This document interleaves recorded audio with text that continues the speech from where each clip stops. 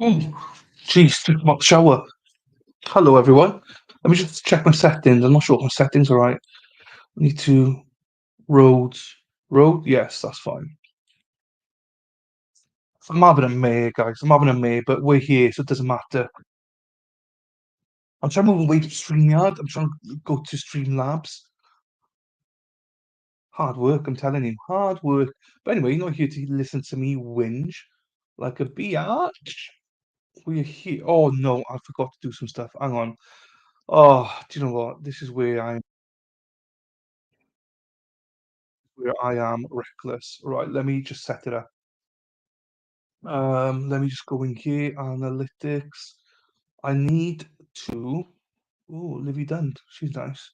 I need to go back to the video because I forgot to put um monetization on. So I have to. I have to do this. Come on. It's slow today. I don't know why. Hello, Emma. Bore da. Hope you're well. First one here today. First one today, Emma. Do you know why, Emma? I'm hoping that Unicorn pops in today because I messaged her. She's not messaged back or anything, so I hope she's okay. But she's not got back to me at all, so I'm not sure what's going on. It might be just the two of us. We can make it if we try, just the two of us. You and I. Oh, just the two of us. We can make it if we try, just the two of us. Oh no, just the three of us. We can make it if we try, just the three of us. Hey, Christine, you on? I. What a day. I hope you had a good weekend. Yeah, I had a good weekend. A relaxing weekend. Hopefully, my audio's okay. I was trying to, Sunday night, I did a members only Sunday night. So Lou and Lady Law came in, and they were like, I'm trying to connect my mixer. It's an hour and a half. I've just sent it back to Amazon. I was like, I can't deal with this. I can't do it. I can't do it. So sent it off. So it's gone. You're dancing. Hey, we're dancing. Woo, we're dancing. I don't know where I'm going with that song. Um, but yeah, I'm the same as you. I hope that Unicorn's fine. She's just been missing action all of this trial. But she might be watching some other trials. So if that's the case, that's absolutely fine. Just as long as she's okay. That's the main thing. Now I need to go and find where this trial is. I think I close it down. Nope, nope, nope, nope, nope, nope, nope. None of these. Nope, none of that. Hmm. I'm hoping that some people understand computers today as well because I need to buy something, but I don't know what it is. But first of all, let's get this trial up and running because he normally starts on time. Oh, see Daisy, where are we? Law and Crime Network. It is up. No, it's not. Strangle Wife one's up, but not the actual other one. Just the two of us. Oh, everyone else say hello in chat, guys. Don't be quiet. Jesus, last few days it's been really quiet. So I don't want people to be quiet in chat anymore. Bring the energy, but I didn't bring the energy Thursday, Friday. I was really tired. Hi, Crime Spies. Hello, Shannon. Hope you're well. Oh, that's a nice little profile picture of you. Crime. You changed it. Nice. I love it. That doesn't have to some explanation is needed. Right. So what I need to buy, right, is this, right? My volume might go a little bit here, right? But what it is,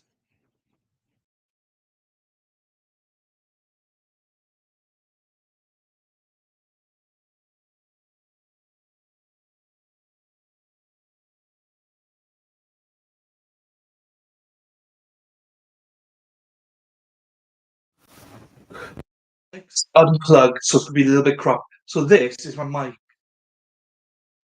See it? It's like USB. It's a small one where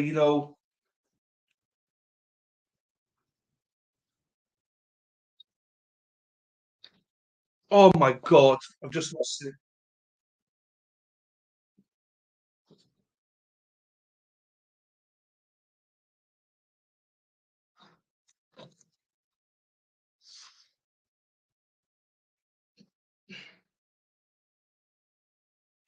Oh no. Oh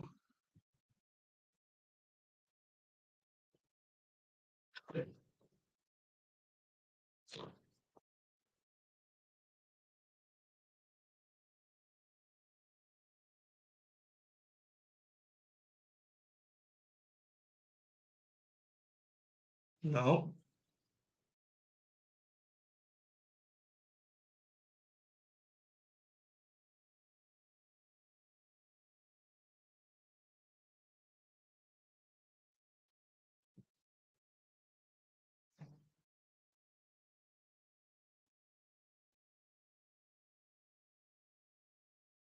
USB-C, yes.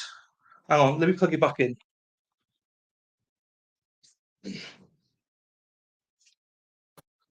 Hang on.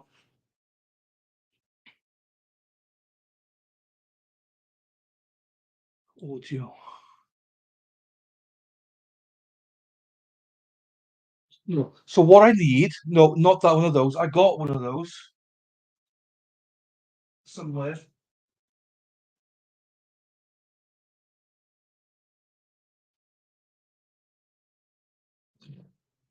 I got this one. I got that. What I need, you can't hear me. We can hear you. No? Yeah, you can hear me. Yeah, that's fine then. So this is the other one. That's not right. What I want is that, so I can put that in there. But what I need the other end to look like is this. Is that. So that USB-C was my microphone. That's connection that goes in my laptop. But it doesn't fit the mixers. The mixers in the back, it doesn't sound mixers, it doesn't fit it.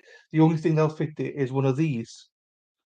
So I need an extension that fits the USB-C into it, into one of these.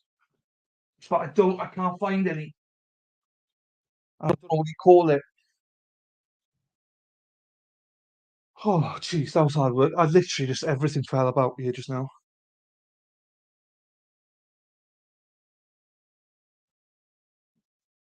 I needed that.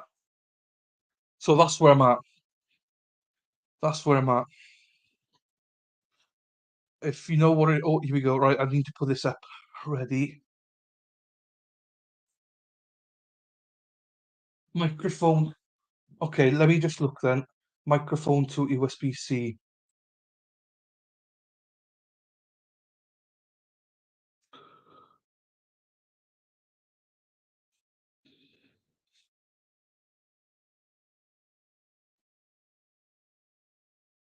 No. Oh, hang on. Is this it?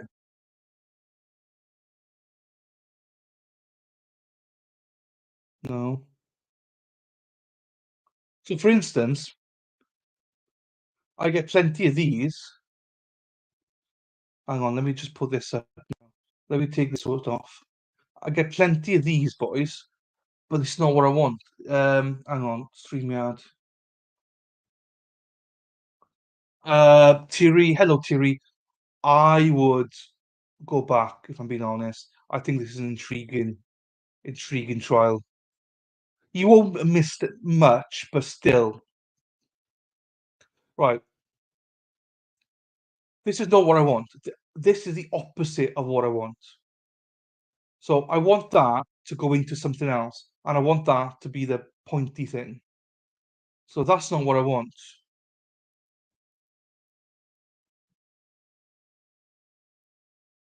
Do you know what I mean? All of these now.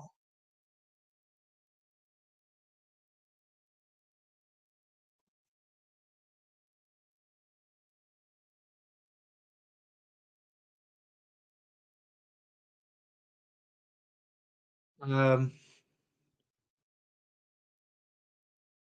so I want that bit, yes. I want that to go into somewhere here, but it doesn't seem to work.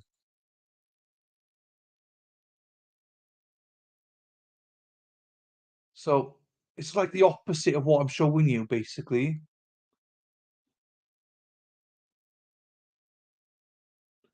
Yeah, I need the opposite of what I'm showing you.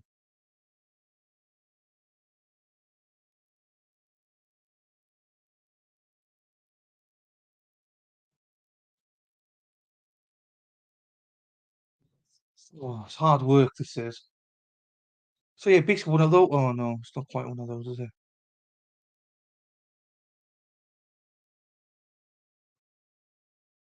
Does it make sense what I'm looking for?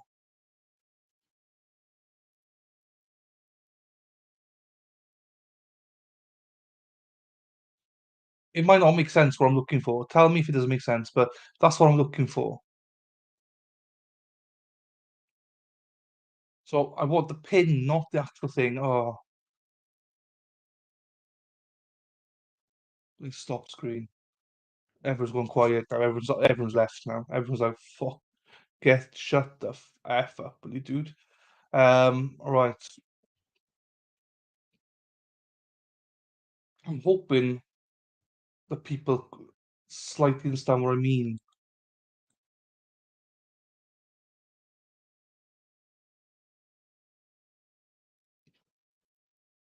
Do you understand what I mean, Emma? Oh, cool. Okay, fine. Because I feel like I'm being thick as crap here, but I know what I mean. It's the opposite of what I'm showing you.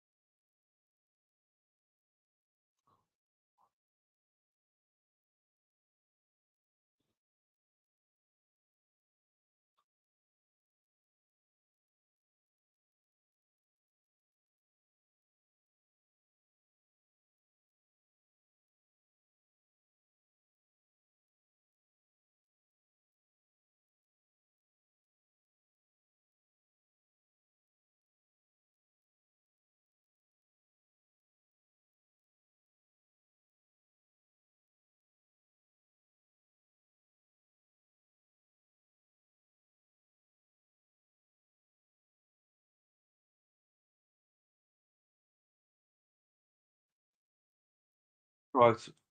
I will these. Are you the alternate corner on the Facebook? Mm. You messaged me before on Facebook. Just was that's no, yes and no. I got a page called the alternate corner, but just message me on thingy private message. Fine. Just for Friday stream. I watched the freaking hours of dumps. I got you. Yes, that was too much. Do you know what I mean? That was just too much. I had enough for that. Um, Judge is in the house.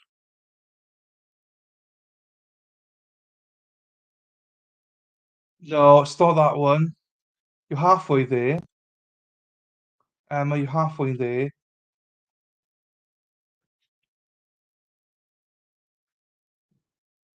Basically, what I need. Um, Hi Amy. Oh, hello. Oh, sorry, I'm missing everyone. Anne, if you're still here, good morning, Anne. Good morning. Christ Spies, you're still here. Not sure. Jesus, I've missed all the chat. Hello, Amy. Hello, Amy. Hello, Sarah P. Lazy Bones. Lazy. Just now coming. Right, this is what I need. I need that plug to go in there. Basically, I need it to go in there. And then for the other side to have that pin like you got. The one that you showed me is the USB-C and the pin. I don't need the USB-C because that is what the thing is. I needed to go in to that something like that, if that makes sense.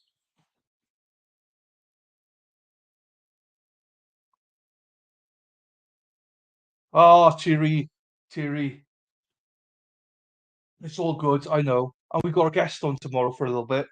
We got Dr. Hines coming on tomorrow for a little bit. So hopefully you if you haven't seen him before, hopefully you enjoy him. I think he's coming on for an hour or wherever he said. So hello Nancy, hello Nancy. Sorry if I ignored everyone. I'm just stressed because I'm trying to buy a this thing and it's not working. It's not working. I've spent hours, countless hours now trying to get a sound mixer to give you guys a better um experience, but I can't find the extension. Emma's half got the extension for me, but not the correct part. She's got the audio output fine, but not the input. And I don't know if I'm explaining it correctly to everybody. Oh, it's hard work. So I want to switch over to Streamlabs, and I think I got Streamlabs down fairly well now. But I was such a bad mood last night. I just sent the Bixer back with Amazon, packed it up last night, told them I was sending it back. Which maybe I shouldn't have done that. Maybe I should have bought this extension first. That might have been an idea. But okay, here we go. Emma's back on again.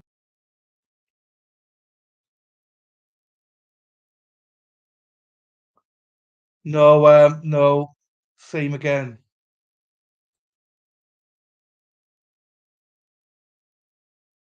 The judges, same again. No, it's again. You're getting me that side. It's this side I need. Extension to put into it. Do you know what I mean? I can't find them anywhere. Oh shit! Hang on then.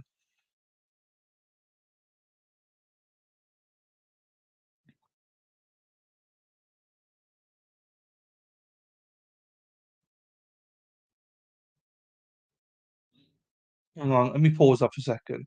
Right. Let me show you.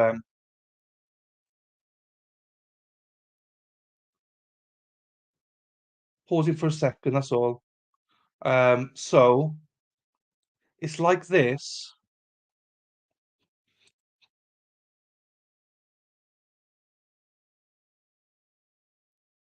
Be good if I can just. Oh damn you! Oh, hang on. I need to change my view. So do you see this? That's not it. Oops. That's not it.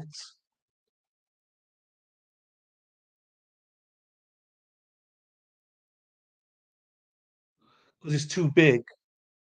But that's the kind of thing I need before the USB-C, the smaller one. That's what I need, along with that then. So just explain that. Right, anyway. Thanks for looking. If you can, I've tried it all night and I can't find it. So I understand if you can't find anything. Right, let's get back to the trial. Share screen. I think this is gonna be finished by Wednesday. Thanks, Em. Thanks, Em. Right, I think I can be this can be finished. I want to find it. I think Wednesday. I think it's all gonna go up to the jury. So, hello, Hannah. Viking Land. Happy days, Hannah. It's lovely to have you here as always. Sorry, Anne and everyone I missed earlier on. I'm just trying to do 20 things at once here, but welcome.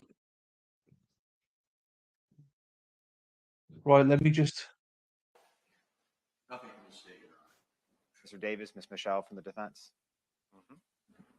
Oh, thank you, Anne.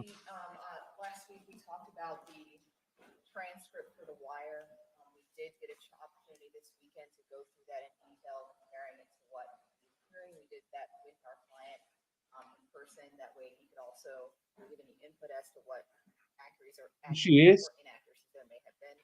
We did find quite a bit of inaccuracies. I know that there's an instruction about that, but when we talked on Friday, we did say that obviously we would have some concern if there were major inaccuracies, and unfortunately, we did find that there are quite a bit. It's not just like a couple here and there that can simply be redacted, which is what we talked about with the state at some point. If if there's something that's really, really inaccurate, let's just redact it. I don't think that that's possible to do that in this case, and so we would have an issue with that being an aid that the jury is using while listening. We understand that it's not going back with them, but we do think that it would lead to confusion. It would be misleading.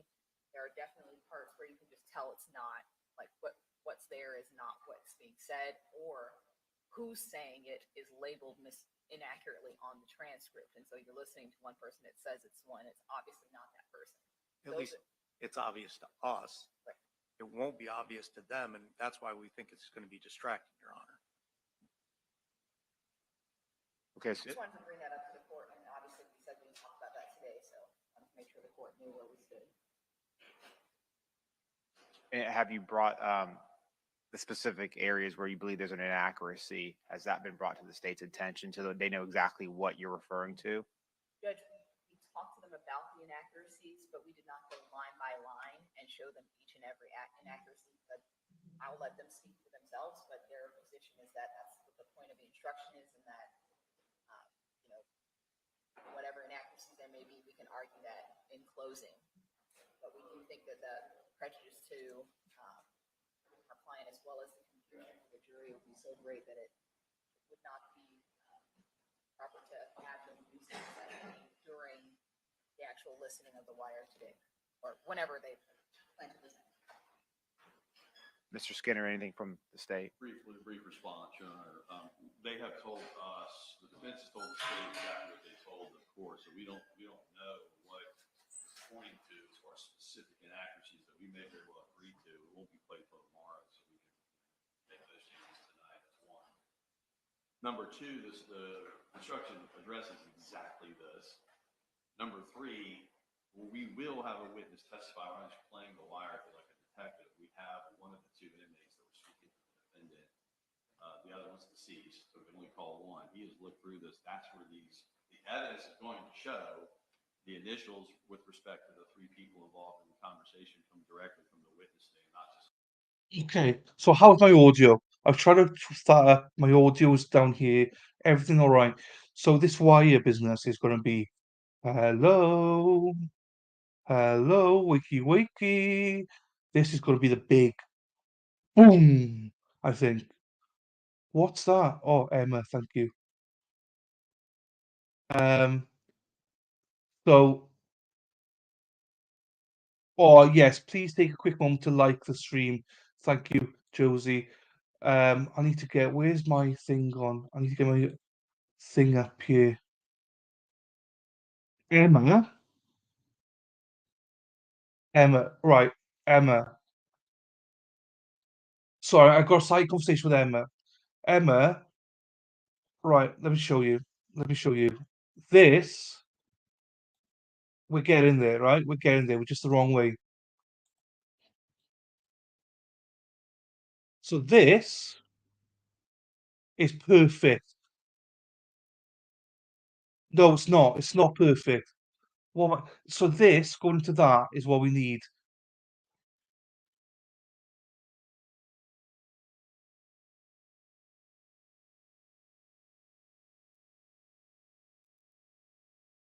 I don't know. So it goes in.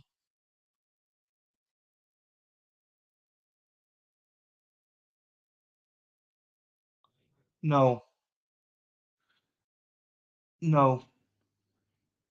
It's that thing going into it, but it needs to be the spoke thing, the radio thing at the end of it that I can put in as audio. Do you know what I mean? Oh, sugar. So it needs to be that, like you've done, but the end of it, instead of that, it needs to be that. It needs to be that. So basically, that. So that with that at the end of it, and not that.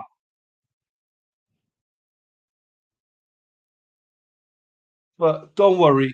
Don't worry. I will. This is a me. It's my fault. Don't worry. It's my bad.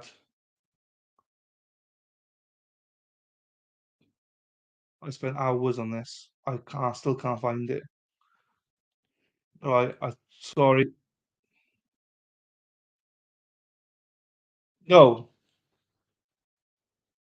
So right. Right. I'm not right. Let me explain to everybody. Right. Let me explain. I know you're here for the trial, but f off because I'm going to be a bit of me time now. Right. We'll catch up the trial. We'll catch up the 1.25. So what I have a problem with is I want a sound mixer here. Currently, my microphone attaches to my laptop. My laptop, and I'll take it out for you to see. This means the audio is going to go bad for a second, right?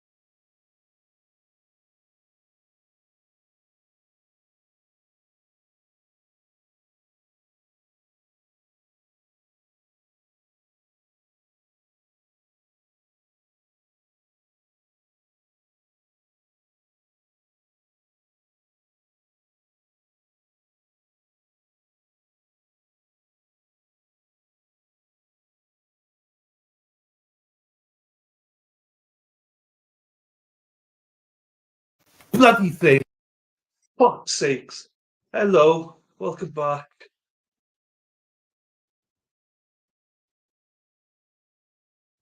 So this is the headphones. This is the headphone connection that goes in my laptop. You see it? It's not like a normal USB like that. It's a smaller one. Yeah? So what I want to do is put this into one of these. Yeah? So it's like that. Now, and it'll be like that. Now, on this one, that's the head of it. I do not want that USB. I want this instead. So it would look like that. So we'd go into the bottom.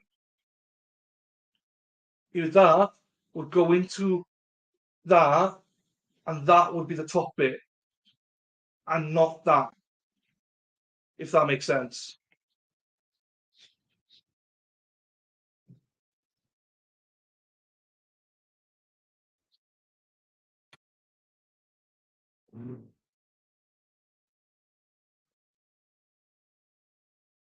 I hope that makes sense. But don't worry if it doesn't, guys. I mean, my problem, not your problem. Right, let's get back to the trial for you guys that are not here to listen to my first world problems. We're here to watch this trial, which we will watch at 1.25 so that you can catch up to real time and then you can not be angry at me. Guessing from the witness. The defense, of course, unless the defendant testifies and says otherwise, or maybe some other fashion, if they want to put on evidence to say their client didn't say that's certainly, they can certainly do that. The evidence we're putting on, very specifically, it's laid out in that transcript who's speaking. We have nothing to the contrary of that. So when the defense says they have some inaccuracies, we'll be glad to look at those tonight. We can make changes if we simply agree. I think Mr. Davis told me earlier this morning, some of the disagreement is that sometimes the initials are wrong with respect to who's talking. And all those issues, Your Honor, are dealt with in that instruction. So our position is it's our evidence. We've laid a proper predicate. It's already in evidence. We're still calling the witness to talk about who those initials are and who's doing the talking.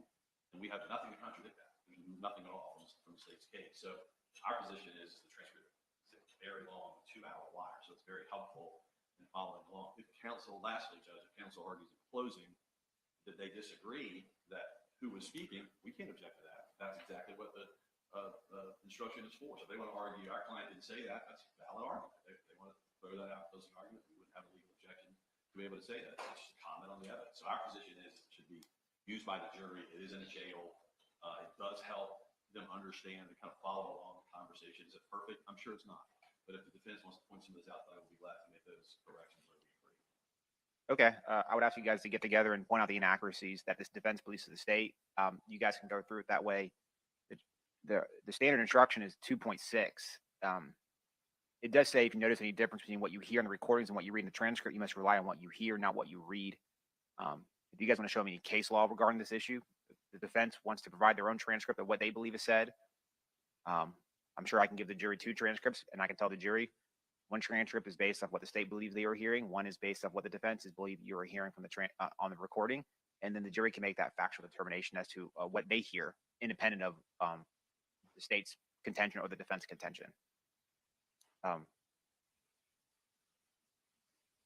In addition, though, Mr. Skinner said it is the state's presentation of the evidence. It's state's. I'm paraphrasing here.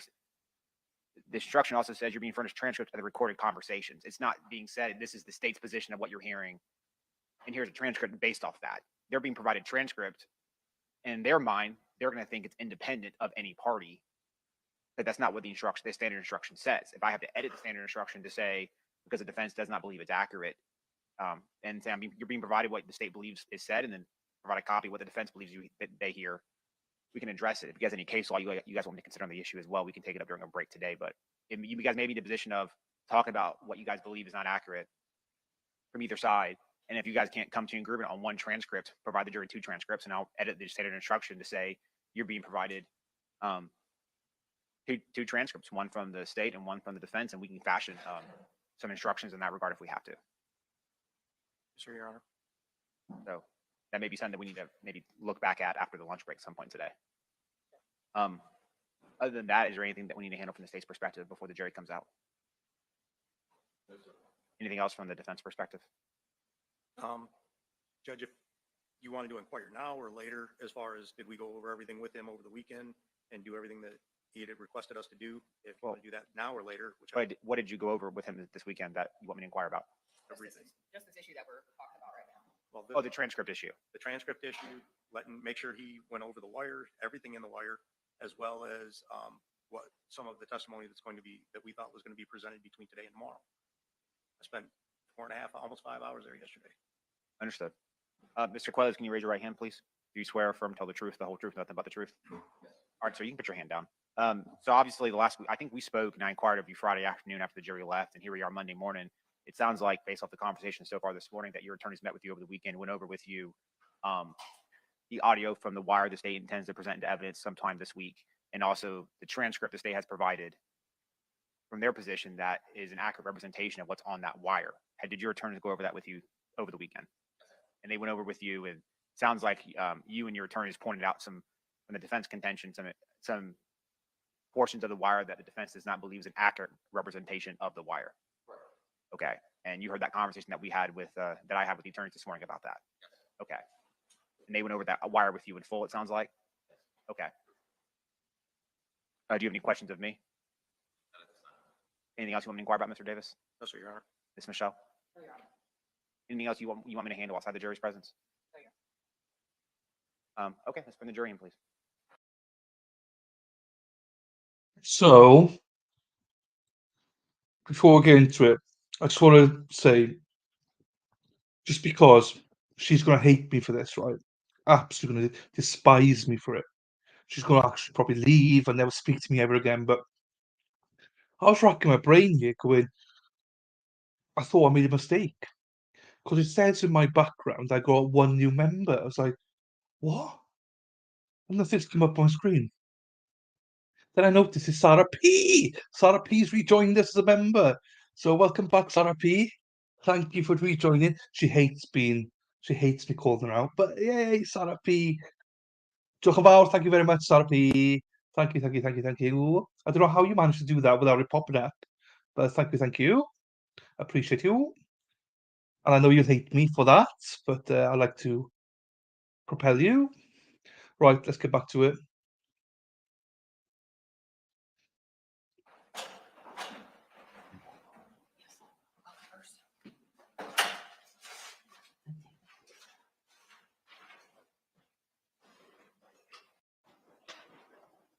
Next week. So we're going to continue with our trial here today. Before we get ready to attack the day on this Monday, unfortunate game yesterday, but the sun is rising and we'll get him back next week. So we're going to continue with our trial here today. Before we begin, can you guys just give me nods of the heads? Make sure you guys all have your correct notepads. Okay. I just wanted to make sure, given the weekend. So everyone does have the right notepad. We're going to continue with our trial. And so I'm going to look to the state, and the state can call their next witness. Okay, but next call Laura Draga.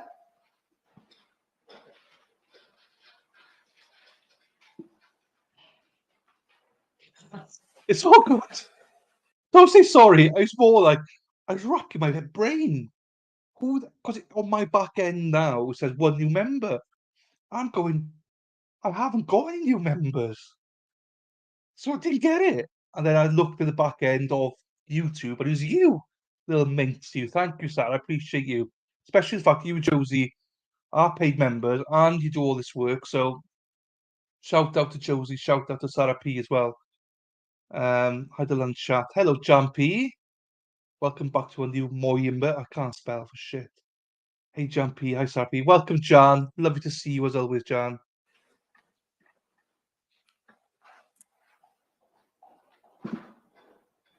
Right.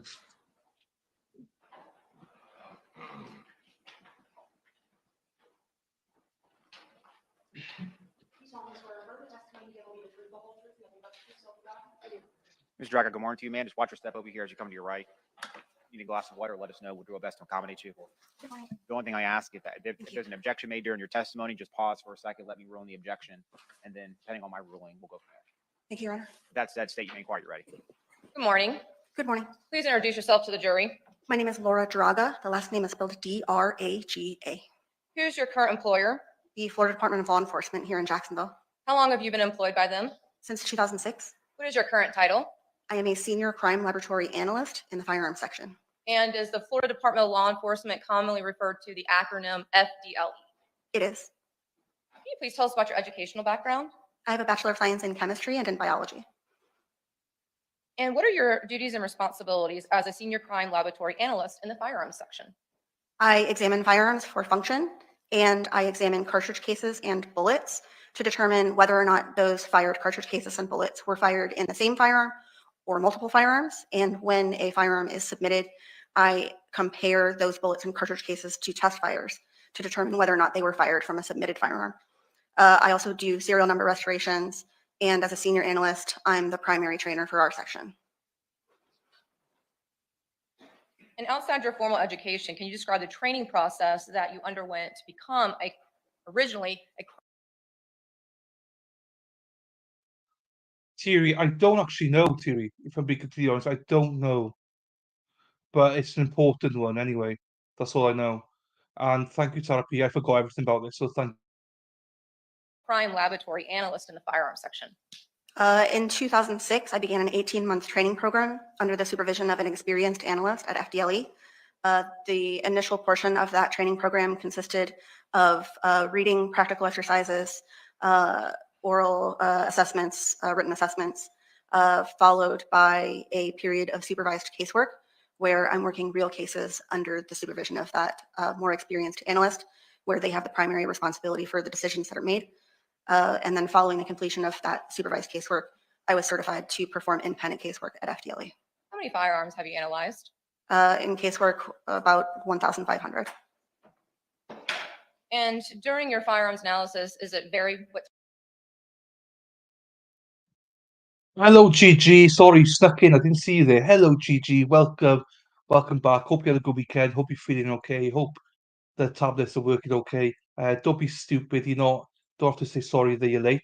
Sarah P was really late this morning, but it's all good. It's all good.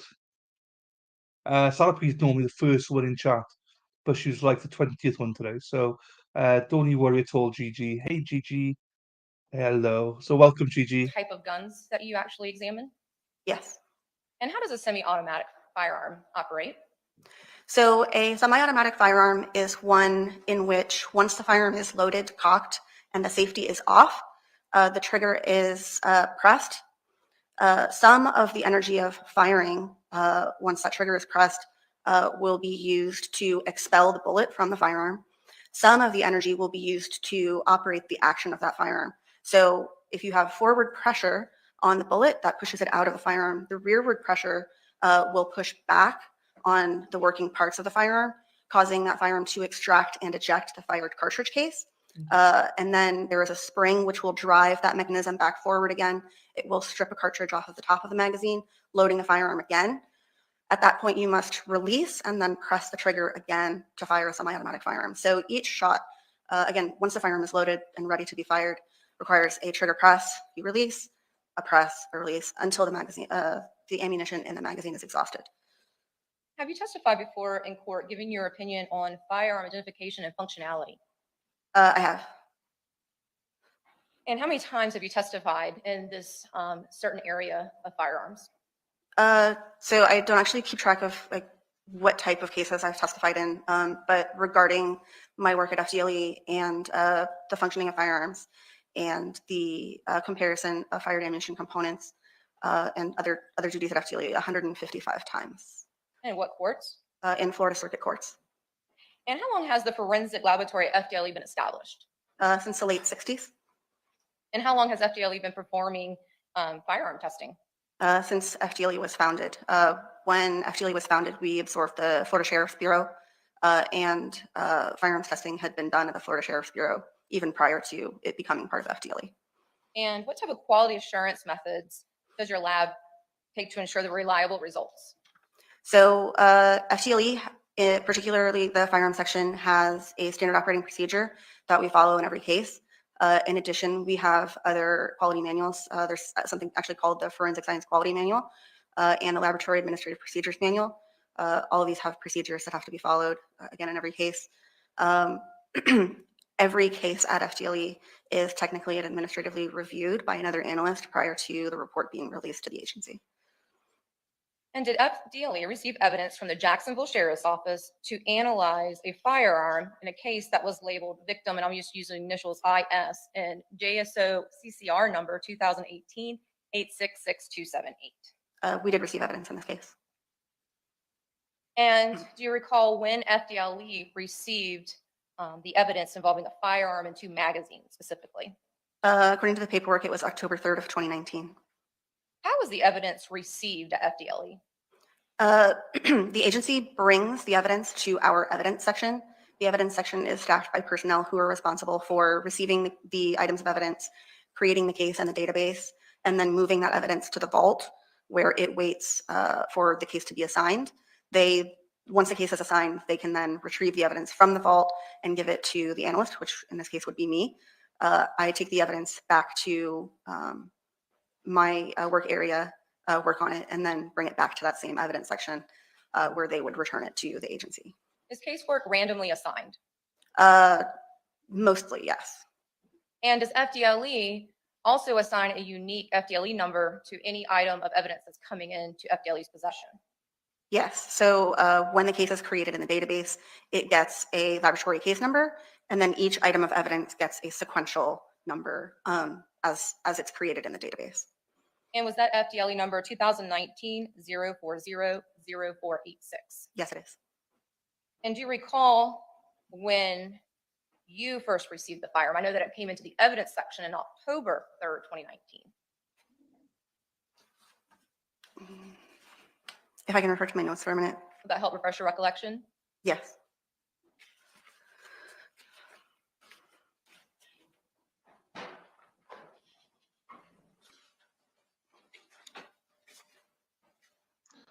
Okay. If you're new to this trial, it's a very intriguing trial. Let me be I honest. think I may have it's very misspoke, intriguing. actually. If I can correct the record, the evidence was originally submitted to the laboratory on May 9th of 2019. And I received the evidence and began working on it on October 14th of 2019. I'm sorry, August 14th of 2019. Thank you for that correction. And how many items did you receive? Only one. And did it have subparts, meaning 2 magazines associated?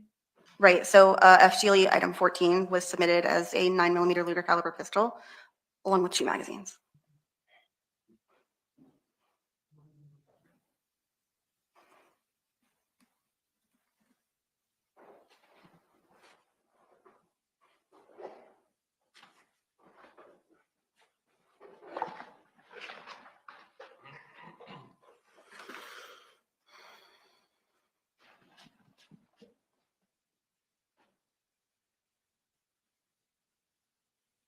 Ms. Draghi, I'm showing what's been marked in the state's evidence 37. Can you take a moment and look at it?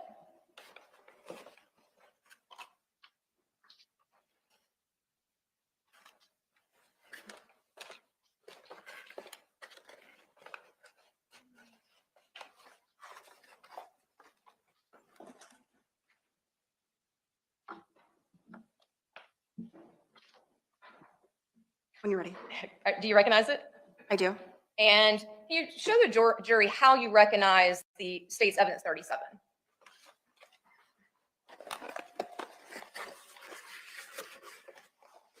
So if you can see that there's a manila tag here, it has my laboratory case number, my item number, and my initials. In addition, are my handwritten case number, item number, and initials on the slide, and also on each of the magazines. There's a separate tag on each of them here, but those tags are not mine. Now, can you show them also the yellow barcode, how that's associated with all FDLE received items? So the yellow barcode that you see here is affixed by the evidence section at submission. The barcode is how it's tracked in the database as to who currently has that item. And the evidence tape that FDLE uses, is that the red tape? Yes, most of the red tape here is from FDLE, I believe, possibly all of it. Okay. And there's also, and we'll get to one of the yellow envelopes in just a moment. When you first received state's evidence 37, what did you do? When I first received this pistol, the box was opened and inventoried. So in other words, that it contains a pistol and 2 magazines. And one of the magazines has a sleeve on it to assist, essentially because it sticks out a little bit at the bottom. So it assists with gripping that. The pistol was evaluated for any defects. The end goal of this examination is to test fire this firearm to see whether or not it's functional. So before I test fire a firearm, I want to make sure that it's safe for me to fire. I also want to note anything about its condition, which is unusual, or things which could affect a comparison later. So defects would be things like cracks in the slide, bulges in the barrel, safeties that aren't working. Condition would be if there's anything in the barrel.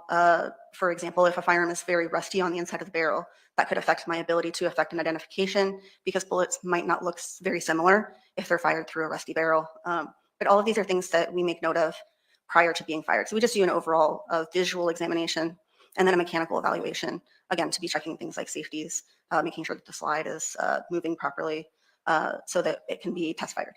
And again, what type of firearm is this, ma'am? This is a 9mm Luger caliber Ruger semi-automatic pistol. Was there anything visually of note when you were doing your visual examination of this 9mm Luger pistol? So the firearm appeared to be overall in good condition. There was oil in the action and on the inside of the bore. And what does that indicate? That someone had applied oil to it at some point. And did you find the gun to be extremely oily? Unusually oily for what we usually get. It was very oily. What can make a firearm oily? So oil is used as a preservative with firearms. So some of the residues from firing can be acidic and can actually lead to degradation of the barrel and the parts. Soot and debris can lead to the slide not moving properly. In addition, the oils that you leave just from touching things can lead to rust on the exterior parts. So oil. That's not me.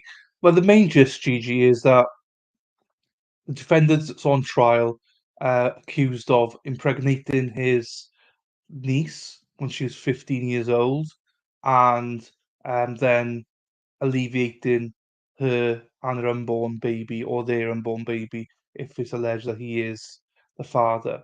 That's the gist of it. He's the uncle through marriage, not through blood.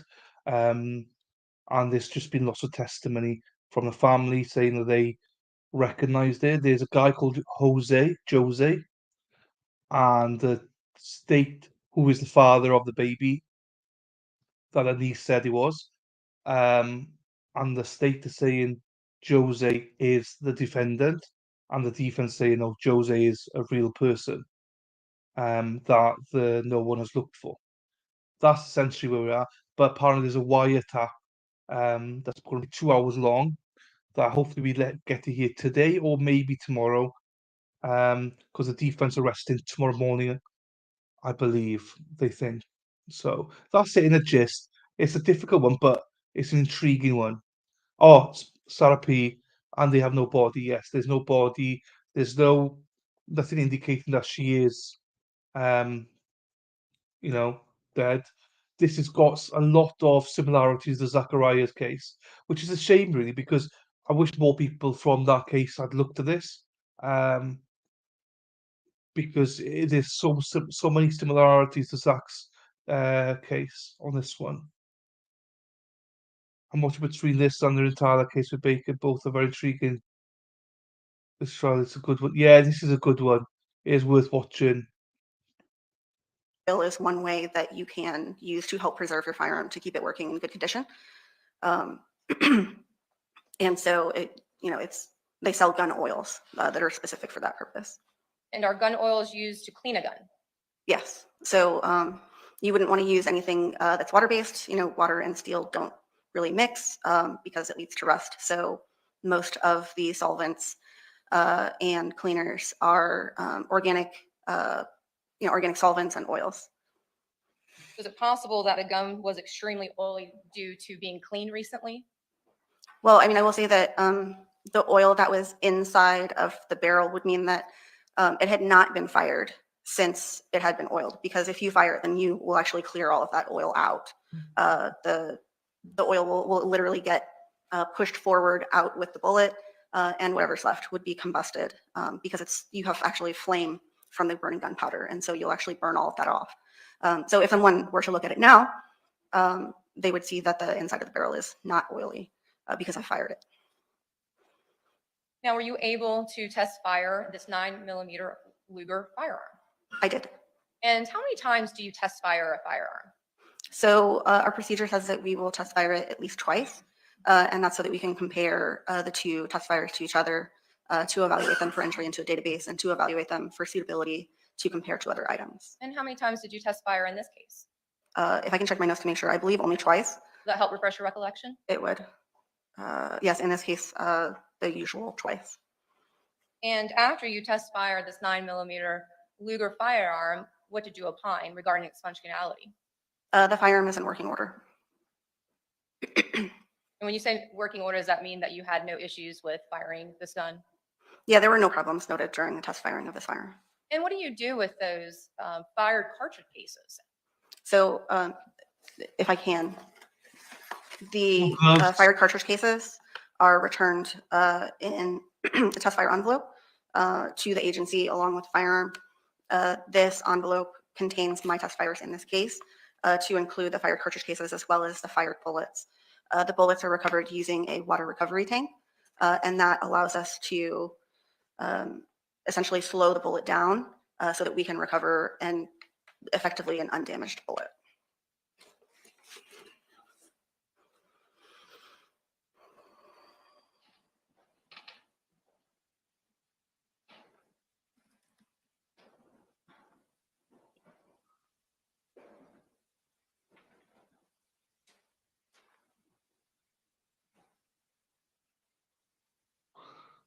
Okay. Ms. Draga, after you had test fired the firearm, what is the chain of custody at that point? So the firearm is sealed at completion of the case and returned to the evidence section. The evidence section has a responsibility to return any items of evidence to the agency. So they actually come to our laboratory and pick it up, or it's mailed back. In the case of the Jacksonville Sheriff's Office, they come and pick up all of their evidence. Thank you, ma'am. No further questions.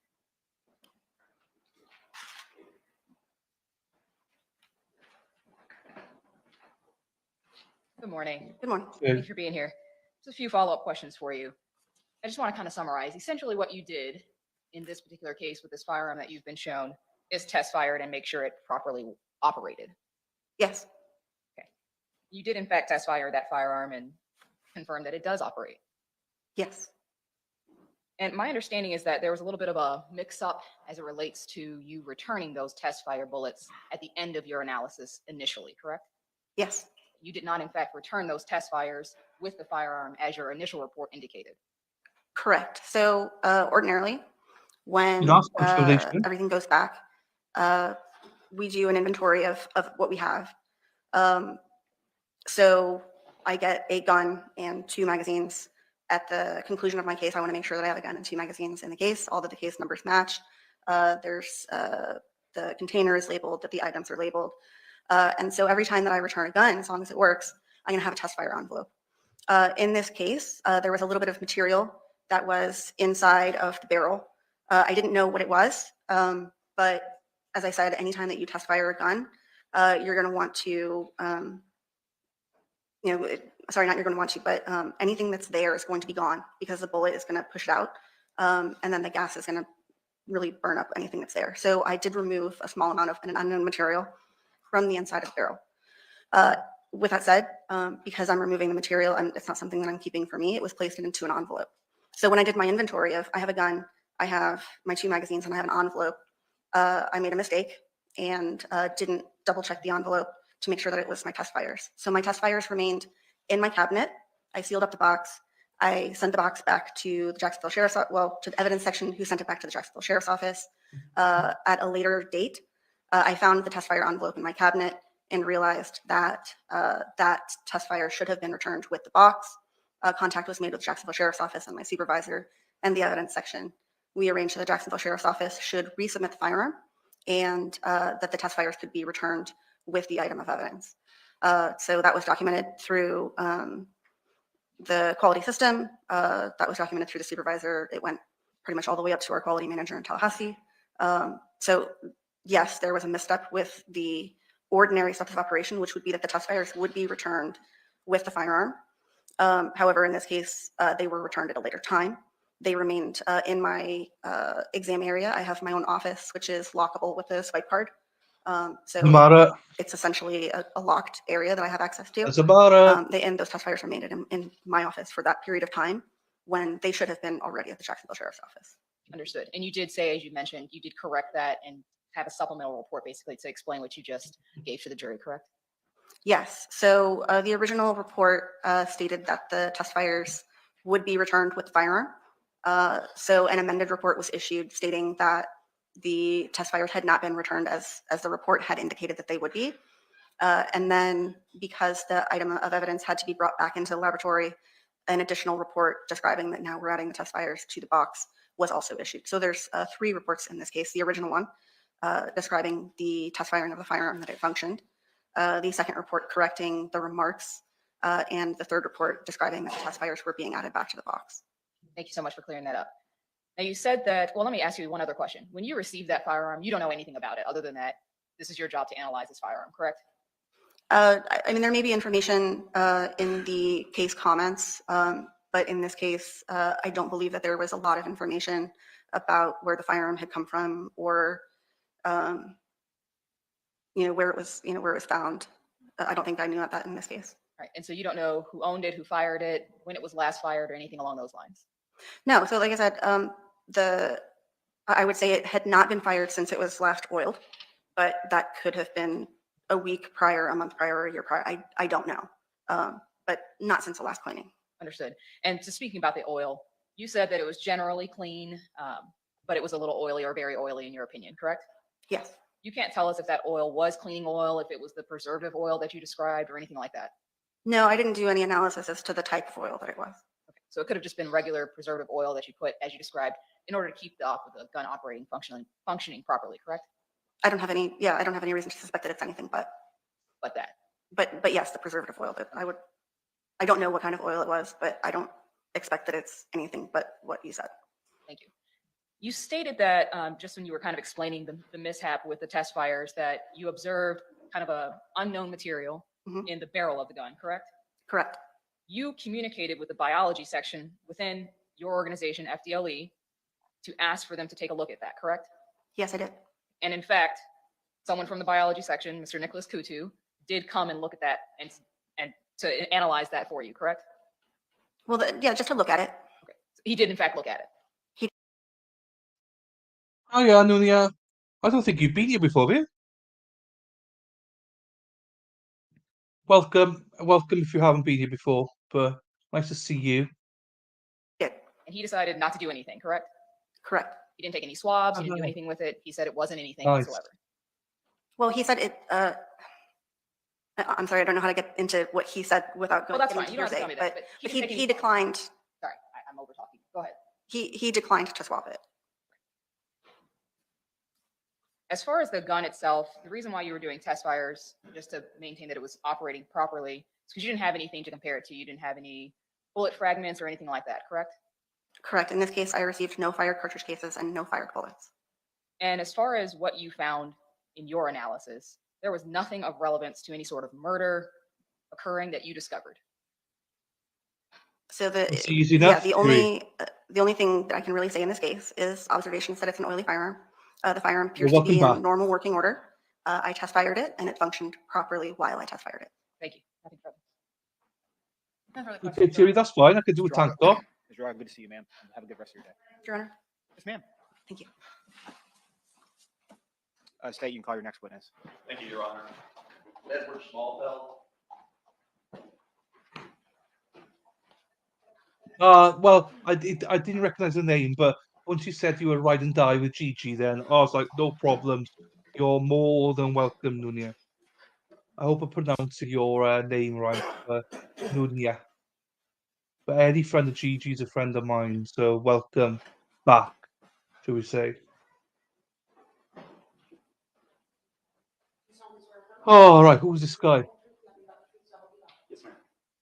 Sir, good morning to you. Just watch your step as you come forward to your right. Need a glass of water, let us know. We'll do our best to accommodate you. Just want to know what the Go ahead, why and is. I ask Says. that if there's an objection made during the course of your testimony, just pause, let me rule on the objection, and then we'll go from there. Yes, sir. With that said, state your main inquiry. Well, thank you Thank you for very your much, Your stuff. Honor. Thank Good morning, you. sir. Good morning. You please introduce yourself to the jury. My name is Edward Schmalfeld. I'm the general manager at Otis Road Landfill. All right, and just generally speaking, where is the Otis Road landfill? It's on the west side of Jacksonville, off of Otis Road. Sarah, don't even bother. Don't even bother typing his name. It's not a problem. We don't know his name, and that's fine. Unpinned message. That's impossible to get. It's all good. Near Beaver Street. And sir, with respect to your position as general manager, what are your duties there as a general manager? In charge of overall operation of the landfill, every aspect of it, from financial down to what the employees are doing out in the field. And how long have you been working in that capacity? At Otis Road, I've been there just over 5 years. How about working in this field? How long have you worked? Since 2008, I've worked in landfills. Now, do you live here in Jacksonville, sir? Yes, sir. How long have you lived in Jax? Since in Jacksonville area, just over 5 years as well. But I've been in Northeast Florida since 1993. All right. Now, sir, I want to direct your attention to January 15, 2019, moving forward about 3 weeks to February 6 of 2019. You recall that time period, sir? Yes, sir. Were you working in the same capacity at the Otis Road landfill during that time period? Yes, sir. Are you the boss? I'd like to think so. Yes, sir. Right. Now, did the police come find you and talk to you at the front end of that time frame on or about January 15 of 2019? They did. For the purpose of what? They were doing an investigation on a missing person. Right. Did they ask you to search your landfill? At that initial conversation, they did. They were asking general questions about the landfill, and we're looking at possibly doing a search. Yes. All right. And did you cooperate? I do not expect anyone to buy anything. It's fine. I only ask because if I could spruce it up, but I'm not asking anyone to buy. So don't worry, Anne. I fully understand. So don't you worry at all about buying. But let us know. I love the hoodies. Good. I'm glad. We're trying our best, but everyone's opinions are valid, so don't worry. I can't, Thierry. Hang on, I'll do it now. And assist the police. Absolutely. Thanks, Sarah. Now, when you first were speaking with the police, did you kind of give them an idea of how the landfill itself is operated? Yes, sir. Right? Did you go through them the general summary procedure of how waste comes in? Yes, sir. Is that still the same procedure that's in effect even today? Yes. All right. Can you give our jury just sort of a brief walkthrough of, like, if a truck pulls up there with waste, take us from there. What happens next? Sure. So we have a truck come in. We have a scale house up front. It's the first thing you see when you come to the facility. The trucks will pull up on the scale.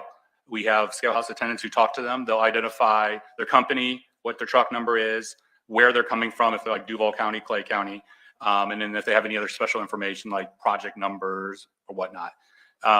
Once they do that, they'll be weighed in. We'll give them a scale ticket, and they'll be directed to the active working area of the landfill. And once they get up there, we have heavy equipment operators and sometimes a spotter who's directing them exactly where to go. And once they get into their spot, they tip or they dump their load out onto the on top of other garbage. At which time, once they pull out, we'll have a bulldozer come and they will push the garbage kind of wherever we're working in that day, because we're building it up as we go. And once that happens, we have a landfill compactor that's about twice as big as a bulldozer, has big cleated wheels. It rolls over the garbage. We're trying to pack it in as tight as we can so that we don't waste all that space.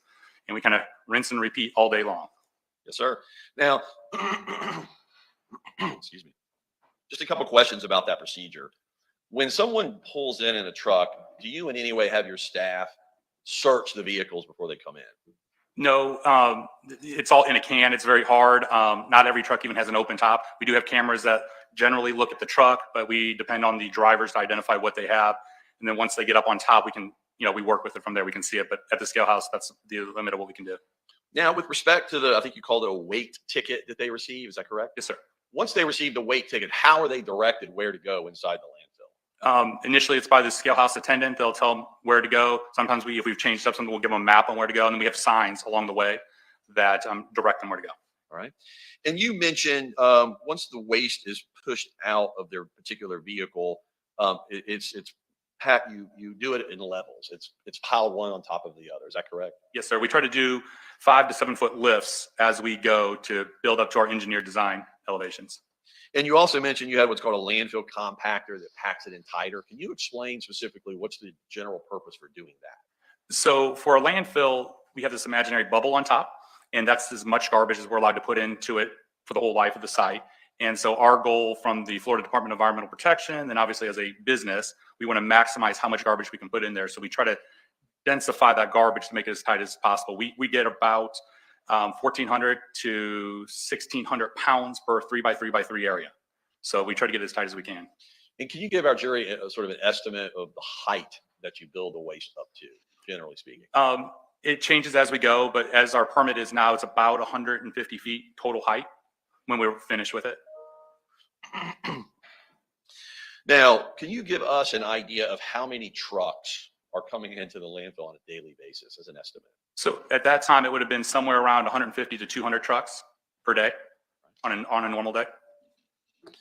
And would that have been the approximate trucks arriving during the time period that we're talking about, December of 18 and January of 19? Yes, sir, approximately.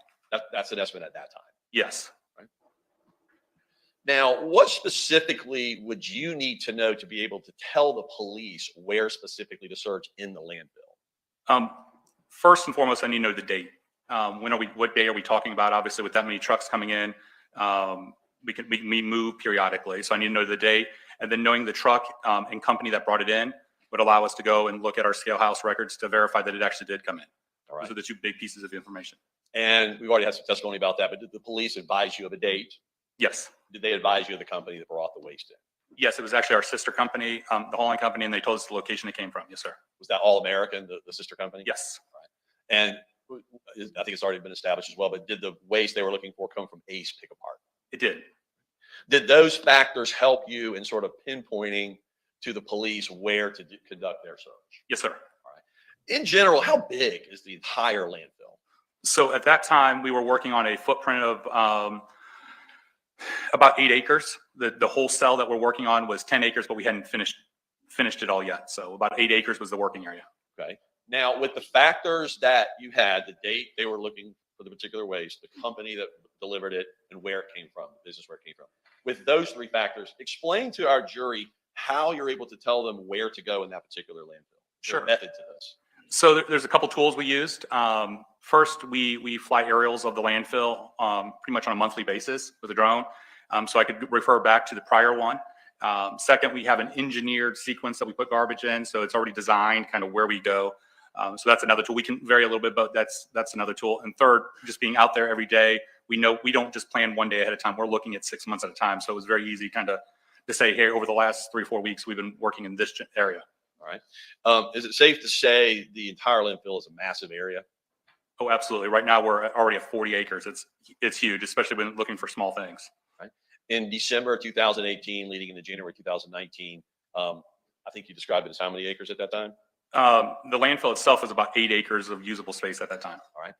Of those acres, could you tell us where specifically? So very quickly, Nunia, I'll just give a breakdown to GG. You see, the defendant is the uncle of the victim. So the victim was so the defendant is accused of impregnating the victim when she was 15 years old, and then is accused of alleviating, killing her and their unborn baby when she was 5 months pregnant. There is no body or anything, or there's no evidence as of yet, presumed, to show that he is the father. There's nothing to show that. That's what they're going through now.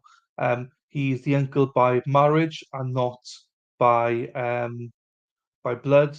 But yeah, so there's no body, but that's what he's been accused of, essentially, of impregnating his niece, who was 15, and of killing her, and her unborn baby. So you're very welcome, Thierry. Thank you. You sent the police and the acreage that you directed them to assist them in their search? Sure. It was. It would have been kind of on the western portion, middle of the landfill. It was, I think we estimated it around 3 to 4 acres was kind of the general area that we were searching. And if the police came to you in January 15 of 2019 and you knew they were looking back at the date of December 19 of 2018, how far down did you give them as an estimate to do their search to look for that area of waste? So we looked at all of our tonnage that had come in between those 2 periods and looked at kind of how well we were packing it. We came up with about 20 feet, 25 feet, somewhere right in that range. So did you then give the police the 3 to 4 acre period and a 20 feet depth length to conduct their search? We did, yeah. We isolated it immediately when they said they were going to want to do a search. So when we knew that, we isolated the area. So is that a massive undertaking? It was, yes. I mean, we debated on if we actually had to potentially close the landfill temporarily, because taking out half of our total footprint and you don't get to work on all that, it was a substantial thing. Having kind of 2 operations going at once, it was outside the norm. We actually even contacted the Florida Department of Environmental Protection just to make sure we legally could do the search and continue to operate. Yes, sir. Now, once the search began, just a few more questions for you, sir. Once the search began, what was your role during that time period from mid-January to early February? What were you doing to aid the police? Lots. So they initially had their entire team come out. I guess it was the search management team. And first thing we did is we went over a lot of safety concerns that I had. Obviously, it's a landfill. It's lots of pointy and sharp things, potential for somebody to get injured. They talked about what they thought the process would be to do the search, asked my thoughts on that. I provided my feedback. Then once they started the search on a daily basis, there was a morning briefing. I was part of that, especially as they brought new searchers in, and just reiterating the safety aspects of what's going on and explaining how the rest of the landfill is running, just so we don't, again, get anybody injured. During the search, my team was using the heavy equipment that worked hand in hand with search teams, and we would excavate and spread out the garbage that was going to be searched. And once it was cleared, we would take that and put it over to another designated area so it wouldn't get commingled with the search area. We didn't want to search the same material twice. And then there was a debrief at the end of every day that I was part of. And then there were a couple off-site meetings downtown here. I think the sheriff was at 1 or 2 of them, just kind of with updates. So we were part of that as well. And then me and my team were actually out there, getting dirty, getting our boots dirty and helping however we could with the search team, especially when you get into some of these deeper areas. It's a little more dangerous. You got to be more familiar with what you're doing. Yes, sir. And then the last couple issues for you. The type of waste. Will you describe for our jury what you allow or what is permitted inside the Otis Road landfill? Sure. We are what the DEP calls a Class 3 landfill, which allows us to take construction and demolition debris, which is probably about 85% of the material we get, which is cardboard, 2x4s, drywall, sheet, all that kind of stuff, concrete. We also can take some soils and things like that, but the big thing that we don't take is food waste, any kind of waste that can break down, create an odor. We don't take liquids, but it's primarily construction and demolition debris. And because you don't take food waste, does that generally keep the active bird life, like buzzards, from infecting the various areas of your landfill? Correct. Yeah, we rarely have birds, and if we ever do see a bird, that's when we kind of key in if somebody brought in something they weren't supposed to, and we have to go get it and take it out of the landfill. All right. And can you give the jury an idea of a few major companies and or contracts you have to kind of explain the types of waste that would come in there? Sure. So we really work with every company you see driving down the road, except Waste Management in general. So Republic Services is a big one. Now it's GFL Environmental, but it used to be All American Roll-Off. So No, as in, they've never found her. There is no body, no decomposition, nothing. They've never found the body. they're roll-off trucks. They're the big cans that you see when they're building homes and whatnot. That is primarily what we get at our landfill. Sometimes we'll get some dump trucks, but all the major companies within Jacksonville bring in material, as well as smaller, like the Ace Pick Apart, like they're one-offs, but they're brought in by one of the larger companies as well. All right. What do you mean by a one-off? They're not like this national, they have one location. So we have numerous customers who just have an office or a construction yard. They have one can that is sitting there that gets picked up. Is a good example of the type of waste you receive Goodwill?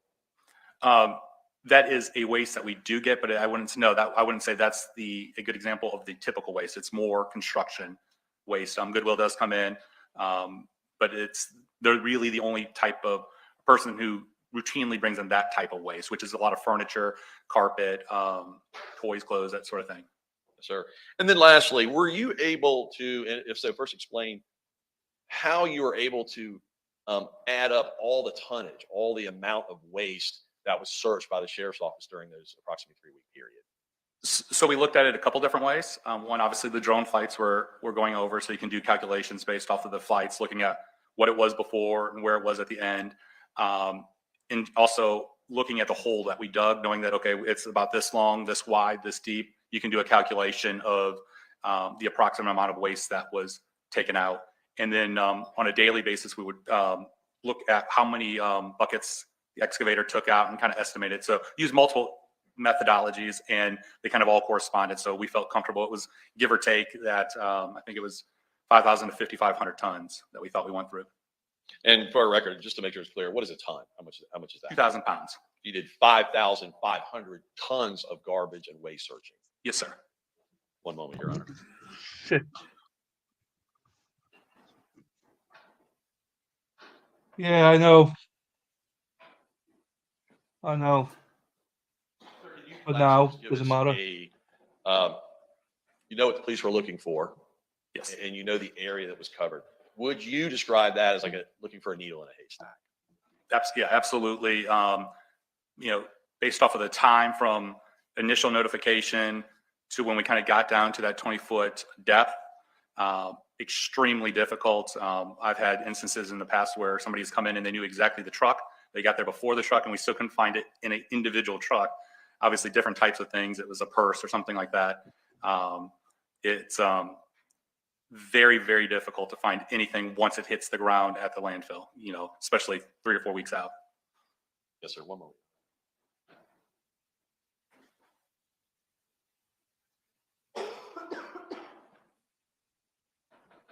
Thank you, Your Honor.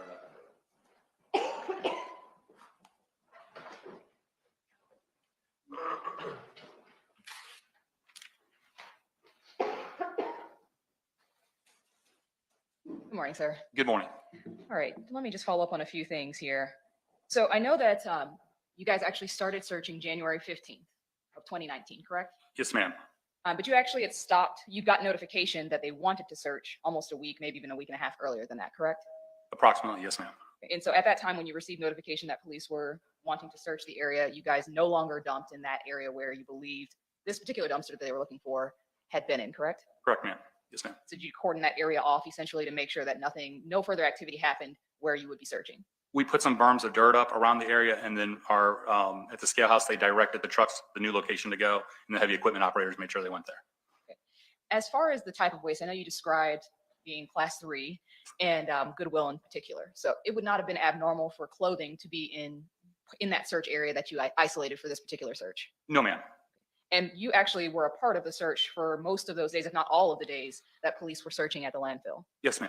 Okay. And you actually were in the hole, like physically there, seeing and observing what was being pulled out and kind of managing, making sure safety procedures were followed and things along those lines, correct? Yes, ma'am. Okay, so you actually saw the excavators taking out pieces and kind of laying it out in the search of what was in there. Yes, ma'am. And so did you yourself observe clothing and other items, typical things that you would see as well with construction materials? Yes, ma'am. There's a mixture. I know that you talked about Good. She's how good. you got to this particular area, this depth, this amount of acreage that we're going to search. My question for you is, when you came to that conclusion, that wasn't something that you just guessed or estimated, right? You actually used the scaler that when people come in to determine how many tons had come in at that time to get to that estimate. Yes, ma'am. So there was actual data that you referenced and looked to so that you'd be confident that you were in the right area and searching the amount that was sufficient to be able to get to that dumpster that they were looking for. Yep. To the best of our ability. Yes, ma'am. And during that search, I know you've talked about it being more than 5,500 tons that you guys went through, which is a massive amount to search, correct? Yes, ma'am. Okay. In going through that, you were confident that you reached the area that dumpster would have dumped in, correct? We were yes, I think we were within the area that we had established to start with. In terms of the length and width area, for sure. In terms of depth, that was our initial kind of calculation assumption. Yes, ma'am. Okay. And then as far as that amount that you gave, 20 feet deep, 3 to 4 acres, you actually overestimated the amount to make sure that that December 20th dumpster would be included, correct? Yes, ma'am. And more the length and width, just because we wanted to, be thorough, and things can get pushed a little bit to the side, so we want to make sure it was all inclusive. Yes, ma'am. And just to confirm, the 5,500 tons that you searched would have covered that 3 to 4 acres and 20 feet deep area that you estimated, correct? It should have. Yes, ma'am. And throughout that search where you were physically there, you never did recover any sort of body or anything like that, correct? No, ma'am. We did not cover her body.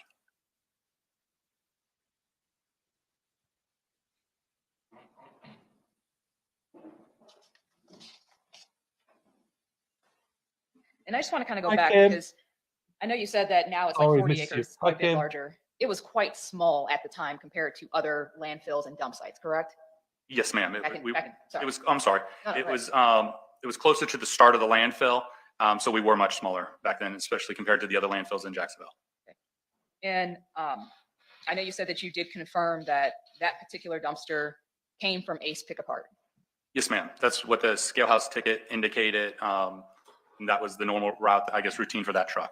And the type of waste that you would receive from Ace Pick Apart was kind of a mixture of a lot of things. Is that accurate?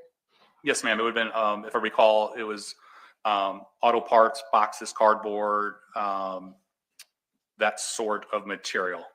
Including anything that might be inside the vehicle as well, emptying out the contents of any vehicles that they might receive. Yes, ma'am. Potentially, yes. As far as the presence of any sort of buzzards or things like that, in your experience, you said that, if you did notice them, which you did from time to time, correct? Yes, ma'am. Okay. If you did notice them, then that would be an indication to you that maybe food waste or something like that was there. Potentially, yes, ma'am. Because that's the type of waste that you don't receive or don't allow to come into your facility. Correct. Okay. In those cases, you would then go out, as you said, and actually remove that food waste or materials that you don't allow. We would try to locate it, yes, and if we could, we would dig it out. Okay. So, for example, if there was something dumped that was not supposed to be there that would attract buzzards, and then it was compacted down, if during a search that then is being pulled up and exposed, would that cause buzzards to come into that area? Potentially, yes, ma'am. And so it doesn't mean necessarily that there was a body there. Correct. It could just mean that there was food waste there that shouldn't have been there. Yeah, potentially, yes, ma'am. One moment, Your Honor. Like her. I like her a lot. No redirect, thank you, sir. Sir, good to see you. Thank you. Have a good rest of your You day. too. Thank you. State, you can call your next witness. Yes, sir. In the state of Florida, we call Johnathan Quiles. Members of the jury will probably take a break at the conclusion of this witness, depending on the length, or maybe the middle. We'll see how it go.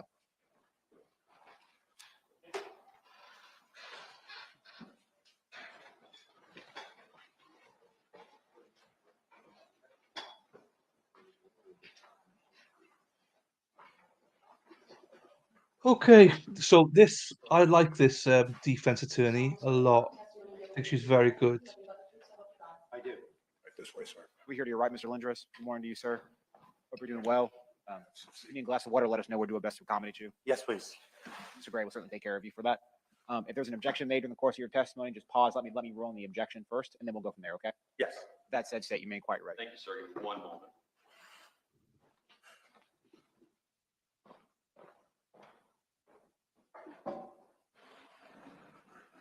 Thank you. Please support. Good morning, sir. Good morning. State your name, please, sir. Jonathan Quiles, Where are you employed? Ace Pick Apart, And can you tell us how long you've been employed at ACE? approximately 7 years. All right. What is your title there, sir? I'm the general manager. And do you share that responsibility or role with your brother? Yes. Is he also a general manager? Yes, sir. Is that Gary Lindros? Yes, sir. All right. Will you spell your last name for us, please? Lindros. All right. Now, Mr. Lindros, would you tell us what your responsibilities are there at ACE as general manager?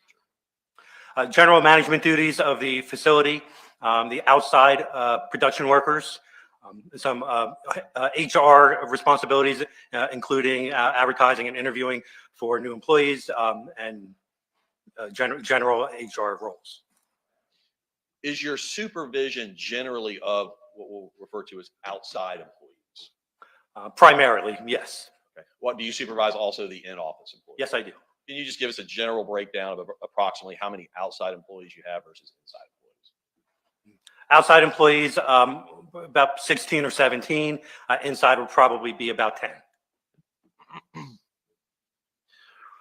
Is there a supervisor in between your level, general manager, and the outside employees? And I'm specifically asking about December of 18 to January of 19. There was a supervisor employed at that time, Larry Carlson. He was out on leave for surgery at the time for a couple of months. So he was not there at that time. So at that time, the answer would be no. So during the time period of December of 2018 through January of 2019, HCG, did the 16 outside employees direct supervisor, was he not there on a daily basis? Correct. He was not there. Were you standing in his stead and doing his job during that time period? Yes, sir. Was that in addition to your duties Yes, sir. as general manager? Correct. Now, just in general for our jury, I know we've already seen a little bit of some photographs. What kind of business is this? Explain what you're doing there, you and your brother. It's a combination automotive recycling business and retail sales of used auto parts. All right. And at any given time, approximately how many vehicles, again, focusing on the late 18 going into 2019 year, approximately how many vehicles would be on your property or premises during that time? Somewhere between 2,500 and 3,000 at that time. Now, with respect to areas of restricted access versus open to the public access, the jury's going to watch some videos later, but just in general, will you tell us, sort of explain the difference of those areas within the business? We have a retail shopping area when customers come onto the facility where they would go to the cars and pick the parts off the cars themselves while they're shopping. And then we have our production areas where the cars are cleaned, drained, crushed, that type of thing. And approximately, just on any random day, is it pretty busy there? Yes. Could you give us an estimate of how many customers come through there on a daily basis? During the week, 200, 250 on a daily basis. On the weekend, depending if we have a sale or not, it could be between 350 and 600 people per day. Right. Now, will you give us a general idea of what the 16 employees that work outside in the yards, what sort of how that's categorized? Are they working in teams? Are they working as 16 individuals? Explain that for us. We have a production flow. We get approximately 40 to 50 cars dropped off at our facility per day. 40 to 50 cars get crushed per day. When a car comes in, we'll have a couple of guys clean the garbage out of the cars, take the battery out of the cars. Then we have a couple of guys that are draining the fluids out of the cars. And then we have a team that is taking those cars and setting them in the roads in the retail production area. We have a team of 2 people that are pulling those cars from the older cars that are ready to go to the crusher. The team of people pulling those cars to go to the crusher area. Then we have a couple of people that are working our tire station to remove tires from rims, working our excavator, which is a big excavating machine with a claw to rip the motors out of the cars, and some wiring harness out of the cars. And then we have a team of people that would be putting the cars in the crusher, crushing the cars, and preparing them to be shipped out for recycling. All right. Of the 16 employees, are almost all of them working as a pair or in a somewhat of a team? I would say that is correct, yes. Are there exceptions to that? Exception would be if we had someone who would be a fix-it guy, facilities type person, just might be given individual projects. Hey, go do this. Hey, go do that. Maybe working on equipment, servicing equipment, that type of thing. That kind of person would not be working on a team like people in the production workflow. Sir. I want to show you a little old school on you, show you a blown up map that's previously been admitted into evidence as State's Exhibit 32. Sir, do you see this map? Yes, sir, I see it.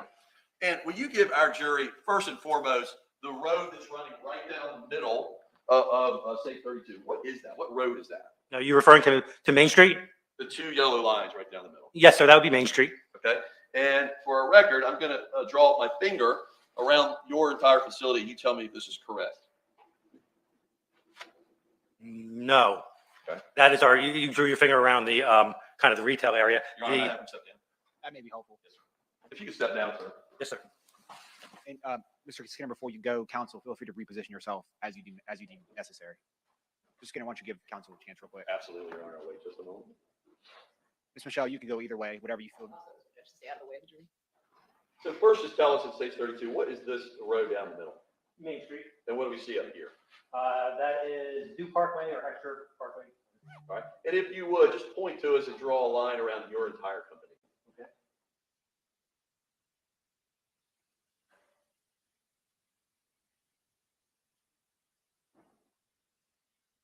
All right. And if you now would point to us where the point of entry to turn into your business and off of the road.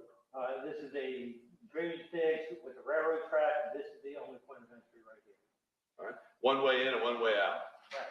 And where do employees park? Employees park anywhere in this parking lot right here. All right. And the area that's at the top of this exhibit, it looks like it's somewhat unpaved. What is this area in the top portion? That used to be a cement factory that was unoccupied for many years. We purchased it. We now use it for our, I call it the downstream production. It's where the cars are currently crushed. At that time, to the best of my recollection, that was the time shortly after we bought it. So we weren't doing our production there yet, but we were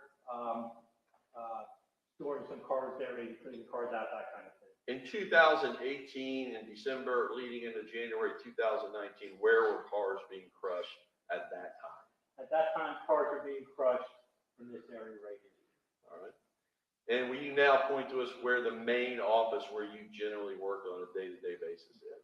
This is the main office right here. All right. And then is the rest of the property where I'm drawing my finger around, is this where these, I think you said thousands of cars are on any given day in your business? Yes, that's the retail shopping area that you drew your finger around. All right. There's about 2,500 cars there, and cars waiting to go in that area could be about another 500. So I'm now going to draw my finger on the bottom right-hand portion in this exhibit of your property. What is this area? What is done over there? At the time, Yes, sir. over here is where the cars are graded. That area is where the excavating and the crushing is going on. All right. Thank you, sir.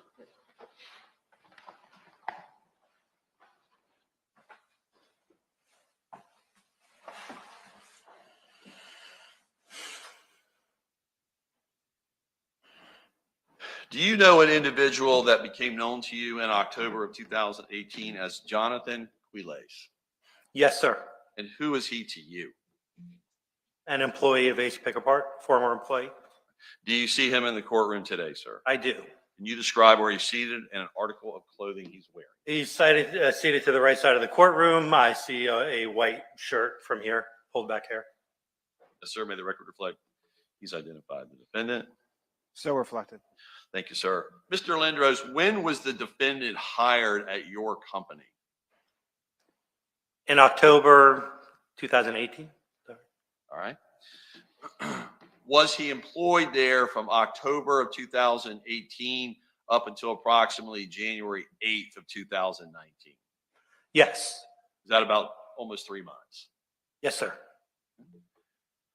What were his specific responsibilities? He would fill in for somebody if they were out. That might have been any of the roles we discussed. Draining cars, setting cars, pulling cars, crushing cars. So kind of a filling person if somebody called out. PG. He did have knowledge in a few different fields, whether it was electrical or plumbing. So he was, I would call him a project/facilities person. He might have been moving a fence line, servicing equipment. It could have been anything. All right. Of the 16 outside employees, first, was he one of them Yes. during those 3 months? Yes. And of those 16 outside employees, was he ever on a team of 2 or more, or did he always work as a solo employee? It's a while ago. To the best of my recollection, was he in one of those roles right at the beginning? I don't think so. If he was filling in for somebody on a particular day, he would have been on that team for that day. But overall, in general, the answer would be no. So just so our record's clear, because I asked you in the or manner. Overall, generally, is he working by himself? Yes.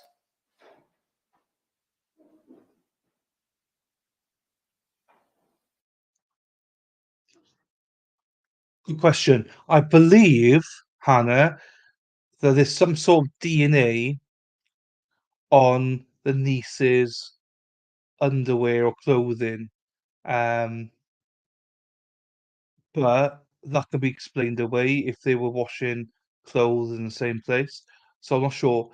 The big piece is the wiretap, I presume.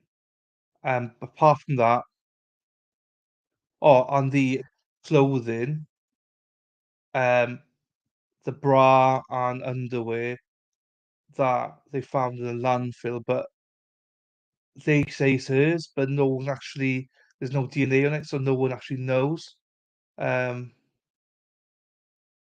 So yeah, in particular, I don't think there's any spot on foundational evidence yet.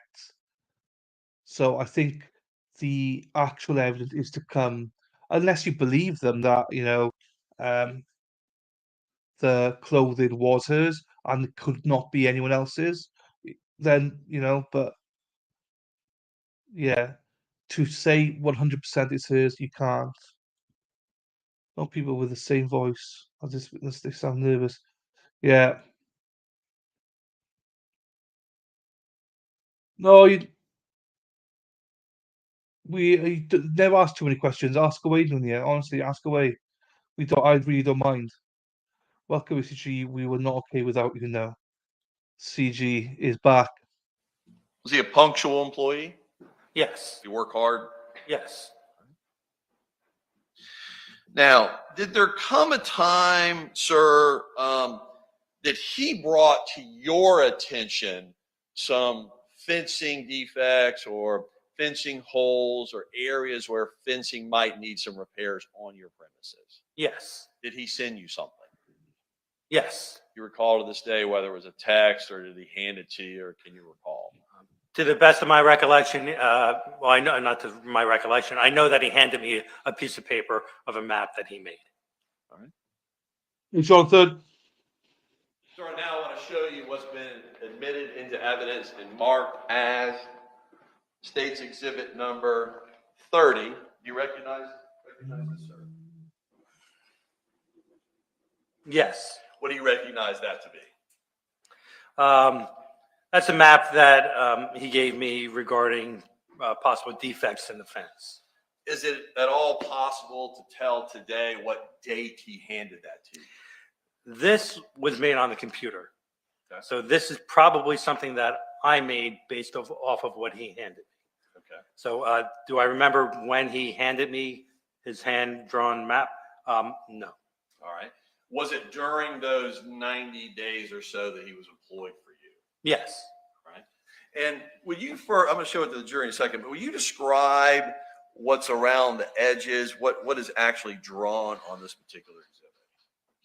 Well, the whole entire property is surrounded by, I guess to say, an 8-foot tall, blue paneled, corrugated steel fence. Or there are certain places where employees might try to steal something. Maybe there's a gap underneath the fence, something to that effect. And the defendant was pointing out where the weak points in the fence or security might be. Did he point that out directly to you? Yes.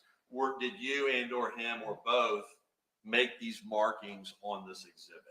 This particular piece of paper looks like I took what he handed me and went on the computer and generated this with the photo. And were you certain it was the defendant that was pointing these spots out? Absolutely, yes. Is there a blue line drawn around the entire property?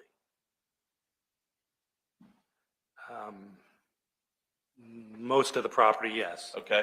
Within the line, are there circled blue dots on the line? Yes, sir. Are those the areas that the defendant was pointing out to you where there were either some sort of a area of the fence that needed repairs? Yes, sir. Thank you, sir.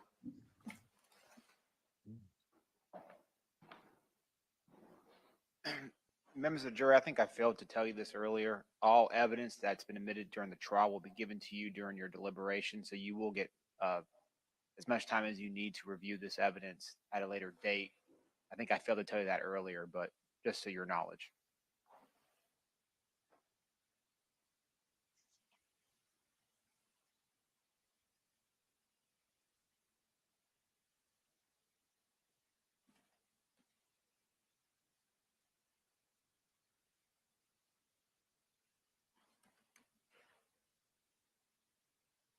Hi, Jody. Your Honor, because it's so faint, may I publish this to the back row? Let them look at it. Sure. Thank you, sir.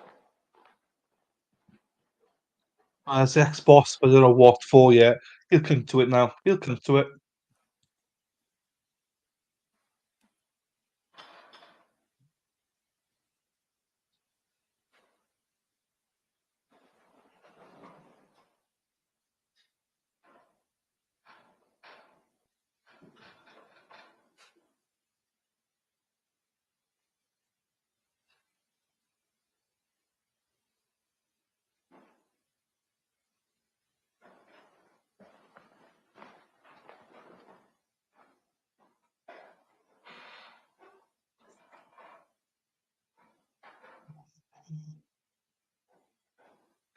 I'm not sure what he's doing now.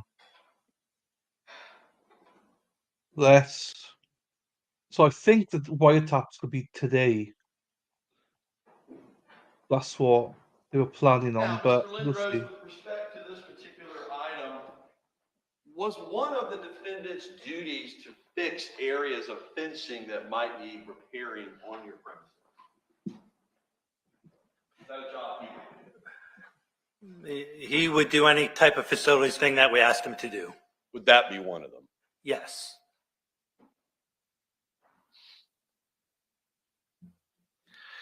With regard to where the defendant was allowed to go on your property and or premises, did he have unrestricted access to every inch of your premises? Yes, sir.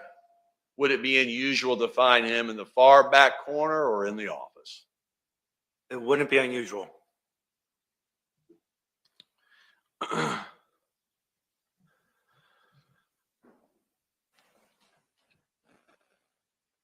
Now, Mr. Lindros, was there a particular day that when he brought you this particular item, can you even recall whether it was near the beginning of his employment, like the middle of his employment, or toward the end of his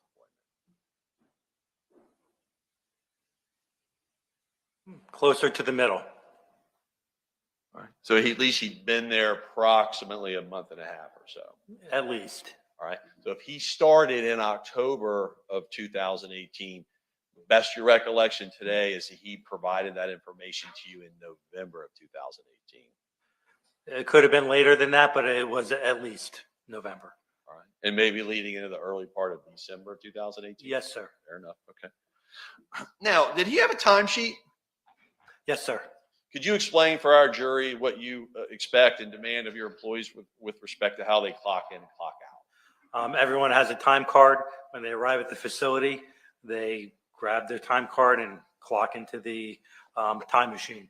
They should clock in at the beginning of the day when they arrive.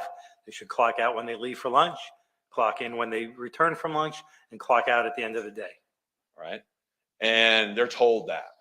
Yes, sir. Would the defendant have been told that? Yes, sir.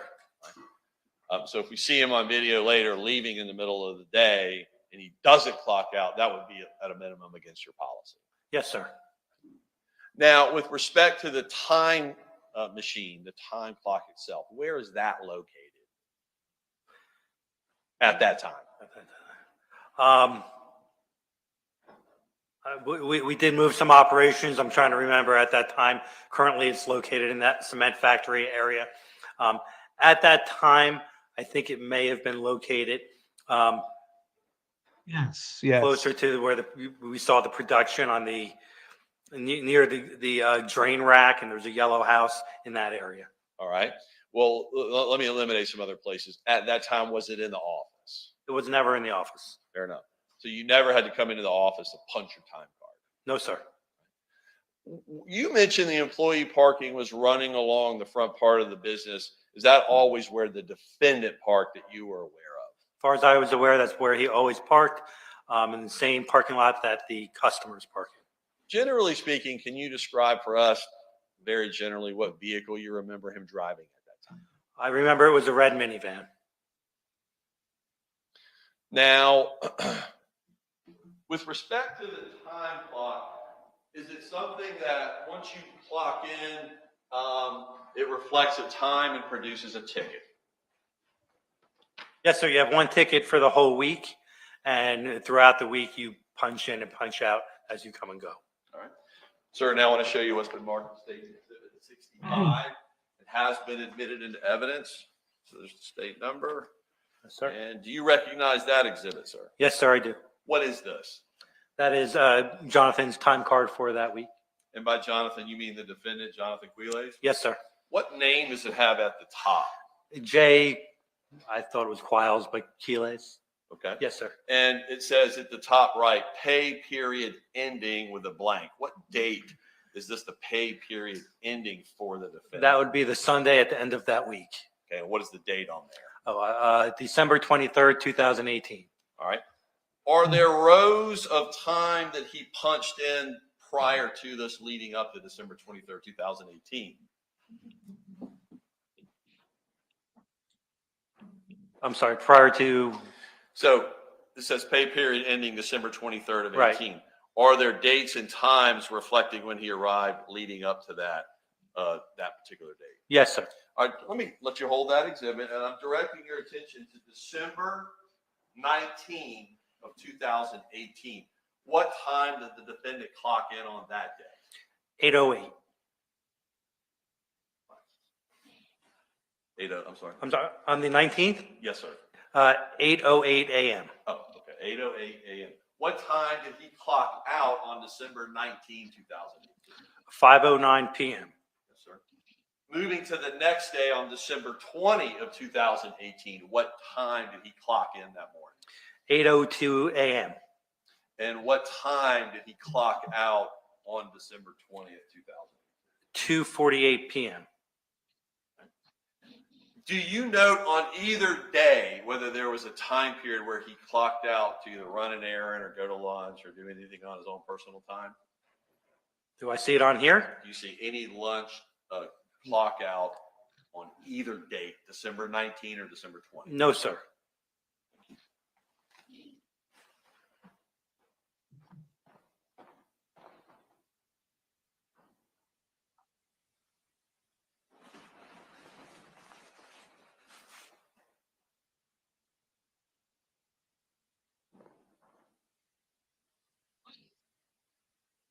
They're basically trying to show that he wasn't at work, or if he was at work, they clocked in but did not clock out the day that she went missing. That's what they're trying to do. That's the foundation they're trying to get in. but we'll see. Dee, dee, dee, dee, dee, And one more dee, time, dee, request dee. to publish to the background. Yes, sir. Yes, sir.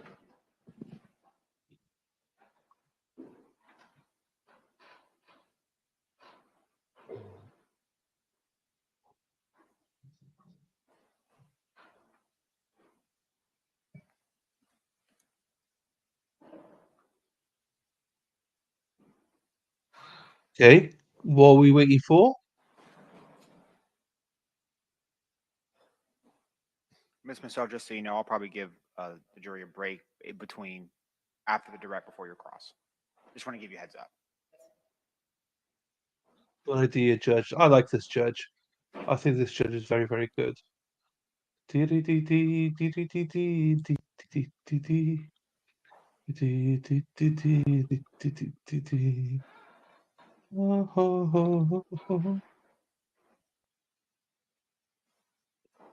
I'm not sure what's going on. What's going on?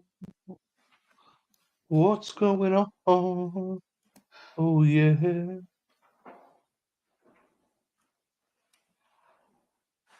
Mr. Lindros, if there's no clock out lunch hour on December 19 or December 20 of 2018, and we see on the video that he departs the premises, is that against your policy not to clock out? Yes, sir. We'll look at video through your brother later, but in terms of this timesheet, is there anything you can point us to that shows that he left the premises on December 19 or December 20? No, sir.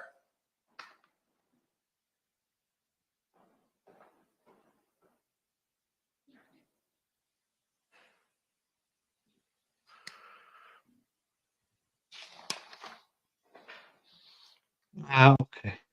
Now, did there come a day, sir, in early to No worries, Terry. mid-January 2019 that the police arrived at your business?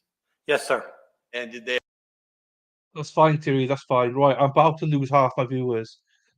But Hannah, my special little Hannah, asked for a Welsh song, so I'll give you a Welsh song. Nid yw'n gofyn calon hapus, calon o, nes calon na. Next break. Okay, next break. arrived to conduct searches of various areas of your business? Yes, sir. Cooperate and assist the police in that. Yes. All right. Did they bring a canine and or a police dog trained for scent to your premises? Yes, Did they do that on more than one occasion, if you can recall? they did. Did you show them around? Yes. Now, the areas that they were searching do you recall whether they were generally areas that were closed to the public, if you can recall? On one occasion when they came was when I was showing them around. On that occasion, yes, area closed to the public. Do you recall them searching in an area that was in the far back right corner of your property? Yes, sir. Can you give us an estimate of the entire size of Ace Pickup Art? 30 acres.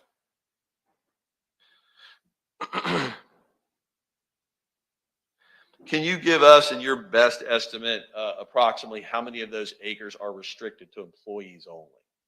Approximately 10 acres. So it's a pretty big area. You agree with that? Yes, sir. Are there cameras that monitor areas within your premises? Yes, sir. And who's in charge of that within your company? My brother set the system up. Yes, sir. He's coming right behind you, so we'll ask him generally about that. But in terms of the cameras, do you gentlemen utilize the cameras for what purpose? Is it for employees or is it for theft prevention? Explain to our jury why you'll have the cameras. Primarily theft. Okay. And is that theft, generally speaking, from customers and or employees, or just customers? Or It could be for anybody, but primarily customers. Could be for anybody. right.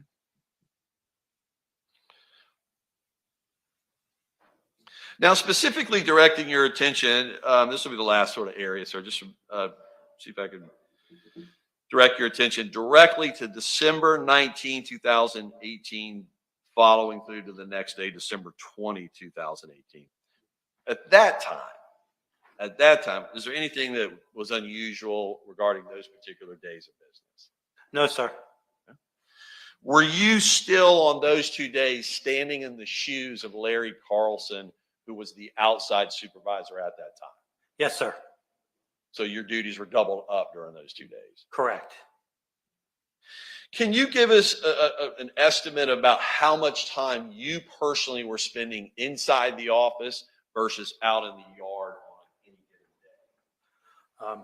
Say I was 25% of the time outside of the office, checking on the employees, what they were up to, and 75% of the time in the office. Okay. And is that a normal day when Mr. Carlson is present, or is that your day when he was out for those couple of months? That's more than it would normally be.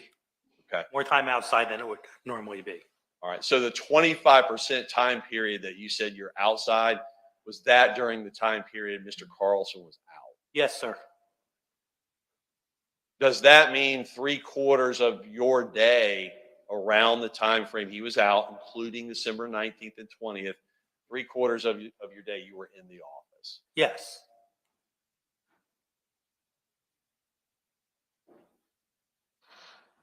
Do you agree, sir, that it is difficult to keep an eye on every single employee, especially the 16 or more outside employees when you're double up in your duties? Yes.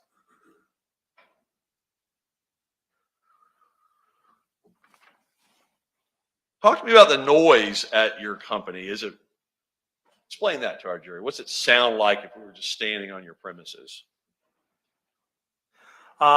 Typical, I would say, commercial operation.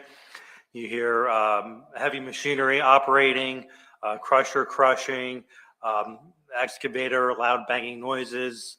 That Pretty would loud. be it. Pretty loud. Yes. All right. Ever hear any popping of tires, removing tires off cars, anything like that? Yes, sir. Now, just in terms of an employee, when they leave, let's assume for a moment an employee left and did not clock out. Would that be something either your cameras or your eyes would have to catch to hold that employee accountable? Yes. You believe that could happen without your eyes and or the cameras catching that? Anything is possible. Yes, sir. Sir?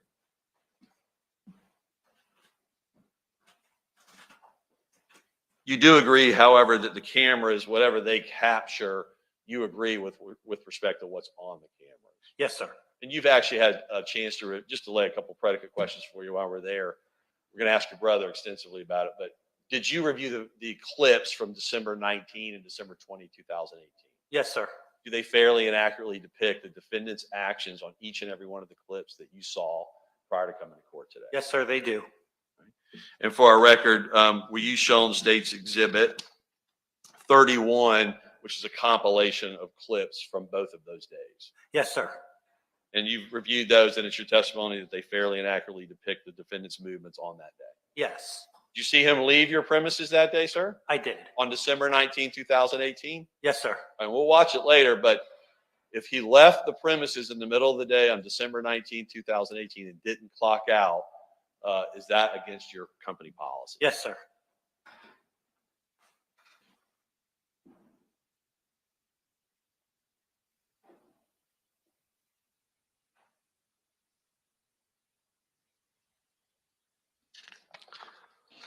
Now, at the end of the day, when you close up for the day, who's the last person to leave? It depends on the manager on duty. Would be typically me, my brother Gary. We have an office manager named Cheryl. Would be one of the three of us.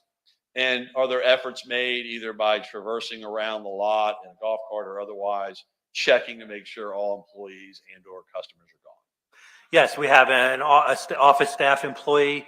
Every day we'll drive the parking lot, make sure all the cars are gone on a golf cart, and then drive the entire 30-acre facility and make sure that all the customers are gone also. And would you have one of your outside employees, one of those 16 plus, do this end of the day sweep? Typically, it's an office person. On occasion, it could be an outside employee. All right. And is the office sweep where do you go over the entire premises? The the customer retail shopping area. Okay. So let me ask it another way. Are the restricted areas that are only for the employees, is that part of a nightly sweep by management? No.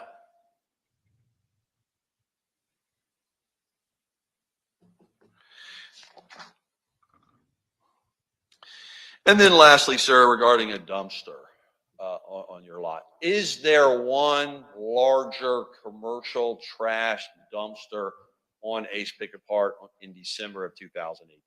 Yes, sir. Who was the contract through that put the dumpster there on your property? All American, I believe, at the time. All right, and Mr. Billy Brown, I think, testified earlier, so you don't need to go into anything with respect to that account. But when that large receptacle was placed on your premises, how often would it fill up to where it needed to be emptied, sir? Approximately once a week. And who made the phone call? Was it like a regular pickup, or did somebody have to call to get it picked up? It was not a regular pickup either. I would observe with my own eyes, hey, that's full. I would immediately call All American. It's full, come and get it.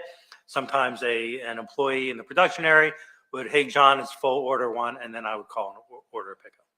Once you called with that particular employee from All American, would they come pick up the receptacle and empty it within a day or so of you calling? Yes, same day or next day, typically. If you were, for example, if you were advised it's full on December 19th, is it your testimony that by December 20th, that receptacle would have been hauled off? Yes, sir.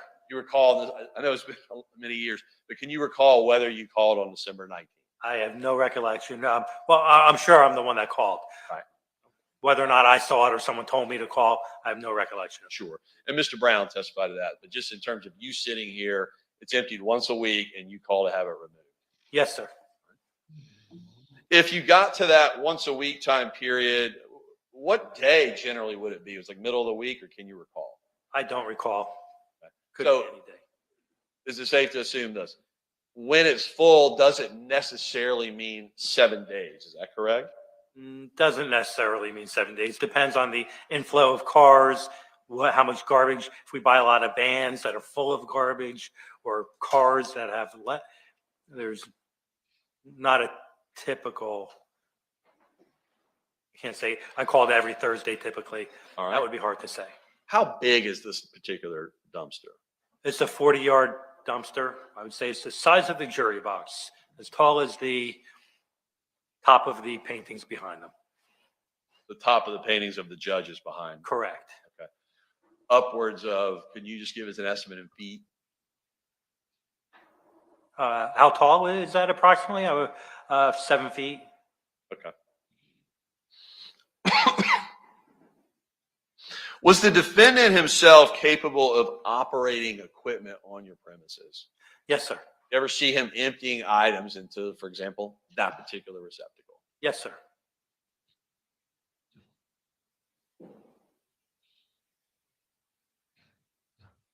Would that be unusual? No, sir. That'd be something he would do commonly. Yes.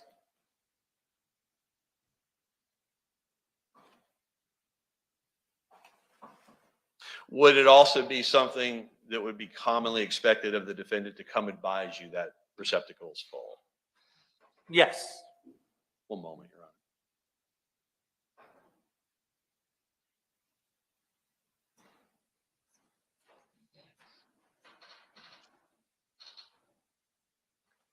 Honor. Right. Hopefully now there's a break.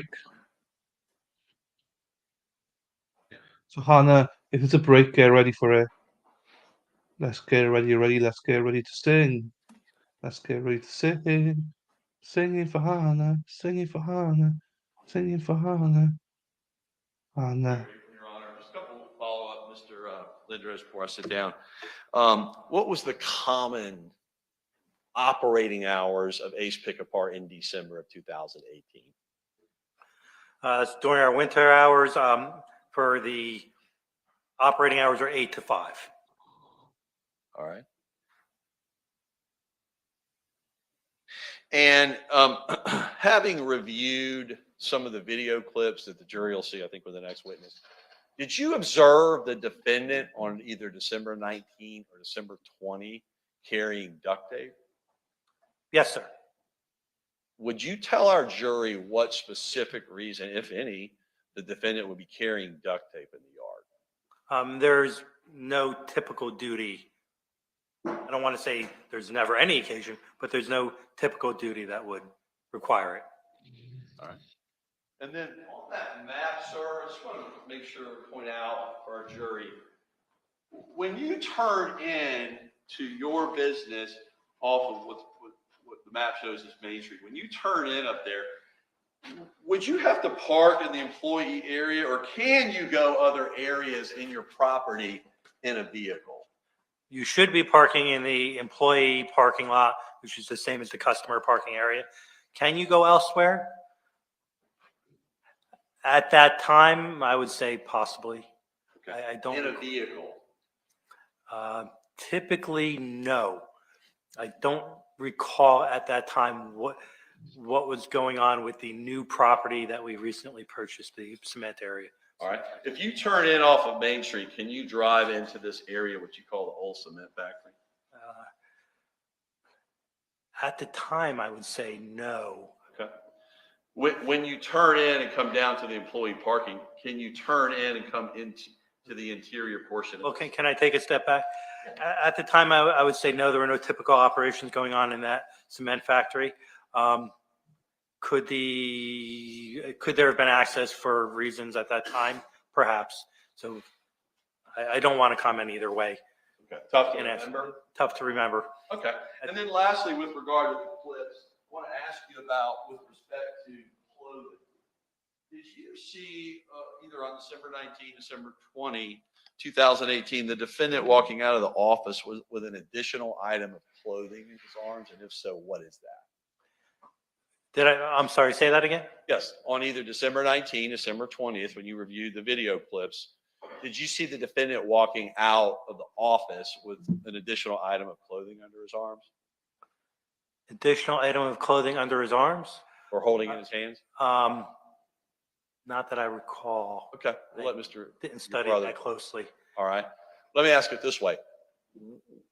When you get issued like a rain suit or a shirt, Right. or something like that, where would you go in the premises to retrieve that from the company?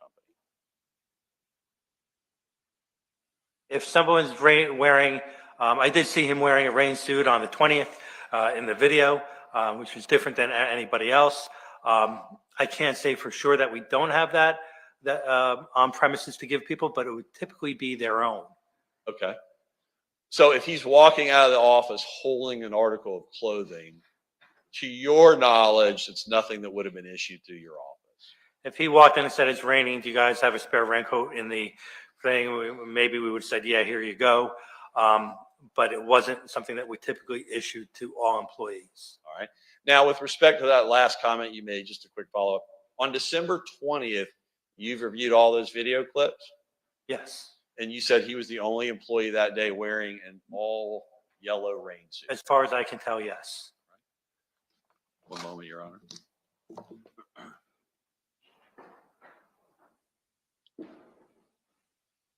further. Thank you, sir. All right, members of the jury, we're going to take our mid-morning break at this point. It's 10:51. We'll come back out at 11:15, and we'll go from there. Please remember, don't discuss the case among yourselves.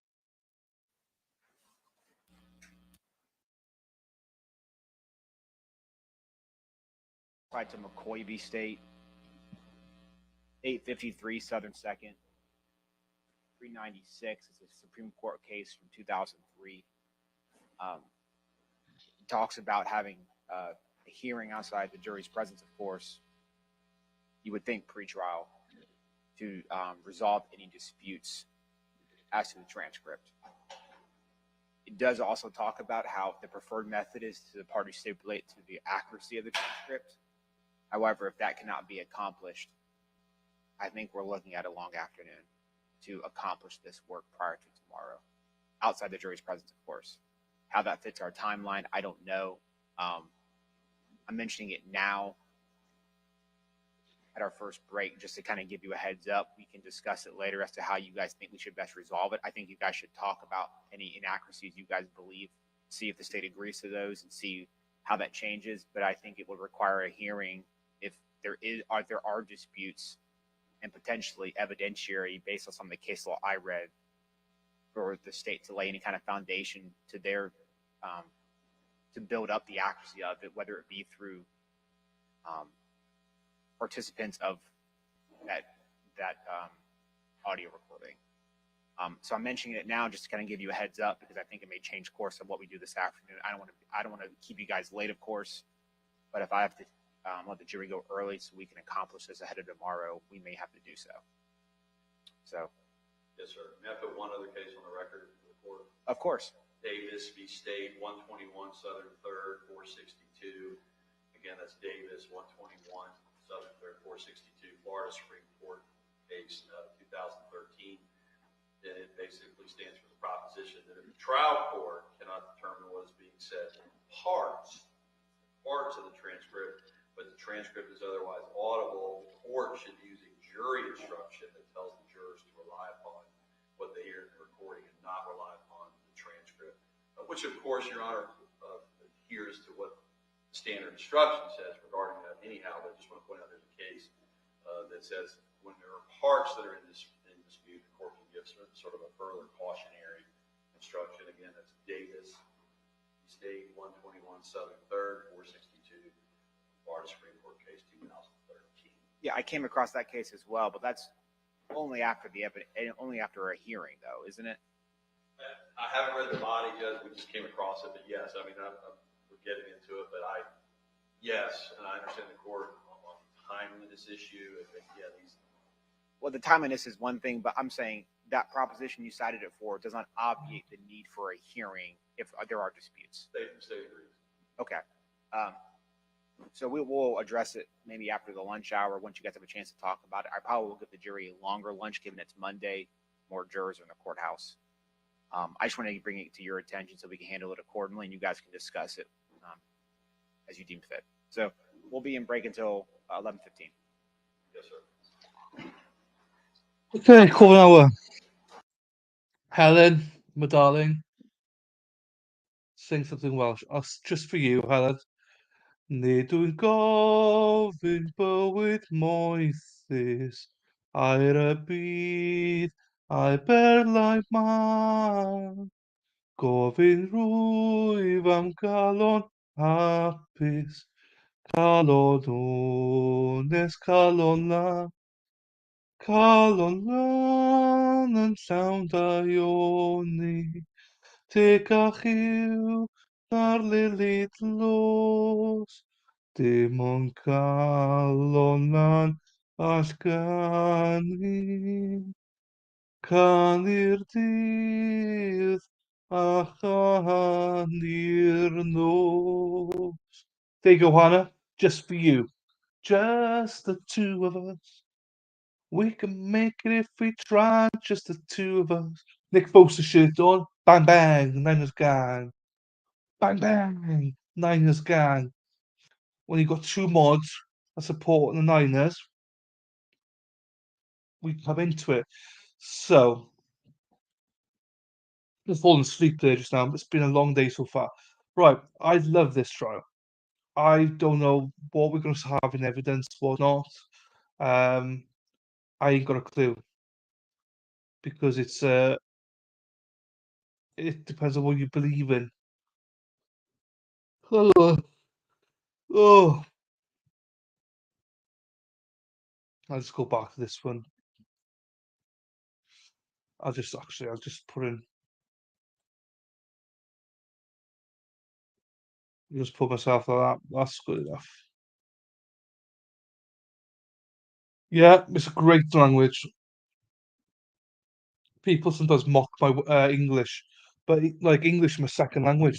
Douchebags that mock it. I miss what it was. It's just like an anthem, like yeah, I don't know what you call it, but anyway,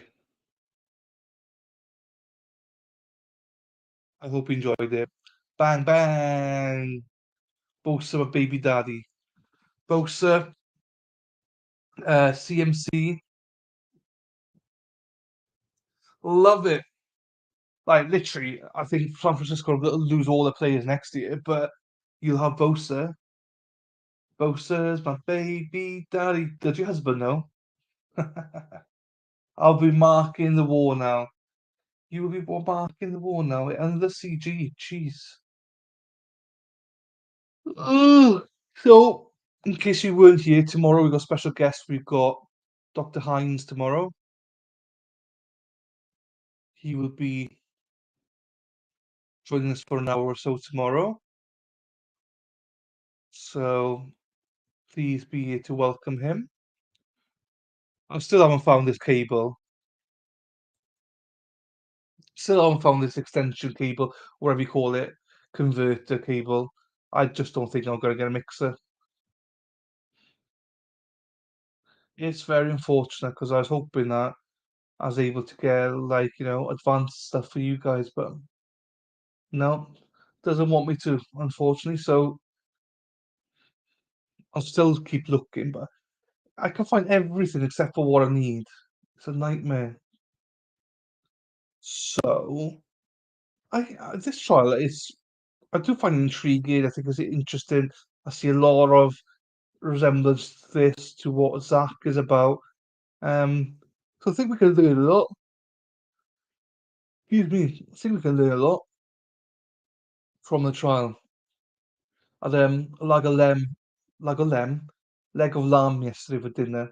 Ooh, with vegetables. Ooh, so I got lamb sandwiches for dinner tonight. So I'll be making them in a bit. No, I'm getting hungry now. But no, anyone who hasn't watched this, it is a good trial. It's about an uncle who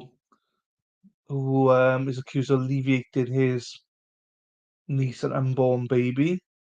She was 16. He's accused of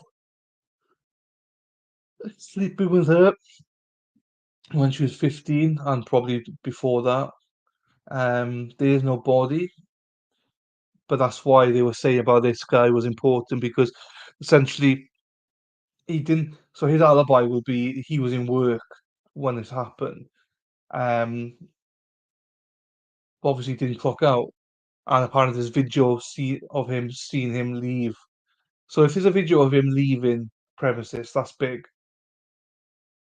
That's I think the first whoa moment, possibly. We'll have to see it. We'll have to see it. Then we go good old Russell Brand as well in trouble again.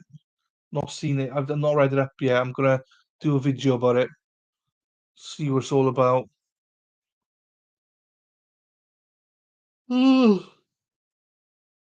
Excuse me. Got a lot of stuff coming up. A lot of stuff coming up. So hopefully some good stuff. Got a couple of guests. Hopefully, I'm still waiting for people to respond to me. The worst part about doing this is waiting for people to respond to you, like. But we'll get there. No, and people were asking maybe why I'm not topless today because on Thursday night I spun it and it was a topless stream.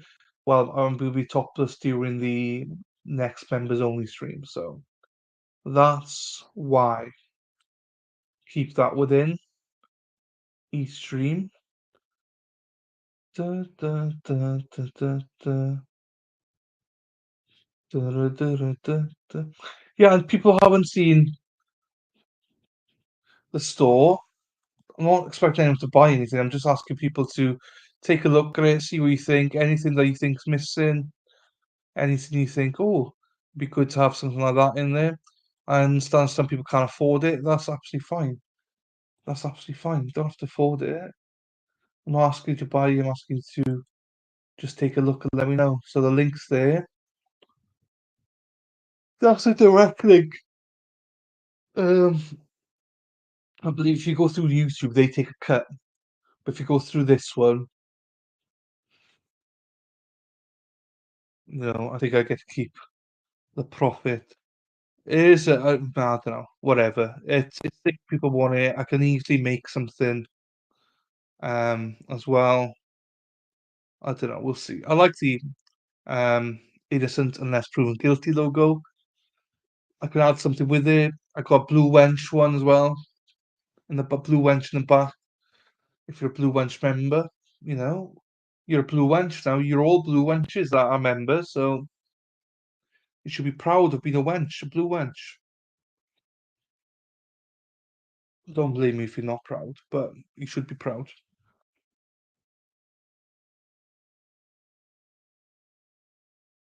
Oh, it's quiet. Chat's been really quiet last few days. Thursday, Friday, and today. Don't know what's going on. I know people are working, but still.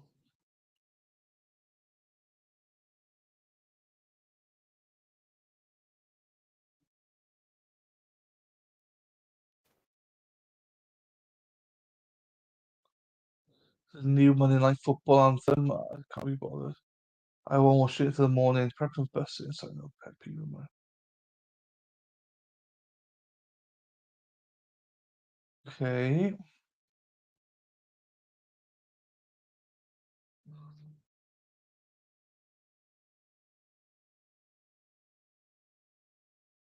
Thank you, Emma. I thought you disappeared. Now, Emma, you had no luck, did you, finding that thing? Neither have I. I've had zero luck finding the thing.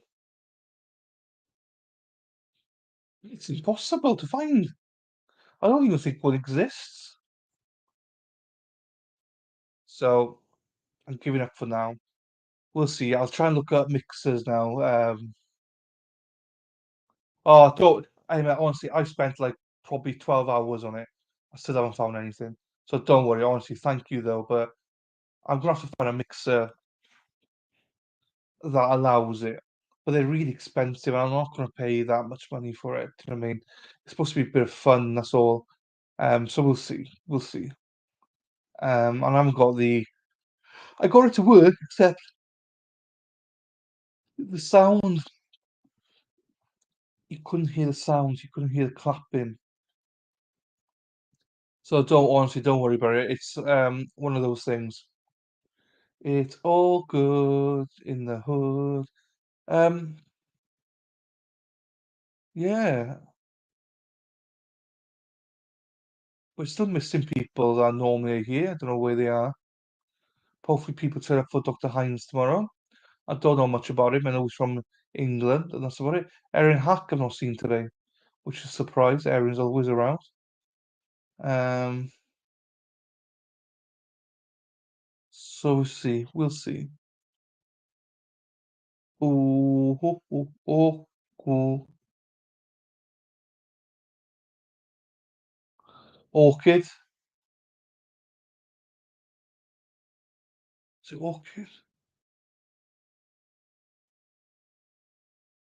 I agree with you, Hannah.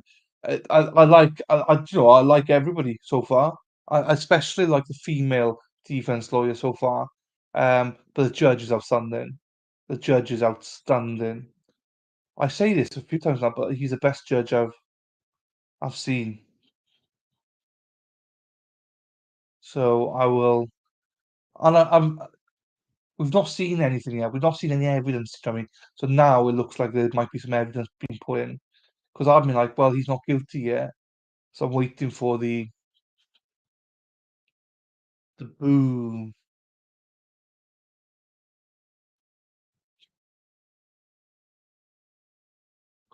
Seem very good. Yeah, they are. The only thing that I don't know what it is for this show, but literally no one's watching this show. I'm the only that I can see. If I go live and see search it, I'm the only one doing it, except for like Court TV and stuff. And I've only got 12 people here. No one's watching this trial. Court TV, even not Court TV, Law and Crime don't have that many people watching it either. So I don't think it's like a well-known trial or anything because no one's watching it, which is a shame. This should be a really well-known trial. And it's disappointing because I'm the only one streaming it and no one's watching. That's a bit of a bummer, do you know what I mean? Because it would have been a good opportunity to get hundreds of people in here. Not that we want hundreds, but do you know what I mean? Get a few more people in. I'm trying to convert over to Streamlabs as well. I didn't have the bottle to do it today. I was going to do it today, but I didn't have the bottle. Do you know how much longer the state has? So they said Friday that they were going to stop today or at the latest tomorrow morning. So they're delaying this by this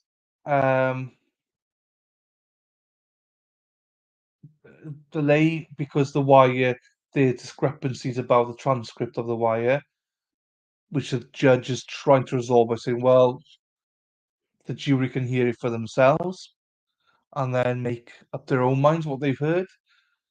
Which, you know what, that's fair. It's fair to think about it like that. Actually, yeah. Um, I hope it's done today. That it's not delayed till tomorrow. Because that if this is a delay, you're saying we might have to work on stuff today, which means they won't rest until maybe tomorrow evening. Which is not what we want. Do you know what I mean? We want them to rest tomorrow morning, or well, saying that it'll be tomorrow morning.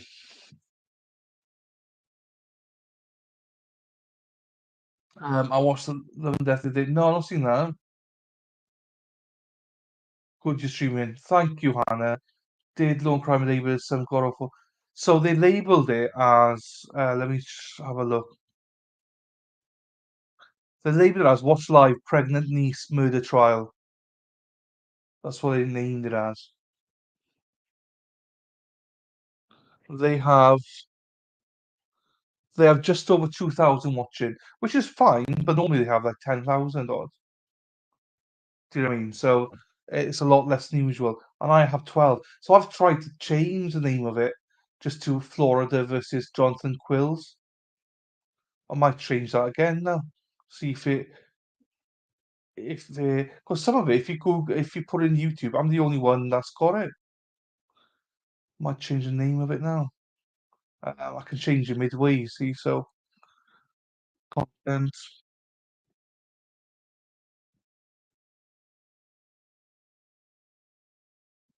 I'll just do this. I'll get rid of the Florida trial. Johnathan Quiles trial, is that, or what do I call it? What do I don't do clickbait that much, but trial versus Florida. I'll just do it that way again. Yeah, no, I know. But there's so much similarities here, though, between these trials. It was interesting though because hang on, let me just say this. A lot of people, when we spoke about that, me and Saul, a lot of people said that's how they got it. If it wasn't for that title, they never would have watched it. So it's got like this kind of,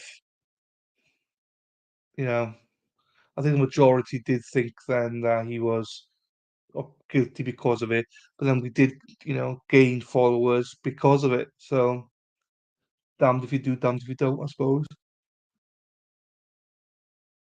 Ugh.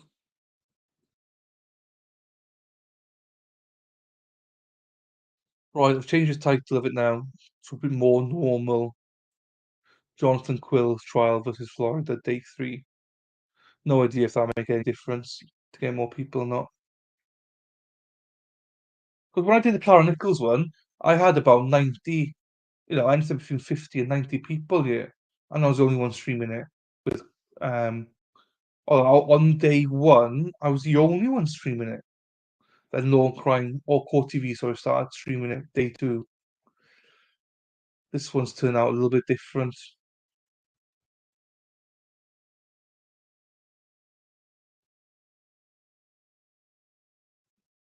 But we're here. We're not gonna. It's a shame that we can't highlight her name, but out of respect, I'm not going to do that.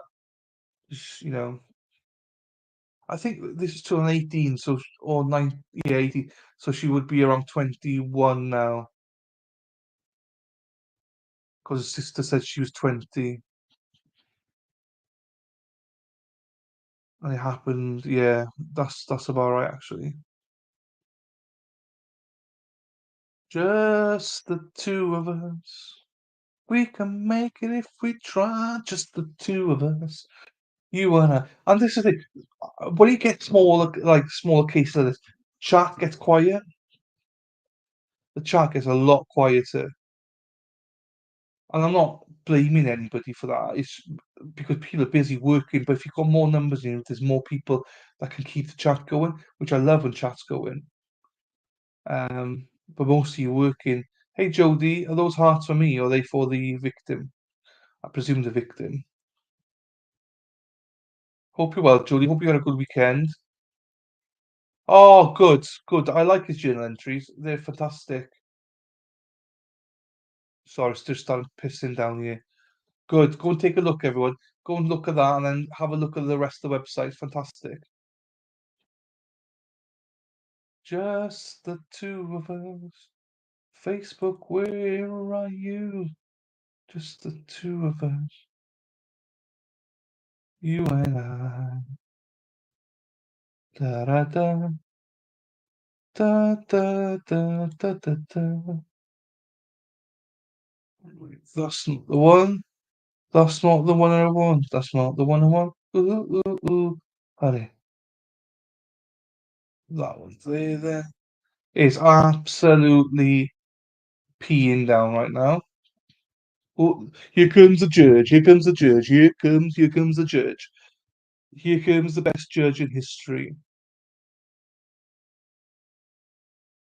I don't, but I think the evidence is coming now. I think we're about to see the evidence. Now. It's literally just hammering it down now. Just started. It's been nice up Let's go until back to the now. record. Sorry, I know people don't want to listen to me, I but do we're have back. counsel of state defense, Mr. Oof. Quiles present. Before we continue and bring the jury back in, has there been any further discussion regarding parties agreeing to waive sequestration during deliberations? I ask because at some point I need to get the clerk's office enough notice to where they can make arrangements if it's not being waived.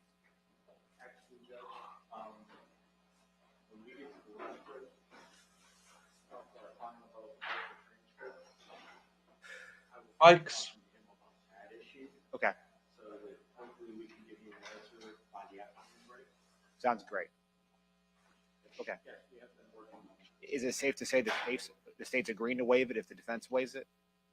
Or that hasn't occurred yet? We've just been waiting to hear back from the defense. I know that they were going over it with their client. Okay. So that's what we were just waiting on first. Yeah, but the afternoon sounds fine. Sure.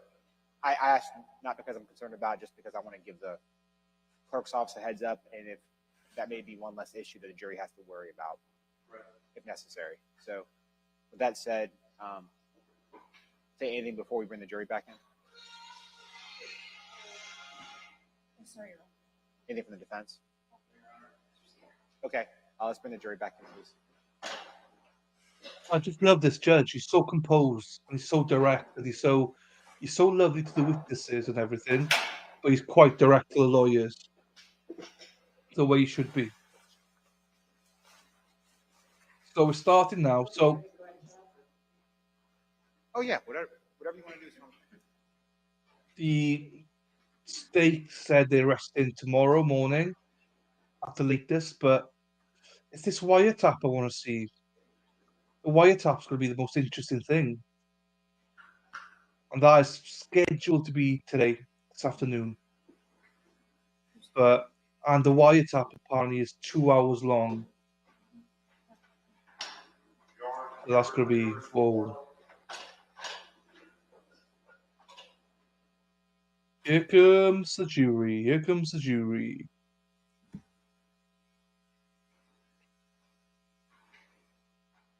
Why is the, I got noise in my ears?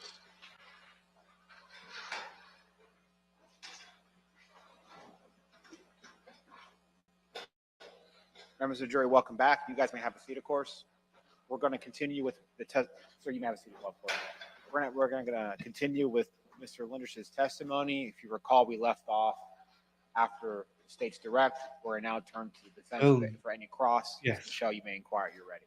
So the CCTV, yes, you're right. It's a film. The CCTV to see him leaving, and then the wiretap. Those are two biggies now that might change everything. Because currently, I have him down as not guilty, no reasonable doubt or anything. Those two things are huge. Let's see. Thank you, Judge. It's still afternoon, yeah, or good morning still. Good morning. All right, let me start by talking just a little bit about Mr. Quiles as an employee. He was hired in October of 2018, correct? Yes, ma'am. So that would have been about 2 months that he was working for you prior to this incident that occurred. Yes, ma'am. As far as the type of employee that he was, you stated on direct that he was generally a good employee, on time. Yes, ma'am. No complaints. A good employee. You were satisfied with his work. He was a hard worker. Yes, ma'am. And you described his role as he would fill in with people, and when he was filling in, he would be partnered up the way you described your teams of people in the production area. Correct. Okay, and so he would work with several different people on the production team. When he was in that role, correct. And from time to time, he would fill that role during that 2-month period prior to this incident occurring. Yes, ma'am. You also described him as kind of a all-around type of handyman. Is that correct? Correct. Okay, so he would fix things if they were broken and that type of thing. Yes. And so as far as I know you were shown a map that you generated and kind of made markings on, correct? Yes. That map, that was talking about specifically about things that were broken or repairs that needed to be made in the exterior fence around your property. We all have that, I think. And so that type of information would be normal to come from him because that was what he was doing, repairing things. The answer to that would be, unsolicited. I found it odd that he produced a kind of security check of the fence. It would be normal for him to do it if we asked him to do. It would not be unusual for us to ask something like that of him or anybody else. You know, can you go see where there might be some holes under the fence, something like that. In that particular occasion, it was unsolicited. I thought that was odd. Okay, and when you say unsolicited, it was unsolicited from you. Correct. Okay, you're not sure if someone else asked him about that area and then he was providing that information to you. The only two people that would ask would be me or my brother Gary, and I know that neither one of us did. He'll be here later. You can ask him. And the only other person would be Larry, the yard manager, who was out on surgery leave for a couple of months at that time. Understood. And you talked about some thefts that you all had and that was kind of a common thing, that there would be thefts at the property, correct?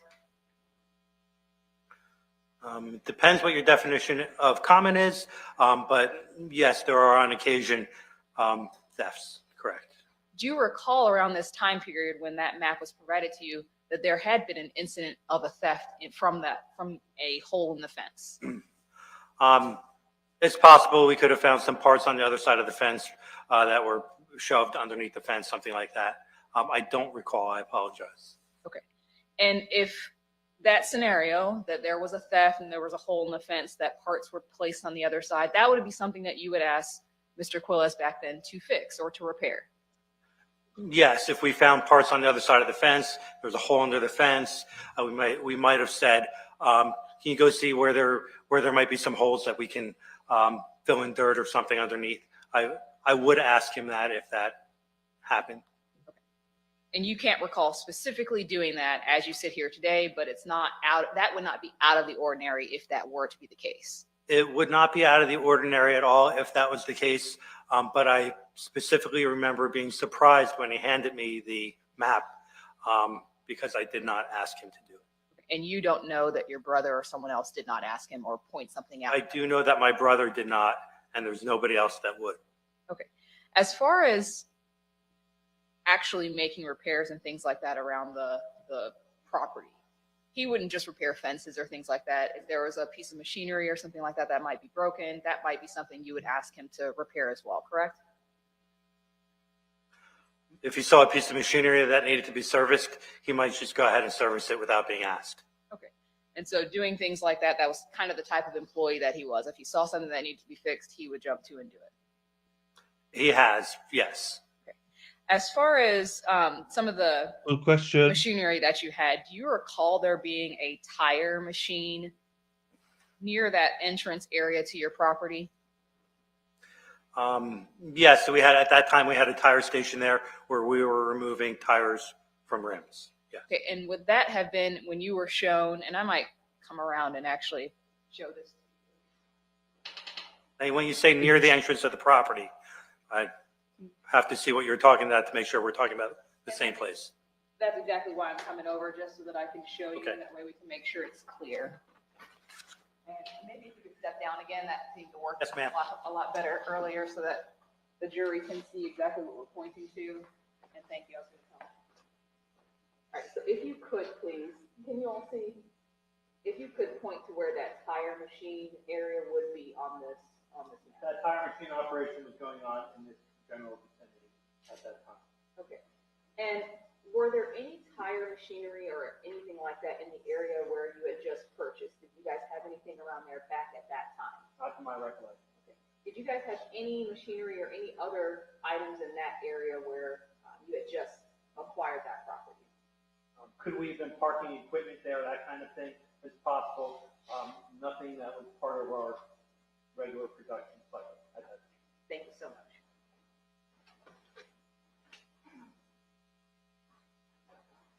May I have a seat?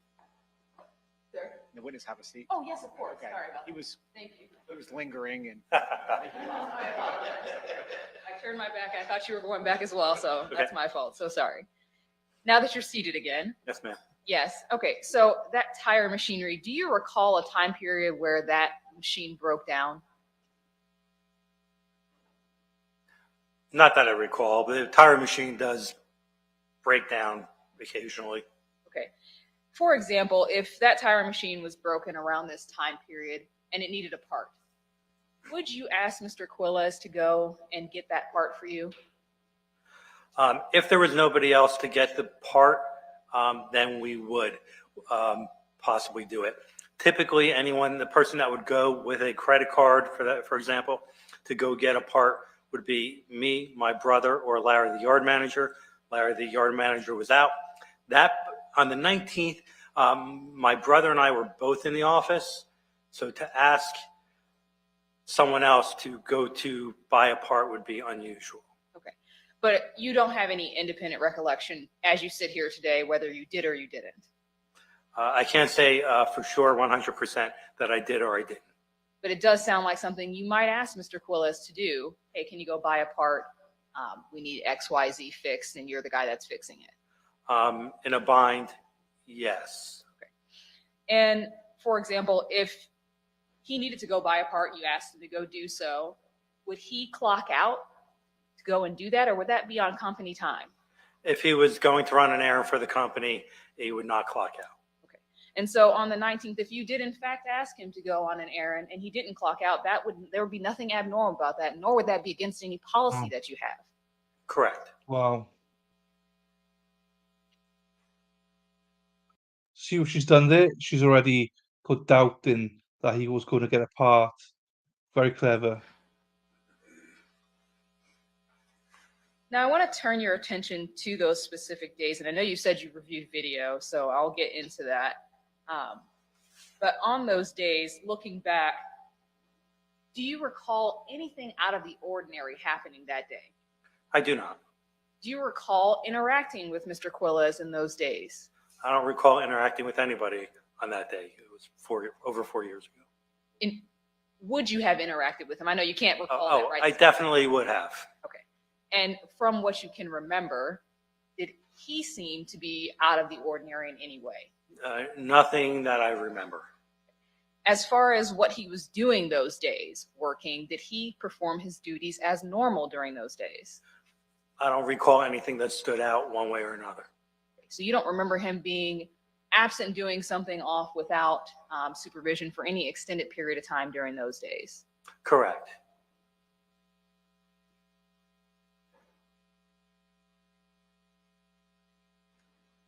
All right, and I wanted to ask you a little bit about this duct tape. So you said in reviewing the video, you can see that he has duct tape in his hand at some point. Correct. And you said there's typically no function that you could think of, but there are some things he could be using duct tape for that would be work related, correct? Correct. And so although you can't think of anything specifically that he may have been doing, it's completely plausible that he had duct tape for work purposes. Yes. You never see him doing anything with that duct tape. You just see it in his hand. In the video, correct.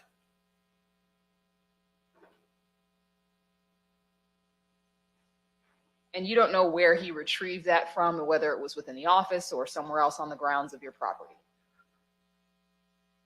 I don't, yes, I don't know. The video may show him walking in the office without it and walking out of the office with it. That's possible. I don't recall. Okay. And so if he got that from the office, it very well could have been something work related, correct? It's possible.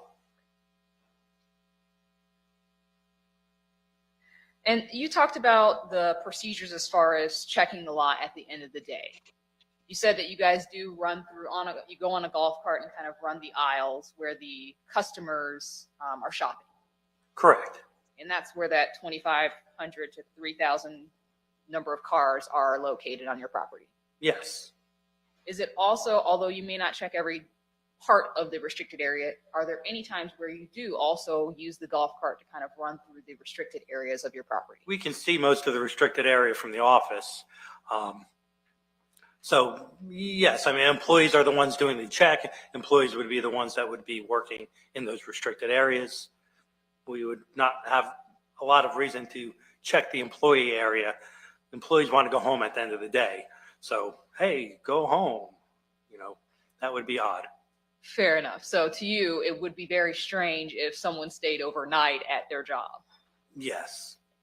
As far as the possibility of there being someone who's stayed in a restricted area of your facility, you would say from the office, you'd pretty much be able to see every area.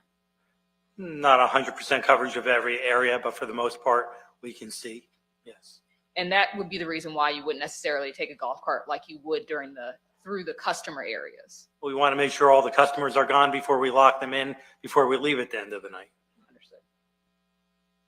And as far as the likelihood of there being a person hiding on the property overnight, can you give me what you would say with the likelihood of that being? Low. Anything's possible, but low. So it'd be very unlikely that that could happen. I don't have a recollection of it ever happening, but I suppose anything's possible.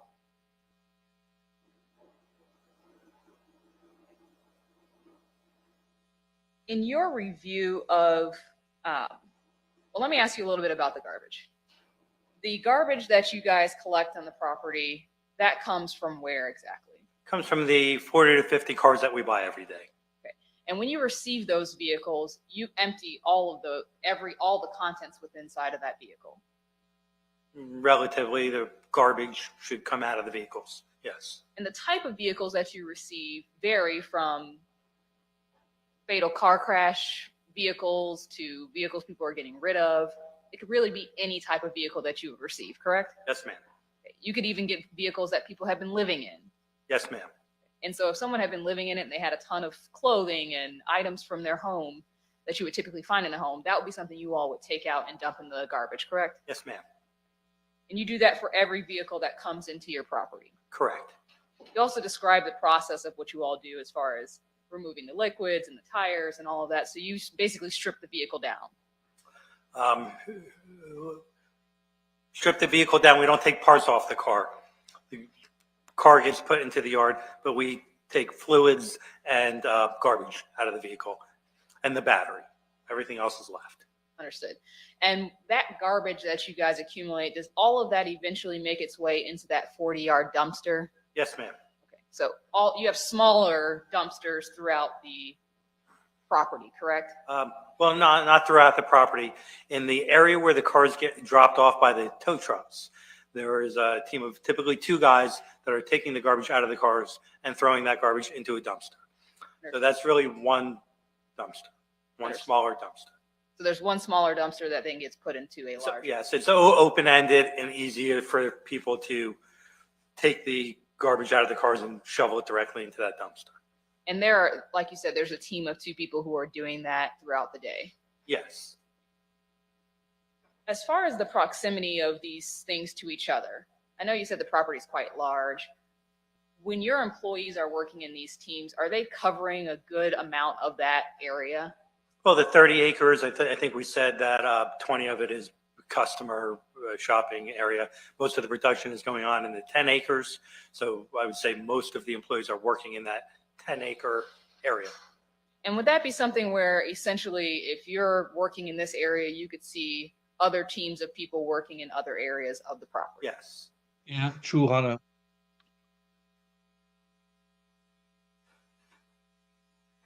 All right. And you said that you were there when the property was searched with canines, correct? It happened on more than one occasion. On one occasion, I was there, yes. You don't recall the exact date of that, do you? I do not. Okay. And it was after, you believe it was January, is that approximately correct? Yes. And when that search happened, no apparent murder scene was located, correct? Correct. And no area with evidence of blood was located, correct? I think the canine did detect blood. I don't know what the determination of that was or wasn't. As far as bullet fragments, nothing like that was located. I wasn't privy to what was located and what wasn't located. The only thing I was privy to was whatever anyone else would have read it in the newspaper. Understood. And that's why I'm asking what your personal knowledge is, not something that you may have Okay. learned from the news. Yeah, my personal knowledge is I can't speak to that one way or another.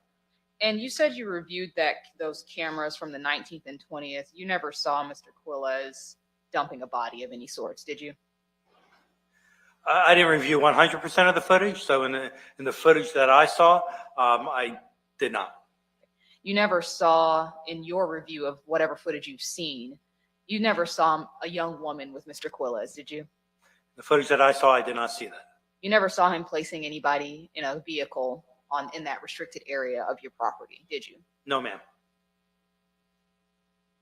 As far as that 40-yard dumpster goes, you're the one who actually calls and gets that American garbage truck to come and pick that dumpster up, correct? Typically, it is my observation, hey, it's full, and I make a phone call. An employee will call me, hey, it's full, call for pickup. With that said, the number is on the side of the dumpster, the phone number for the dumpster company. Could another employee call? Perhaps, but it's rare. Sorry, it's not something that would be typical of our procedure. Okay. And you, on that 19th or 20th day, you were the one who actually called for American garbage. I don't remember for certain. Typically, it should have been me. I would imagine that it was me. That wouldn't be something you would have a 2-month new employee do, correct? I wouldn't have a 4-year employee make that phone call. Typically, it would be me. Okay, so Mr. Quiles has no control whatsoever over when that 40-yard dumpster was going to get picked up. Other than telling me it's full, pick it up. So, like I said. I will say though, Hannah, I think that the prosecution have been quite legit, straight up so far. Not like Gravely or anything like that. I think they've been quite okay from what I've seen. I don't think they've overstretched it. I think they go in by evidence rather than going by BS. Sometimes it's my observation is full, I better call. Sometimes it's an employee that would say, hey, John, it's full, you might want to call for a swap out. Okay.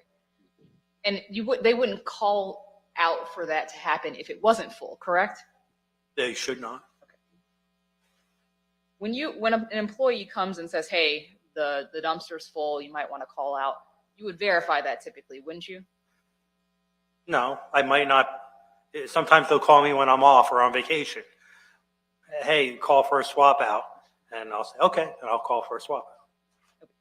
If you were there, though, you typically would be able to see it with your own eyes. I could typically see it over the top of the dumpster when I'm there, correct. And on these dates that we're talking about, you weren't on vacation or anything like that? On the 19th, I know that I was there. Do I recall if I did a visual check before I called? I don't remember. You would agree that you could pretty much see it from the property, correct? Yes, And if you were there, you would physically be able to see that it was full. I would be able to see yes. And if you did see that, then you'd be the one who just go ahead and make the call. Typically, yes. With that said, sometimes the dumpster will appear full and the loader operator could pack down the contents and get more in there. So it's not always, my observation is not always accurate. As far as where that area is, there's a car crusher right near where that dumpster is, correct? At that time, that is correct. Okay, and there would be a team of employees who'd be right there near that car crusher, right? Correct. There would be a loader operator who should load the cars into the crusher. And would that be the same type of production team that you described, at least 2 people? There would be a loader operator loading the crusher, and I would say a ground guy that would keep the ground clean and wrap the cars in netting after they're crushed. Yes. And then if someone was also bringing debris or garbage from another dumpster or wherever into that dumpster, that would be another person who's in that area, correct? I'm sorry, say that again? Yeah, basically what I'm asking is the car crushing people aren't also then taking stuff into that dumpster. So if someone's bringing something to the dumpster, that would be a separate person from the car crushing team that you just talked about. Typically, it could be the smaller dumpster that the car cleaners fill up. They could really wave down any loader operator and say, hey, this is full, do you mind dumping it? They could call over the guy loading the crusher. They could call over the loader operator that's putting cars on the rack to be drained, or anyone else running around on a loader. Understand. So there are employees that are in that area moving about throughout the day, correct? Correct. It's not an area that's no man's land where no one's going on a regular basis. You are correct. Okay. So if Mr. Quiles during that time period was working on one of those kind of like solo projects that you described, that sometimes you tell him, hey, I need this fixed, and he would go and do it, would that be something where he would come in and check in with you on a regular basis? He may or may not if he needed something. I suppose that I would go and check on him. Hey, how's it going? What are you up to? Do you need anything? And by check-in, I also mean, would he also, if he, let's say he was repairing the tire machine and then completed that job, he would come to you and ask you for additional jobs to continue working? If there weren't already known additional things to do. Understood. And during that time period, I know you said that you didn't notice anything out of the ordinary. In your review of the video, was Mr. Quiles coming to the office on a regular basis throughout those 2 days? I'll say he did come in and out of the office a few times. Definition of a regular basis without having watched 100% of the video, that would be hard for me to say. Okay. And during those times when he would come to the office, is that to check in with you, or is that to grab items that he needed? What would he be coming to the office for typically? Maybe to get a pair of gloves, maybe to get a key for a piece of equipment, that type of thing. Would he also come to the office to check in with you? Maybe, hey, I'm done with that, or I can't do this for that one reason or another. So he if there was a reason, yes. Okay. And so outside of the time periods where you'd be out checking, there could also be times when employees might come in and actually have conversations with you and check in that way as well. Yes.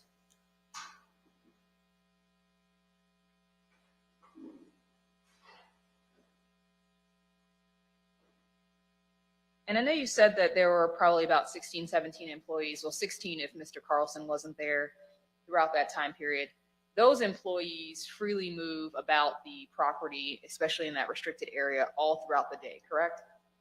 Well, they should be working in their station that they're assigned. Could they freely move around? Yes. And let me ask you about that a little bit more. If they're assigned to the car crushing area, for example, are they in that area all day? Could they be called away to do another task or go help somebody do something else? Just like any job, I suppose that's possible. Yeah, typically if they're crushing cars, we're crushing cars all day. They would be in that area all day.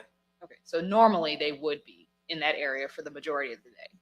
Yes, Not that there isn't a possibility that they could be called away, right, but just on a normal day, they would be there and they'd be there most of the day. correct.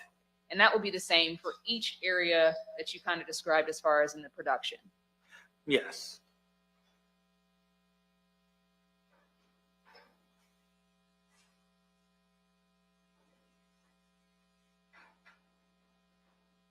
Do you also have garbage collection areas that's outside of your property, directly out front side of your property, maybe even where that parking lot is? There are garbage cans in our retail public parking lot, just like there would be in any retail public parking lot. And does that garbage then get moved or dumped into that 40-yard dumpster? Not directly. Someone will go through that parking lot with a front end loader or a smaller open-ended dumpster, where it's easier to dump those cans directly into the bucket of a front end loader and then go from there and dump it into the 40-yard dumpster. And that front garbage that you're describing, that's open to the public, correct? That's open to the public, correct? That's not behind the gates where you lock and restrict that area. We do lock our public parking area overnight, but during the day it's open to the public. Understood. And let me ask you, do you recall Mr. Quiles referring a young lady by the name of Margie Mobley to you for a job? Yes, Okay. And did you, in fact, hire her after Mr. Quiles referred her to you? I did. And she was working during that time period at Ace Pickup Park that we're talking about, right, in that December time period. She was. Did you also at some point employ Mr. Quiles' son? No, Did he work in the parking lot at all while Mr. Quiles worked there? Do you recall that? he was not employed by us. Jonathan asked me at one point if he said his son got into some trouble in school, he wanted to teach him a lesson. I said he was too young for us to employ. He said, do you mind if I just have him pick up garbage around the parking lot, something like that? I said, if he's in the parking lot, I suppose he could do whatever he wants, but we're not employing him. Understood. That's the recollection of that conversation. So sorry, I didn't mean Okay. to cut you off. Okay. And that would have been during the same time period in December. I don't recall the time period. Sounds about right, but I can't say for sure. If he worked from October until December of when this incident occurred, it was in that time period. I suppose he wouldn't have asked 2 weeks into employment, so it would have been, yeah. So likely it was in December. Yes, ma'am.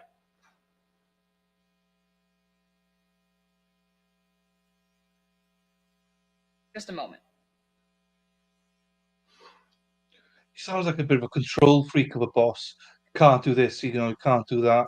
You got to phone me even if I'm on holidays to empty the dumpster. It's like, geez, man, just let go a bit.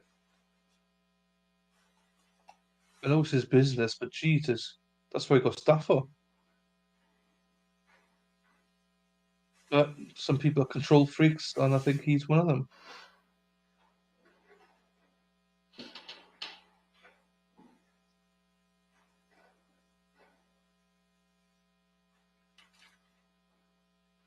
A couple of follow-up and then we'll be done.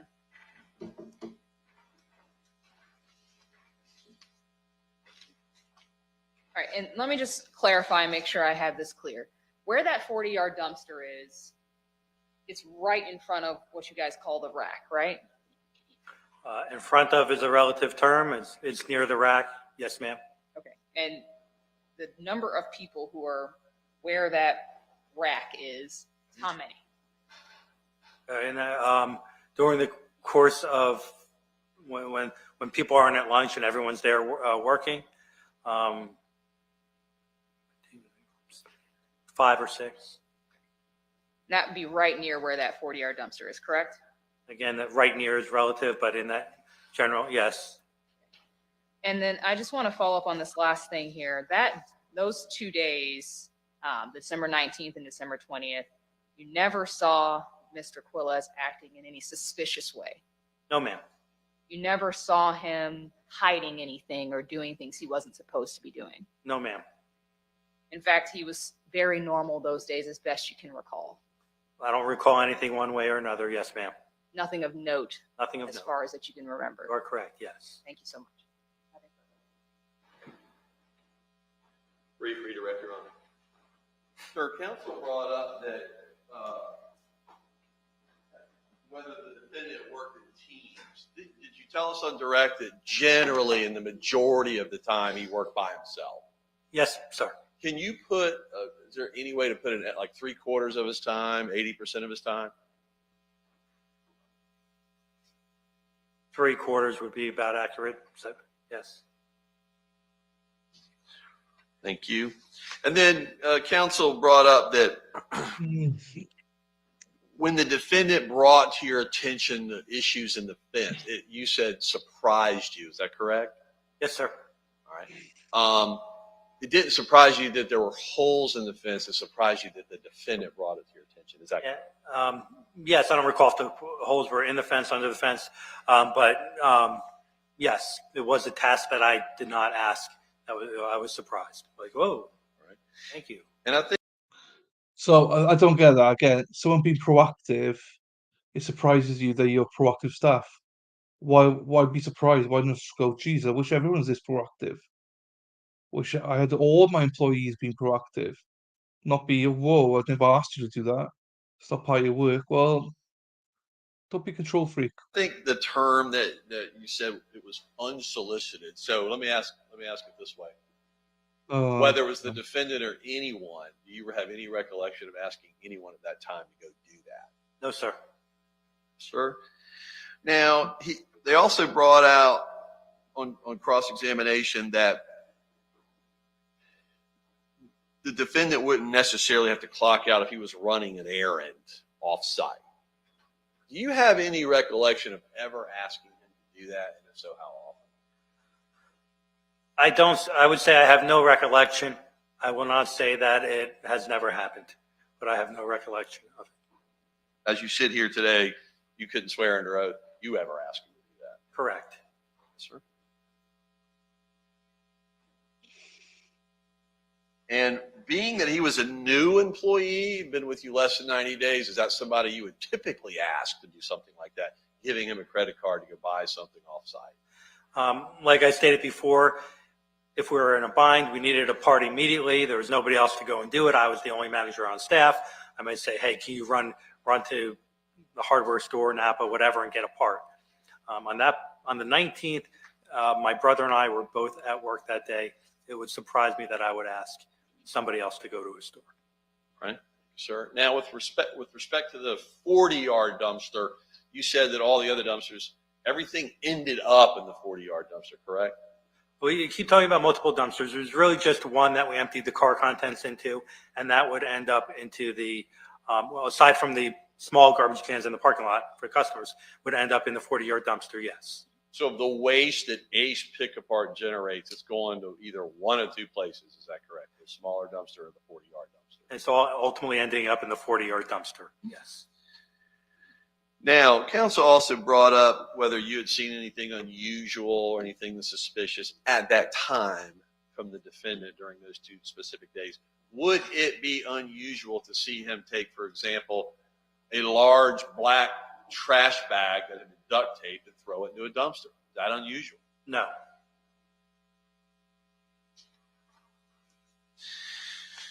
And then counsel, lastly, she brought up that around the crusher or around the dumpster, or really any area, I'm just asking you in general, that there are always several people around.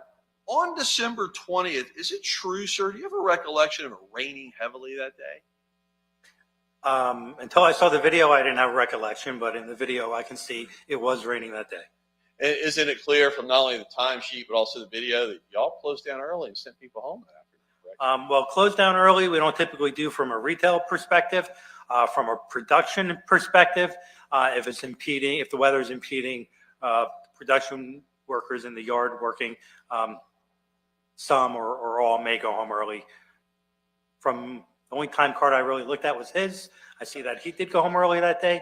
I can't speak to everybody else. So if he was to clock out, Mr. Lindros, on December 20th, the next day, at the time you indicated, which was 2:48 p.m., correct? Yes, sir. Whether he milled around for 12 minutes, 15 minutes, 20 minutes after that, that would be out of the ordinary once he's logged off, would it? That would be out of the ordinary, and I have to say, somebody could clock out early because it's raining, I can't get anything done, or they could clock out early because they say, I have something personal I need to do, can I go pay my phone bill? I don't know the reason that he clocked. I can't attest to the fact that it was weather related or not. Okay. Once someone clocks out, you're not walking them all the way out to the car, right? No, So if they're milling around after they clocked out, that's not unusual, is that correct? that would be unusual. Why? If you clock out, you want to go home, I suppose. But what I'm asking you is if an employee clocked out and they were still on the premises 10 or 15 minutes after that, is that in and of itself unusual?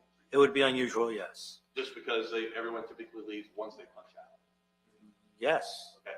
If they don't punch out in the office and they're punching out where you say the punch out clock was down the way, do you even know to the minute when someone punches out? We do not. All right. In fact, the only way for you to know that is either look at the record after the fact, right? Yes. Or see them do it, right?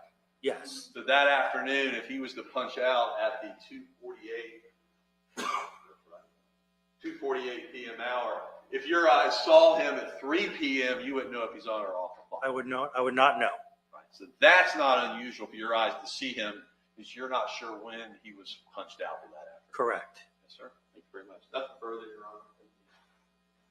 Sir, good to see you. Have a good rest of your day. Thank you, sir. State, you may call your next witness. So, Judge, we're going to take a little bit out of order. Dr. Thomas arrived. We're going to call Dr. Thomas. I know we mentioned we were calling his brother next, but she just arrived. We're going to call the physician. Whatever you want to do. Yes, sir. Dr. Rachel Thomas, please. Dr. Rachel Thomas, please. Right. Take us to the lunch hour. It's not too long, Your Honor. Okay. Yes, sir. It might. All right, we'll see. No problem. I love this judge. I love him. Lunch is normally around, what's it normally, 9, 10? He normally likes lunch around 12:30 Eastern, so that would be in about half an hour.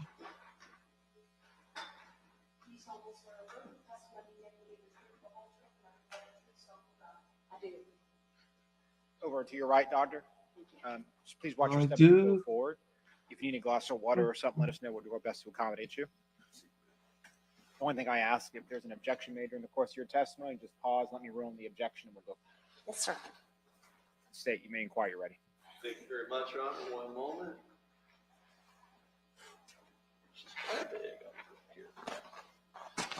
Good morning, doctor.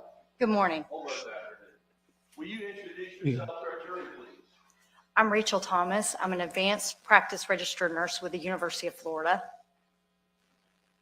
Thank you, ma'am. And what's your current occupation as you sit here today? A PRN, so advanced practice registered nurse with the University of Florida. And I'm also a professor of nursing at UNF here in town. And what is the UFFCCPT? What does that stand for? It stands for the University of Florida First Coast Child Protection Team. Yes, doctor. And what is that?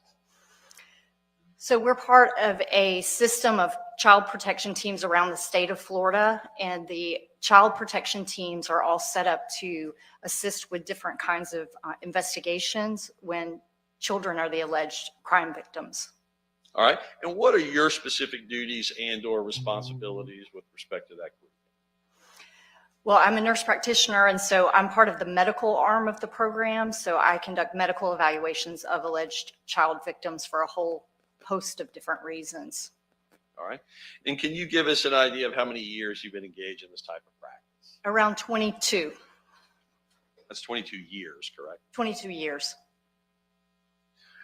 In March of 2018, specifically the month of March, were you employed in the same capacity with UFFCCPT? I was. Could you give the jury an idea of where you obtained your education, ma'am? Yes, I can. I have a PhD, which is a doctorate of philosophy. It's a science degree in nursing science and a minor in sociology from UF. And I got that in 2002.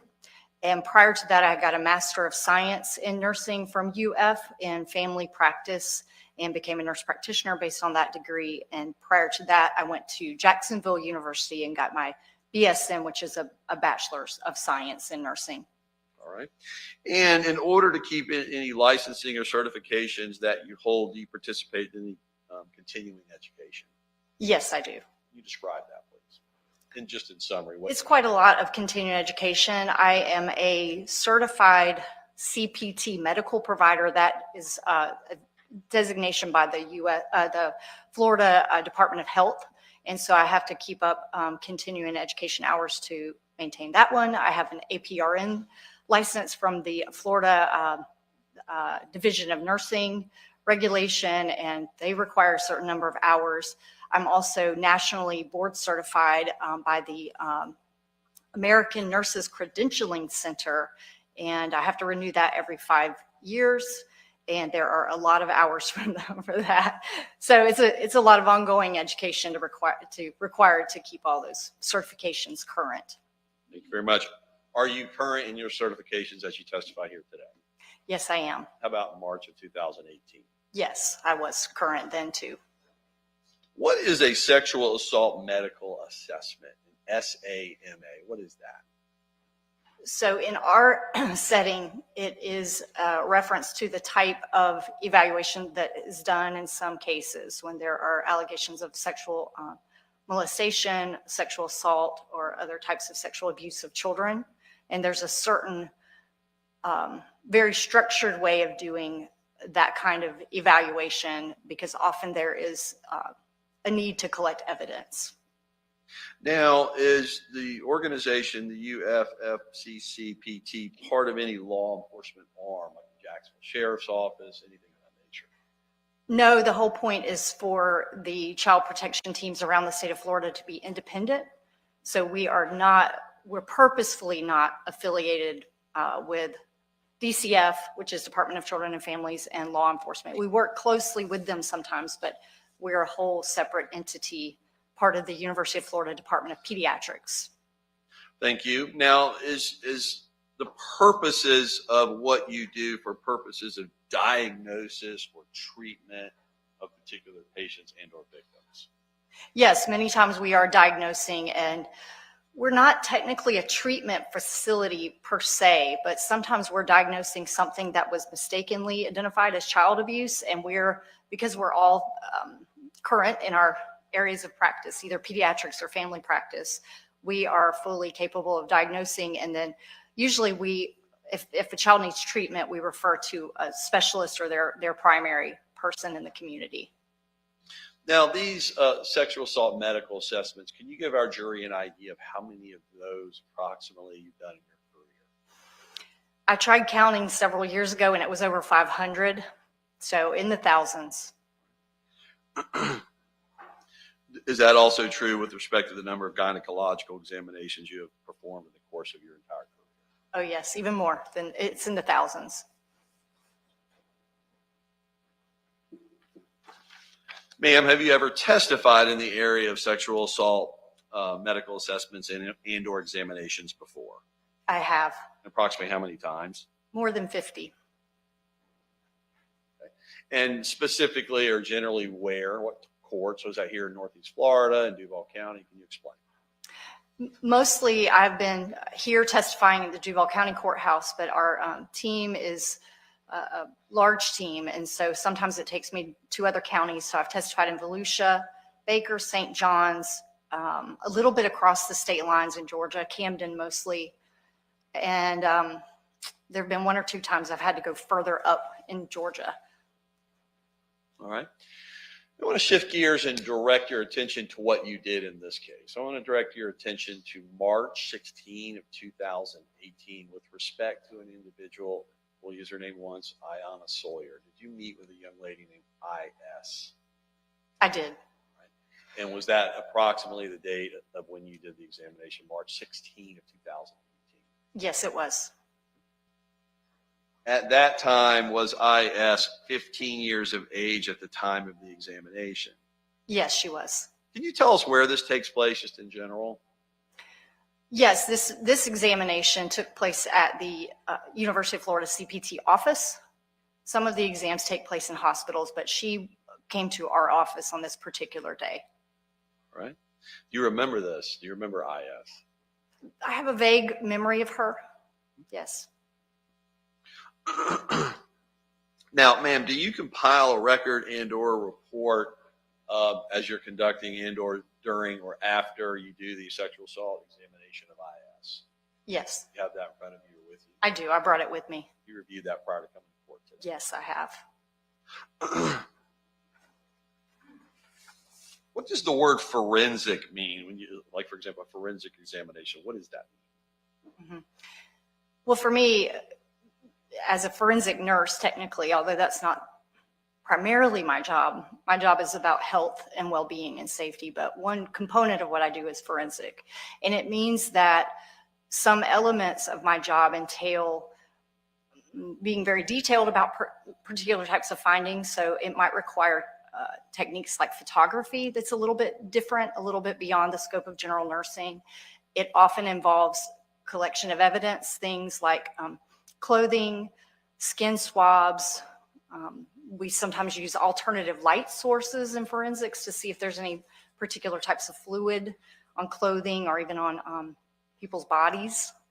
So there's some elements that are forensic that you don't really get training for as a general nurse or even nurse practitioner.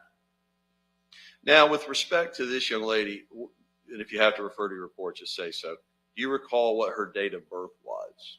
I have to refer to my report. I know she was 15, but I have the sexual abuse medical assessment report in front of me, and her date of birth was September 6th, 2002. Thank you.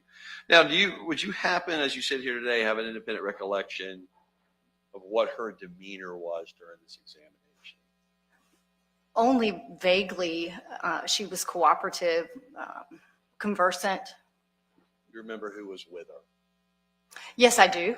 Who was that? Her mother was present. I need to look at my report to see if she was actually in the exam room. Sometimes they are in the lobby, but it looks like her mother was actually with her during the exam, and then one of my colleagues was also present. All right. Now, at the beginning of the examination, can you tell our jury like how that begins, what you do first as you begin this examination? Yes, I can. I always talk with the person in front of me first. If they're verbal, we see some children that are too young to tell you a whole lot, but with a teenager, especially a 15-year-old, my general method would be to talk with them. And it's in broad terms. I never start with like a specific allegation. That's considered a no-no in forensics. You want to be as objective as possible. So I probably just asked her something like, what brings you here today? And as I said, my main goal is health, safety, making sure the kids don't need a higher level of care like an ER transfer. So I usually ask them how they're feeling. All right. And with respect to IS, did she give you disclosure as to a recent previous sexual assault? She did. And can you give us just a general summary of what she advised? I saw her on a Friday of this week, and she reported that there had been 2 different episodes of a sexual assault by an adult person in her neighborhood. All right.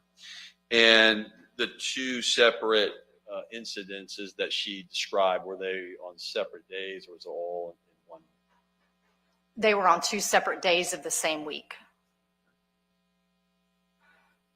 Did she disclose anything additional to the 2 episodes that you're describing? No, she did not. All right. And can you just give us generally what the first episode entailed with respect to the allegations? I'm going to reference my report because she gave me some direct quotes. So this adult person in her neighborhood convinced her, is what she said, convinced her, and had been talking to her prior to this. So the first time there was an assault, it was an afternoon after school on that Wednesday, and it was oral and what we call penile vaginal intercourse, or PVI. And so then again on Thursday of the same week, she said the same thing happened Thursday, except he didn't do oral, and I don't know if he used a condom. Now, again, the date of your exam, and if you have to refer to your report, please confirm so, but was it March 16 of 2018? Yes. All right. Did she describe anything in additional than the 2 isolated incidents that you just described No. at that time? At that time, she did not. Right.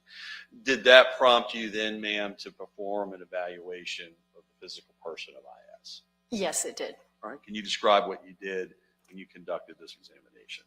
So after speaking with an alleged victim, I get some additional information about their medical history. I want to know about their overall health. Sometimes we prescribe medications and things. So I ask general questions. I ask about pregnancy or last menstrual period, things of that nature. And then I conduct a physical exam. I call it a head to toe exam. And it's very similar to any time someone has a physical. There is a GYN component or a gynecological exam, and I modify that sometimes depending on how relaxed a person is, but I can do everything in our office that would be done in a GYN type office or situation. All right. And who remains, if they do, in the room when this is happening? Whoever the child wants there. Usually, if they're young, they usually want a parent, and in this case, the child's mother was present, and then I always have at least one other person there as a chaperone and also to help me with different components of the exam. All right. And now, I've missed it. What happened? What happened, Josie? She met with a minor, but I missed that bit. My father just come, so I missed it.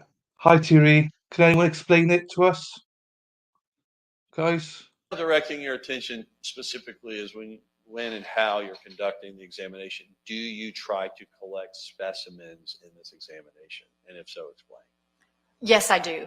Depending on the time frame. So the general guidance is if alleged victims present to our office within a week. Right, Josie, we have to go back.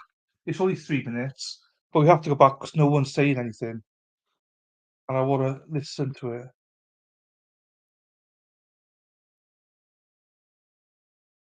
Sorry for those that are listening, but we've got to go back if no one's telling us. Hopefully this is enough. I'm backing it up now, Anne.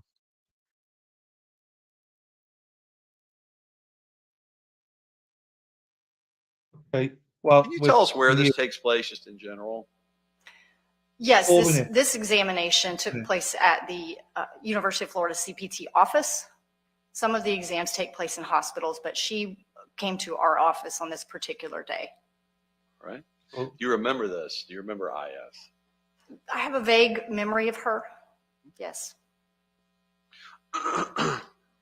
Now, ma'am, do you compile a record and or a report as you're conducting and or during or after you do the sexual assault examination of IS? Yes. You have that in front of you or with you? I do. I brought it with me. You reviewed that prior to coming to court today? Yes, I have. What does the word forensic mean when you, like, for example, a forensic examination? What does that mean? Mm-hmm. Well, for me, as a forensic nurse, technically, although that's not primarily my job is about health and well-being and safety, but one component of what I do is forensic. And it means that some elements of my job entail being very detailed about particular types of findings. So it might require techniques like photography that's a little bit different, a little bit beyond the scope of general nursing. It often involves collection of evidence, things like clothing, skin swabs. We sometimes use alternative light sources in forensics to see if there's any particular types of fluid on clothing or even on people's bodies. So there's some elements that are forensic that you don't really get training for as a general nurse or even nurse practitioner. Now, with respect to this young lady, and if you have to refer to your report, just say so. Do you recall what her date of birth was? I have to refer to my report. I know she was 15, but I have the sexual abuse medical assessment report in front of me, and her date of birth was September 6th, 2002. Thank you. Now, would you happen, as you sit here today, have an independent recollection of what her demeanor was during this examination? Only vaguely. She was cooperative, conversant. You remember who was with her? Yes, I do. Who was that? Her mother was present. I need to look at my report to see if she was actually in the exam room. Sometimes they are in the lobby, but it looks like her mother was actually with her during the exam, and then one of my colleagues was also present. All right. Now, at the beginning of the examination, can you tell our jury like how that begins, what you do first as you begin this examination? Yes, I can. I always talk with the person in front of me first. If they're verbal, we see some children that are too young to tell you a whole lot, but with a teenager, especially a 15-year-old, my general method would be to talk with them. And it's in broad terms. I never start with like a specific allegation. That's considered a no-no in forensics. I'm sorry. You want to be as objective as possible. So I probably just asked her something like, what brings you here today? And as I said, my main goal is health, safety, making sure the kids don't need a higher level of care like an ER transfer. So I usually ask them how they're feeling. All right. And with respect to IS, did she give you disclosure as to a recent previous sexual assault? She did. And can you give us just a general summary of what she advised? I saw her on a Friday of this week, and she reported that there had been 2 different episodes of a sexual assault by an adult person in her neighborhood. All right. And the 2 separate incidences that she described, were they on separate days or was it all in one? They were on 2 separate days of the same week. Hang on. Let's check that again. Of a sexual assault by. All right. And with respect to IS, did she give you disclosure as to a recent previous sexual assault? She did. And can you give us just a general summary of what she advised? I saw her on a Friday of this week, and she reported that there had been 2 different episodes of a sexual assault by an adult person in her neighborhood. All right.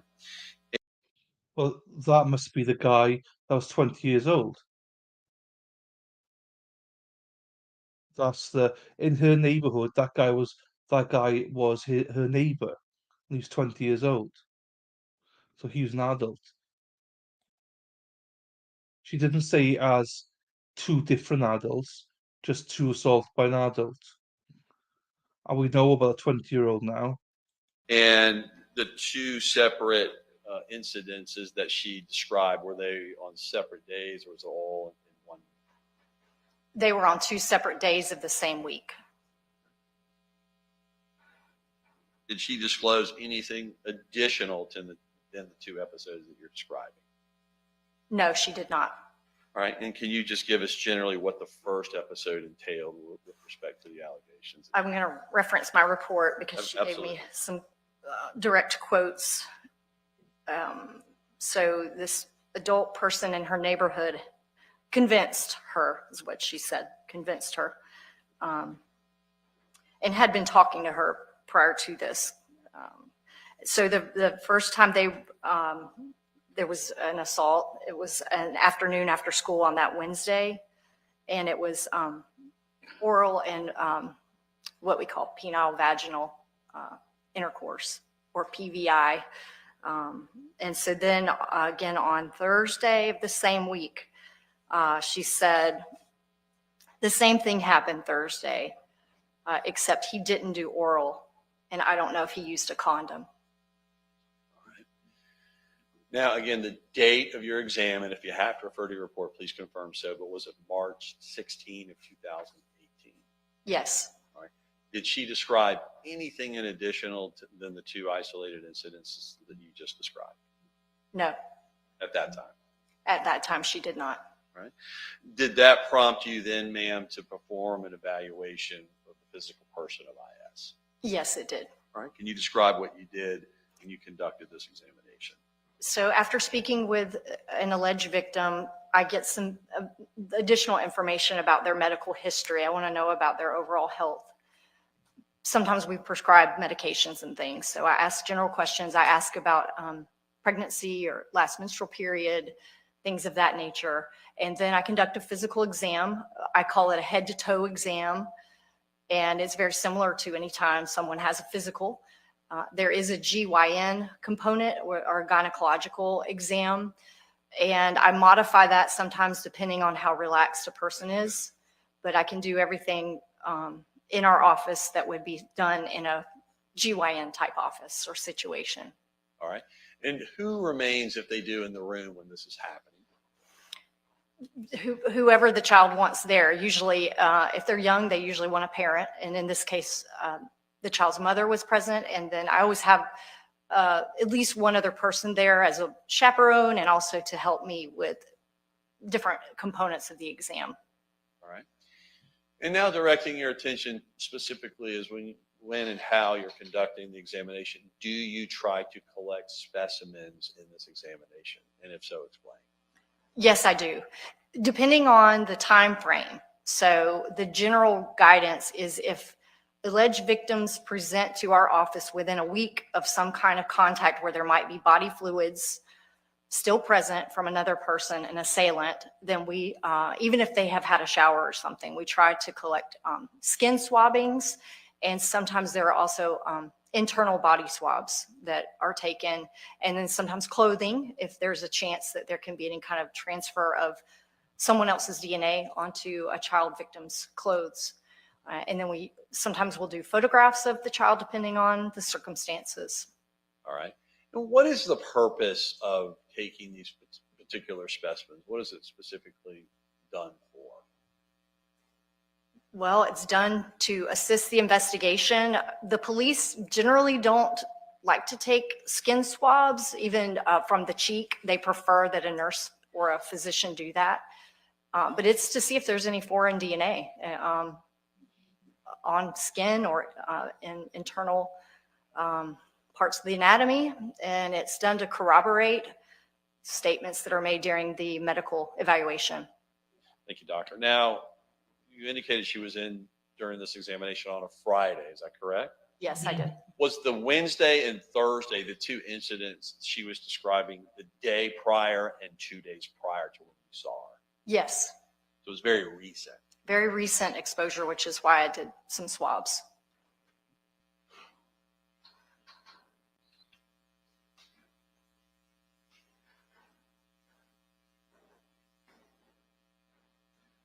Doctor, I want to show you what's been marked and admitted into evidence as state's exhibit number 6060.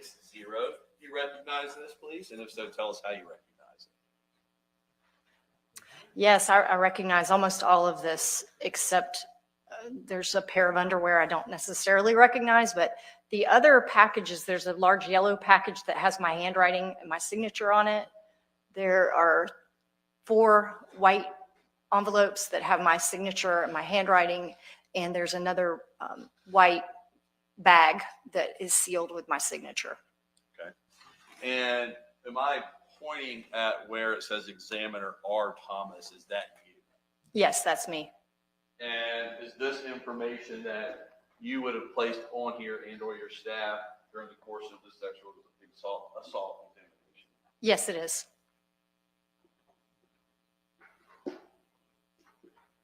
So as I'm holding this exhibit, ma'am, but I want to ask you first, let's just talk about the 4 small envelopes in the middle first. What are these that we see, these 4 white envelopes that we see in the middle? Yes, closer. So they're all envelopes that contain Q-tips. If you open them up, they look like pretty standard Q-tips. The difference is these are Q-tips provided to us in a sealed fashion by FDLE, and we use them to swab different parts of the skin or of the anatomy. And we package them in a very careful way so we don't put our own DNA in the packaging, and it has to be sealed very in a very systematic way. So we're keeping everything very sterile. We only want the collection of the potential DNA in that envelope. All right. And is the top right envelope, does that have IS's name on it? It does. Does it have the date of the examination? Yes. Does it have your name, Dr. Thomas, on there? Yes. And is that on the top right an internal, what's referred to as a vaginal swab? Yes, it is. All right. And the two that are on the bottom of state 60, the two white envelopes, do both have the same information as just described? Yes. And does one on the bottom left indicate this is a swab of the vagina? Yes, it does. Most specifically the labia. Yes. And is the bottom right envelope a swab of the neck? Yes. And the specific body location is left neck? Yes. And is I think I covered it, but the top right envelope, is that what we call vaginal swabs? Yes. The top left one is what's called, some people call it buccal or buccal cheek swabs. What are these in the top left, please? That's a swab taken from the inside of her mouth, and that's the control swab, so to speak. So all the other swabs and the other packages are compared to that one we know is her. All right. So we have a sample from the alleged victim, and then we have other samples. Okay. Now, with respect to the top right, the full right item, I know you say you don't recognize the particular underwear. Is your name on the packaging? Yes, it is. Does it say collected by R. Thomas? Yes, it does. Was it from the patient IS? Yes. Was it collected as part of this sexual assault kit, March 16, 2018, the date of the examination? Yes, it was. So, doctor, as I pulled up State's Exhibit 60, what we see on the right-hand side of the exhibit, is that underwear? Yes, it is. Is that underwear that you would have collected from IS during this examination? Yes. Is it underwear that she indicated that she was wearing during the assault? If you can recall. If I recall, and I'll look at my report, but it was underwear she put on after a shower is my recollection. Okay. What, if any, effect would that have on your ability to collect either semen or DNA or transfer DNA or touch DNA, any DNA whatsoever? If any? You mean the showering? Yes, ma'am. So sometimes the showering washes everything away, but in teenagers, we found that sometimes they don't shower very thoroughly. And so usually we try to collect anyway. And we're also getting internal swabs where you might not be applying water. And so we do internal swabs for that reason. And then the reason we collect underwear, even if it's post-showering, is because there can still be some transfer of body fluid or liquid into the seam or the crotch of the underwear. And it's a common source of evidence with kids. Okay. Is the purpose of collecting and bagging and securing the underwear for potential testing for DNA from FDLE down the road? Yes, it is. Did you do any swabbing to this? No, I did not. All right. Just so the record's clear, I pointed at the underwear. Did you package and preserve it for the potential for Florida Department of Law Enforcement to do swabbing of this particular item? Yes, I did. Once you collected all the items in the sexual assault kit, did you have them packaged that you have them and secured as you normally would based on your training and experience? Yes, I did.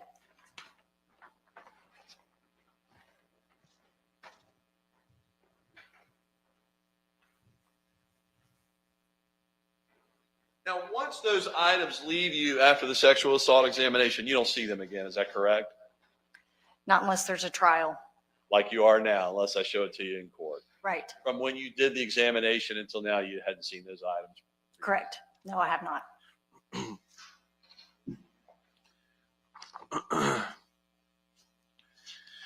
Now, as you concluded your examination of IS, ma'am, did you, what, if anything, did you do during that particular examination? Other than what you described. As I concluded it, well, I gave medications to prevent infections based on the statements that she provided. I thought there was at least a reasonable chance of a sexually transmitted infection, and we have those medications that can be dispensed. So I talked to her and probably her mother about the medications.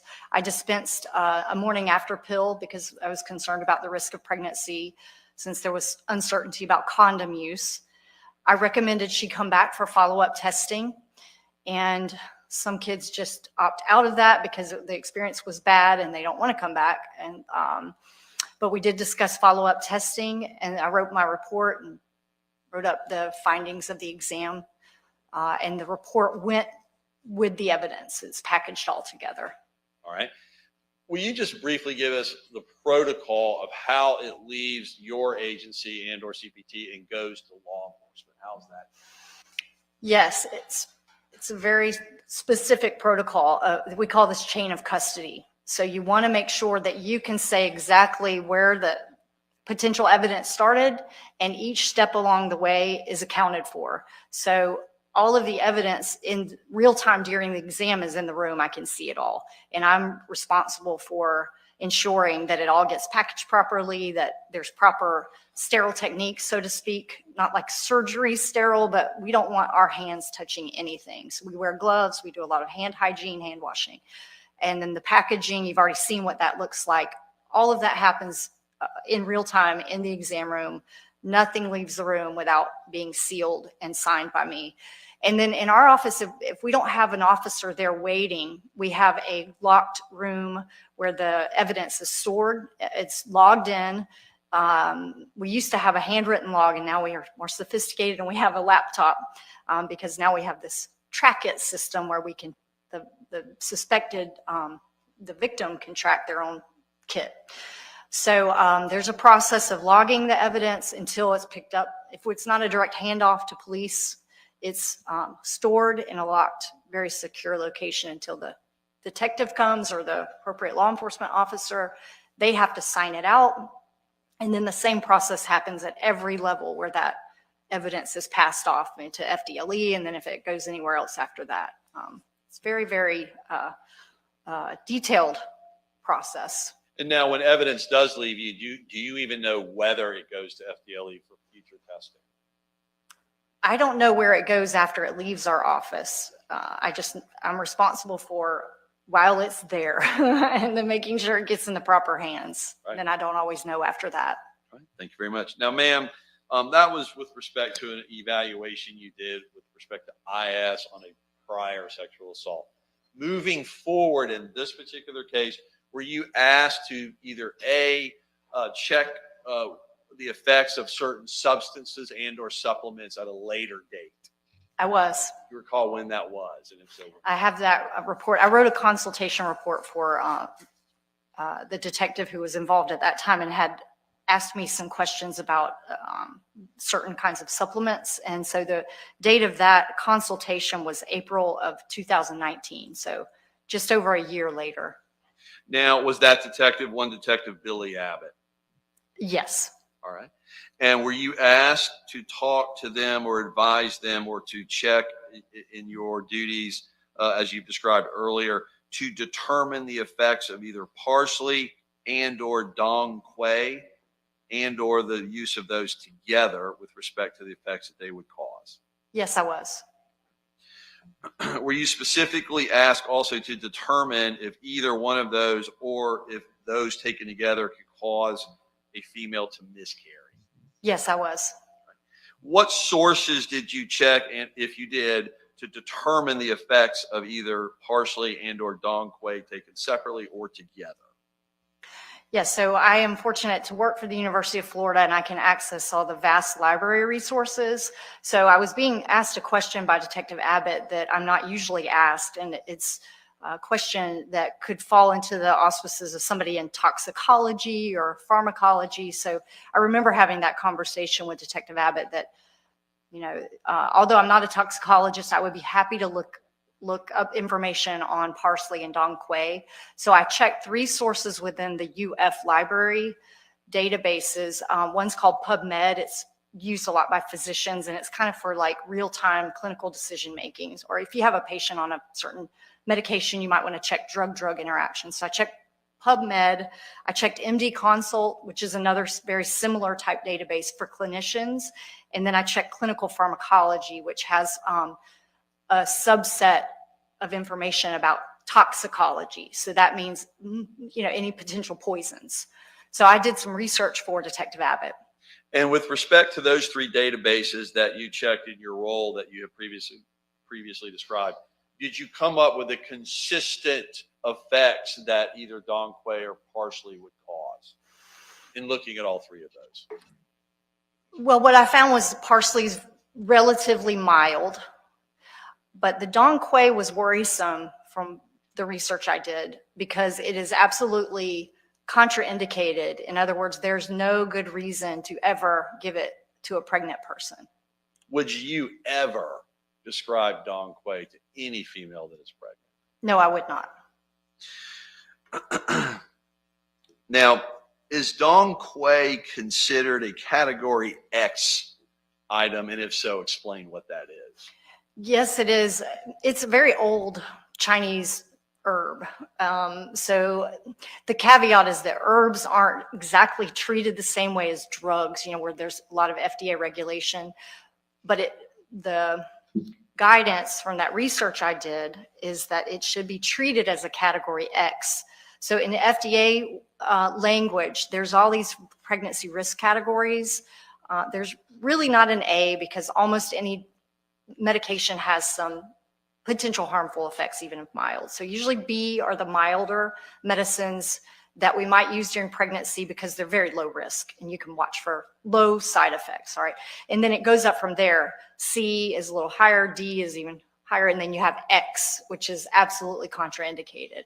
So Don Quay should be treated as a category X. Does the fact that it's contraindicated and a category X item, does that mean it is unsafe under any circumstances during pregnancy? Yes, that's exactly what it means.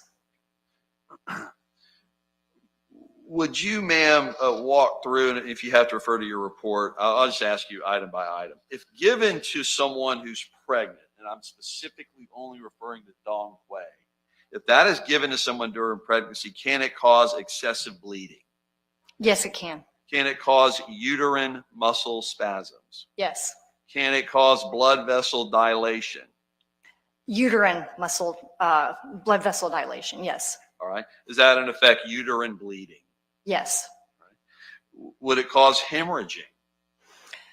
From what I read in the research, yes. Would it cause uterine spasms? Yes, that's a potential. All these are potential risk factors, yes. Of course. What about premature labor? Potentially, yes. And what about a miscarriage? Potentially, yes. And what about fetal demise just in general? Potentially, yes. A lot of potentials. I think they're going to go for lunch break now. It's come past normally what they like to do.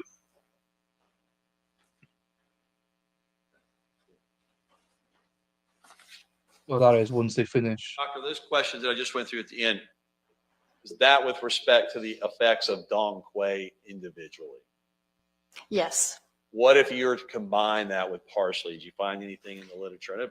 Well, let me start. Is parsley something we all use in cooking, for example? It's really common herb, very mild herb, has a lot of different supplement uses and cooking uses, sure. Did you find anything in your research or in your training or experience or your knowledge that gave you the indication that if you add parsley to Don Quay, what in addition would that cause other than what you've just described?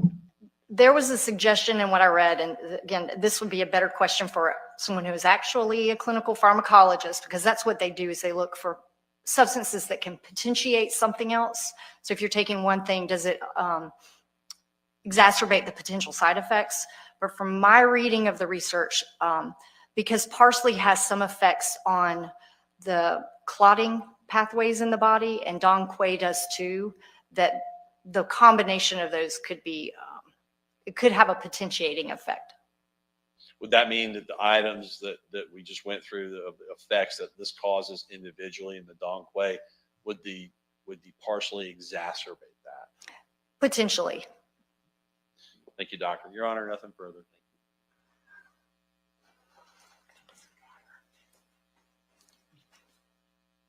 Thank you.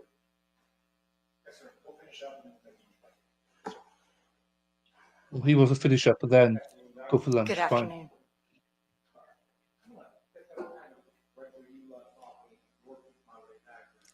Thank you. Yes, sure.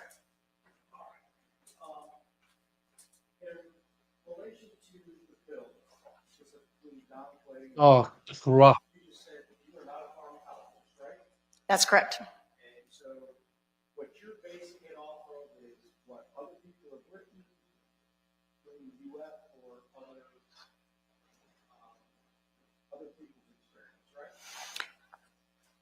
Well, it's other people's experience that are in the pipeline of evidence-based practice. So there's the information I read, they weren't just opinion articles. They were articles with some scientific validity. I didn't just go to some Google search, but yes, with that caveat, yes.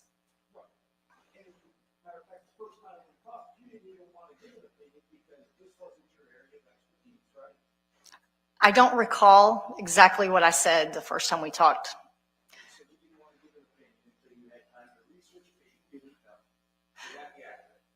Well, are you talking about the first time we talked for my deposition? So I had done the research.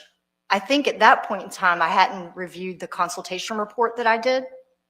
So I wanted to go back over that consultation report.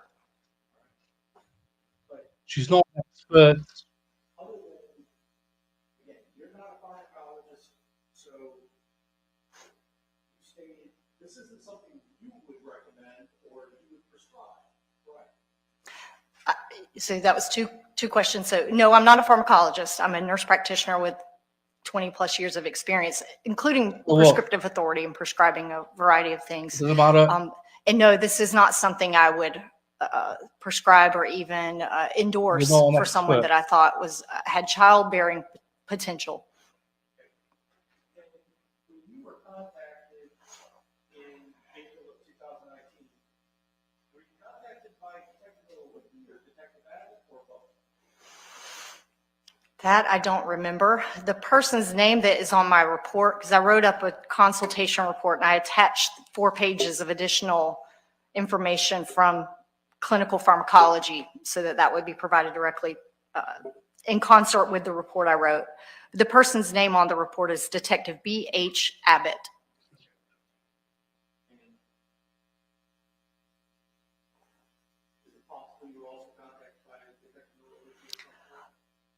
It's possible. I've had fairly frequent contact with her off and on over the years, so it's possible, sure.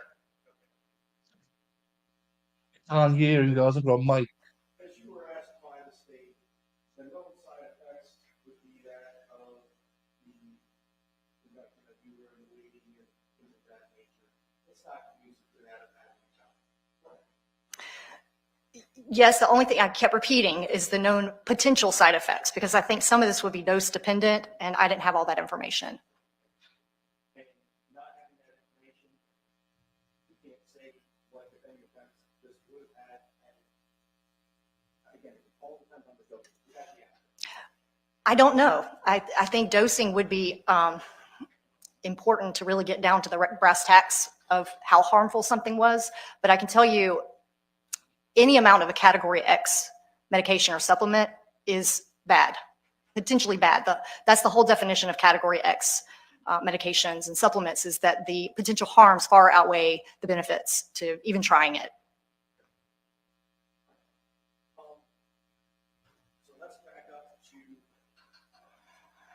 the first time I asked was at your office, okay? Okay. All right, so she comes to you the first time, and as you stated, in the room for her was also her mother, right? Yes. All right, now, she was there because she was sexually assaulted, right? Yes, those were the allegations I was asked to assess. And as part of the gathering information that you stated, she was sexually assaulted by somebody there in the neighborhood, correct? Yes, based on her statements to me. And based on her statements, she said it was Mark Humphrey, right? Yes, she did. There was no mention of a Johnathan Quiles, correct? Correct. Oh, whoa, now, whoa. You go back. I wish you'd speak louder. Hang on. This is important. Asked to assess. And as part of, you got any information that you stated that she was sexually assaulted by somebody there that, correct? Yes, based on her statements to me. And based on her statements, she said it's Humphrey, right? Yes, she did. There was no mention of Johnathan Quiles, correct? Correct. Okay. There was So she said he was the neighbour. She said he was the neighbour twice, and no mention of Jonathan. In case you couldn't hear that, that's what she said. Wow. Wow. Okay, well, also, as part of your exam, you stated that you had a hard time doing your visual exam. Would that be accurate? You're referring to a particular portion of the physical exam, right? Okay, so I did have a hard time, a little bit of a hard time with the gynecologic part of the exam and seeing everything I usually like to see with a relaxed patient. She was tense and nervous, which many 15-year-old females are during that kind of exam. And what specifically in doing that type of visual exam are you looking at? Well, at that point in the exam, I mentioned the head to toe exam already, and I was down past her belly and about to examine all of the landmarks in the female GYN region, and she started to kind of tense up. So normally what I look at is sexual maturity, and then there's a lot of different what we call anatomic landmarks I'm looking at to see if everything is developing normally, if there's any signs of infection. And then I do more of an internal exam looking at certain structures like the hymen is pretty important from a forensic exam standpoint. And then if I have a pretty relaxed patient who gives consent, I can look all the way at the cervix, but that requires a full pelvic exam and a speculum. There's a range of things that I can do depending on how comfortable the patient is. And she was quasi comfortable, but I couldn't see all of that. I was able to see all of the external genitalia. I was able to establish sexual maturity. I was able to establish absence of signs of infections, and I was able to see her hymen somewhat, but that was as far as I could go. And as part of your exam, your notes, and based on what you were able to glean from IS, up until the sexual assault, it appeared she was a virgin, right? That's what she told me, yes. All right. And as such, you also learned that she lost her virginity within that day or two prior to being in your office. Would that be accurate? That's accurate about the statement she made to me, yes. Was that corroborated by your exam? I'm not sure. There was something that I wanted to see a little bit better, which was an abnormality of the hymen. And I thought it might be what we call a transection, which is sometimes present when there's been prior penetration. It didn't look like it was an acute injury. It didn't look like fresh injury, but I suspected there might have been an abnormality of the hymen from something previous that had healed. But I couldn't see it very well. I just made some notes in the margin of my exam report. And that was one of the reasons I wanted to bring her back, is I wanted to try to look again when she was more relaxed. And that's part of the reason why you requested a follow-up, right? Yes, it is. That never happened either, did it? I assume that she did not come back for follow-up because when I requested the case file on this, I don't see a follow-up exam note. You stated underwear, the underwear was collected. Do you recall what size the underwear was? No, If you were to look at it, would you be able to tell? probably not accurately. Why is that? Well, you know, they're pink underwear. They could be a child size. They could be an adolescent or an adult. It's really hard to tell size of underwear just by looking, unless I can see a size printed in the back of the underwear. Okay. And because these were tagged and put in the bag for evidence, you would be able to manipulate them to see the size. Would that be accurate? Do you mean now? no. Yes, that would be accurate.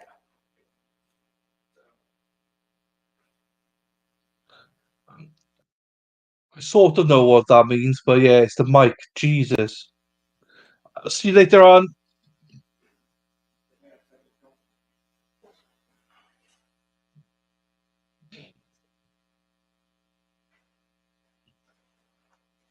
It's because he's in a wheelchair, they can't get him to the stand, you know, so.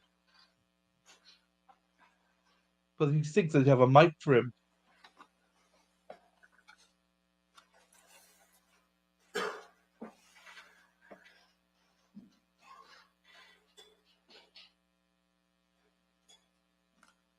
It's interesting to me, the whole thing about how she named her neighbour as the person she had sexual intercourse with twice and not the defendant. Consistent with IS's statement. It appears she was a virgin before, before the sexual assault. Part of that is correct, part of that, no.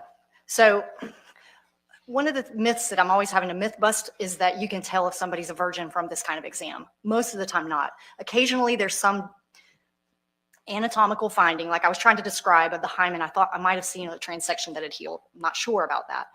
That's like the finding we're looking for to show that there's been prior penetration, prior injury of a hymen, all right? It's very hard to injure a hymen. They're very stretchy. And the older you get, the stretchier they are.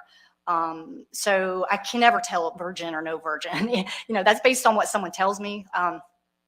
The finding at the conclusion of my report was that, and we've got a very standardized way of saying this, but it's basically the exam neither confirms nor negates allegations. The findings are consistent with the history and neither confirm nor negate allegations of sexual abuse or assault. Since many types of sexual abuse leave no physical findings, this exam should not be viewed as evidence that sexual abuse did not take place. And we put that in our report many years ago because we have to explain that so much. Most of the time, 95% of the time, I do these kinds of exams for sexual battery allegations. The GYN exam is completely normal, completely unremarkable. So I said all that to say, my conclusion at the end, yes, the exam findings were consistent with her statements, but I can't say anything from a medical standpoint about her virginity or the lack thereof. I know you collected the underwear, but did you collect them the same day with the exam? Yes, I did. And do you know, is it possible for touch DNA to have already been transferred onto this underwear? Do you have any personal knowledge? You ask her if she has any knowledge She has any personal knowledge? of touch DNA being on this specific item. If touch DNA could be transferred on. She can, if she has personal knowledge, we'll see what she says. And then after that, if you have an objection to make, we'll see. You can answer the question now. Let me make sure I understand the question. Personal knowledge of touch DNA in this case being on these underwear, or just in general personal knowledge about touch DNA being transferred onto clothes? No, I do not.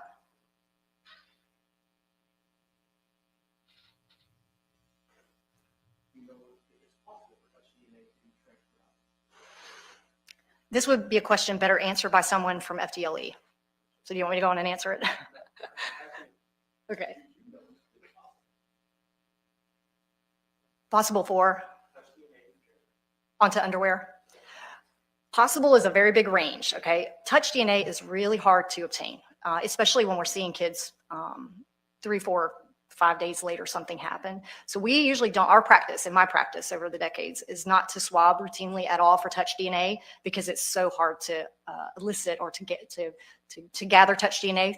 So usually that's not what we're looking for. Touch DNA is just casually from the hands, and it's my understanding from FDLE trainings and all of my work is that touch DNA is very, very difficult to obtain because it degrades very quickly. Body fluids, different. Saliva, different, but no, not touch DNA. So I don't routinely swab for touch DNA for those reasons. Well, I mean, a lot of things are possible, so I can't disagree. It's impossible. It's not possible, but in my experience, touch DNA is not where it's at. It's not usually part of the discussion when we're trying to collect a thorough evidence kit.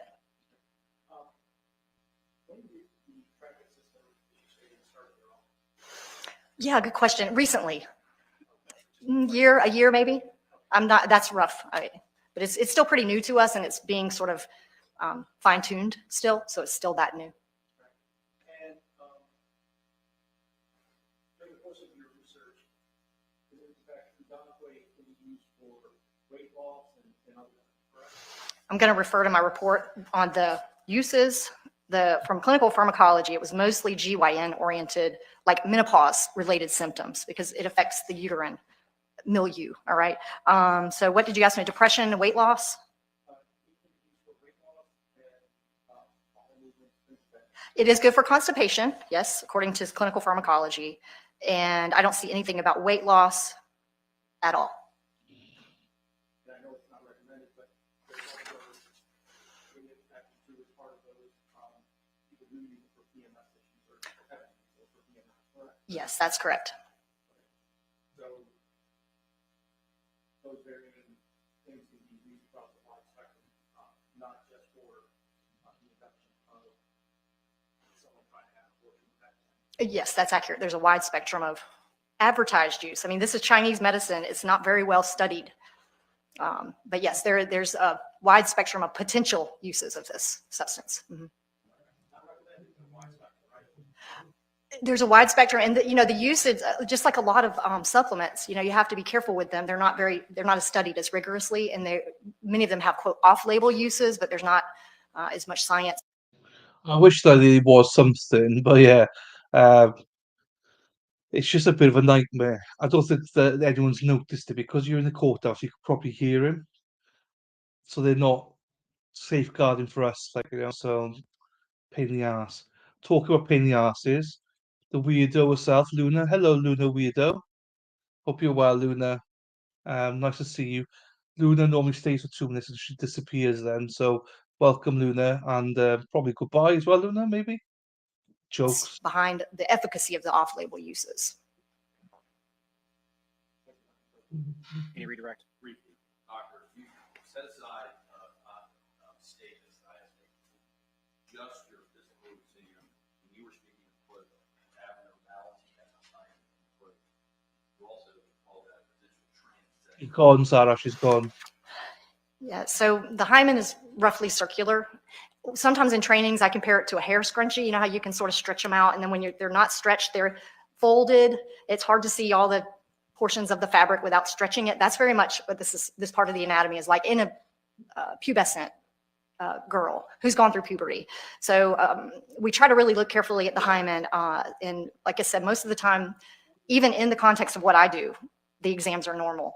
But there's a small subset of kids, teens that will have a sexual assault experience, and they have I'm reluctant to say break in the hymen because that's not exactly right, but there's a place we can see where there was tissue and now there's no tissue, and we call that transection. Surprise, surprise. I thought maybe on her exam, I thought maybe, but I couldn't get a really good look. And what we like to do is try to stretch out the hymen. Sometimes there's techniques for doing that, like with a Q-tip, get behind it. There's different techniques, but she was kind of like done.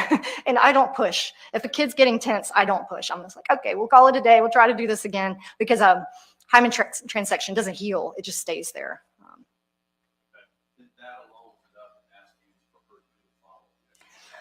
Yes, I did. And you also mentioned that transection was abnormality on the hymen could be from prior penetrations. I mean, EDI. Yes, and I think it would have been something that was kind of old news, not anything recent. It wasn't bleeding. I mean, that's one of the reasons I'm looking down there is I'm making sure there's no injury. I didn't see any signs of fresh injury, but I saw this area that I thought we should look at that again.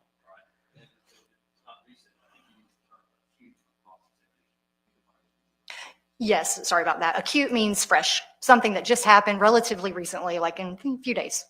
So we're clear, this abnormality at the hymen, this transition that you believe that it may be there, you said it was not. Yes, I did. Prior to the assault. Yes. Dr. Earl, it was a pleasure seeing you in court. Thank you. I was a juror. We're going to take our lunch break now. I apologize for being later than what we've done the past 5 days together. I just wanted to make sure we finished the doctor's testimony versus breaking up over lunch. So it is Monday. It's typically busier in the courthouse on Mondays, given the number of jurors. I'm going to give you guys a bit of a longer lunch because of that. I'm going to give you guys an hour and 10 minutes. It's 12:50. We'll come back at 2 o'clock. We'll start lunch. We'll start we'll resume the trial at that point. Please remember, put your notepads on your chairs. Please don't discuss the case among yourselves or each other. Don't do any independent research. And you guys have a nice lunch break.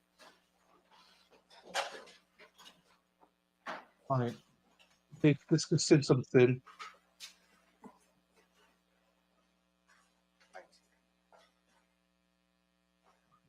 They're discussing something over lunch, so let's see what they're going to say.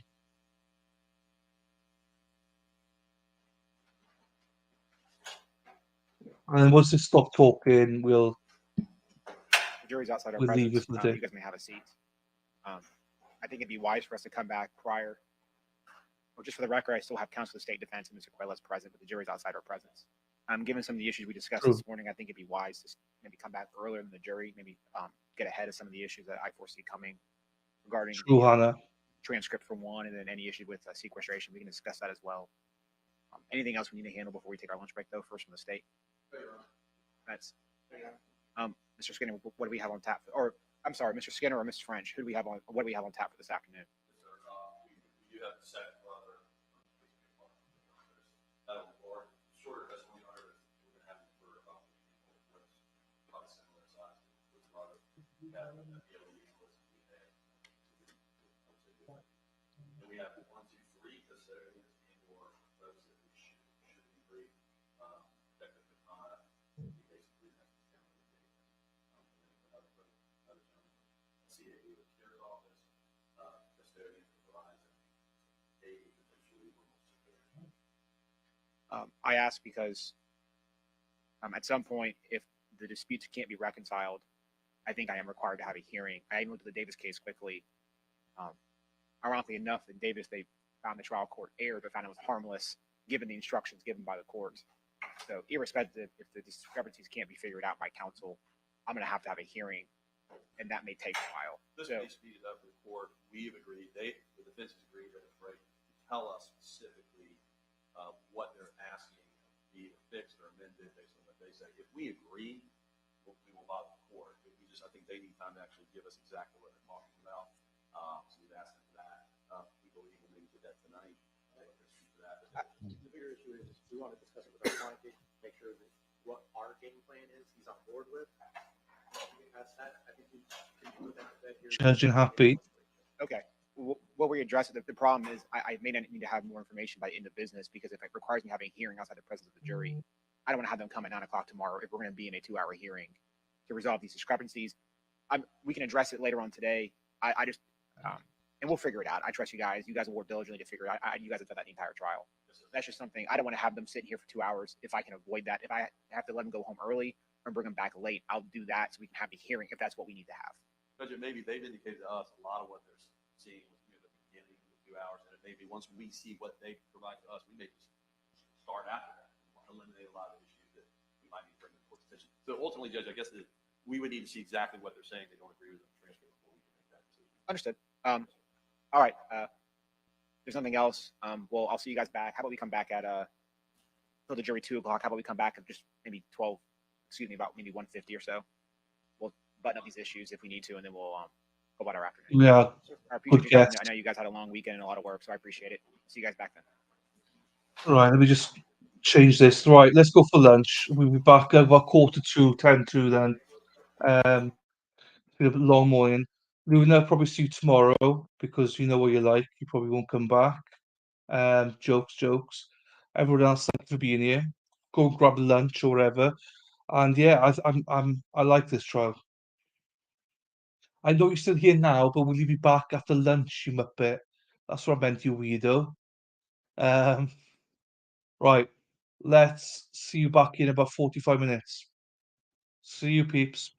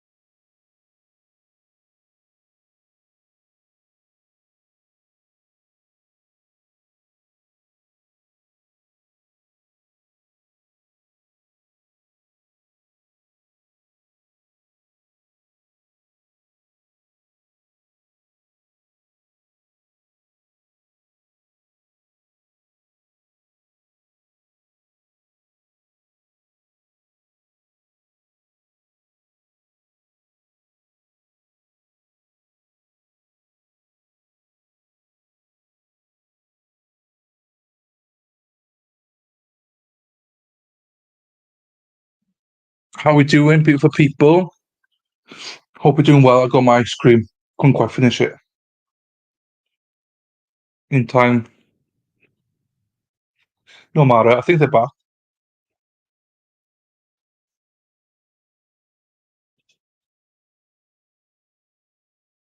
Oh, Holly's been here. Hopefully she comes back.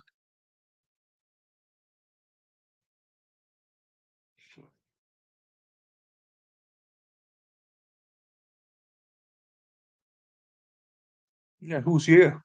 Anyone here?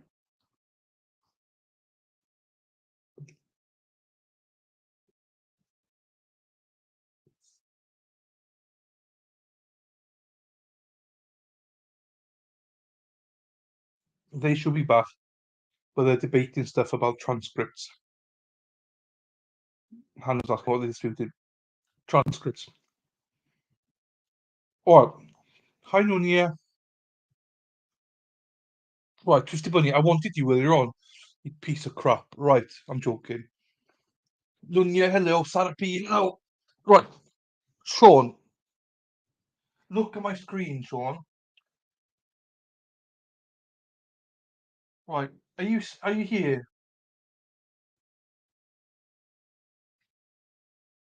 Are you here, Sean? My screen.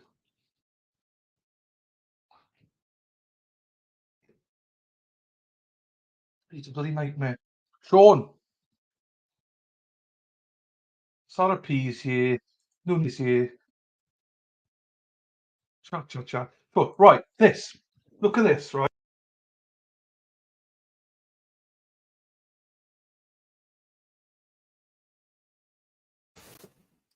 The audio's bad now. This is my microphone lead for my mic. See it? So it's a small USB-C or something, whatever it's called. See one of those? I need that, right, to go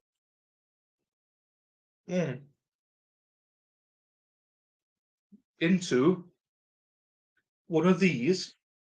I need an extension adapter thing. So it goes in one of these, like that. And at the front of it, I don't want that USB. I don't want that. I want this. So basically, for my mixer, I have to put microphone into it. But my microphone is obviously this, and it's got a round hole. So I need an extension where I can put in something like that. Instead of having the USB there, I have this head there instead. Thanks, mate. Appreciate you. Thank you very much. We've only taken about 20 hours.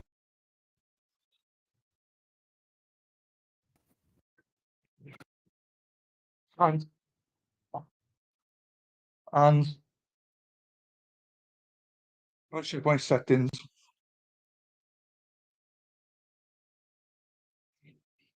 Settings? Yeah. You know what I mean though, don't you? So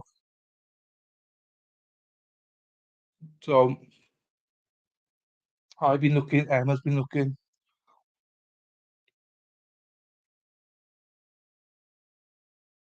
So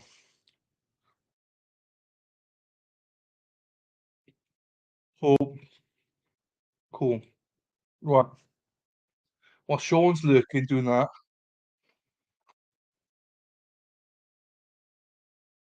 Sorry everyone. It's a lollipop, it's not like anything else. You ladies are probably getting excited now.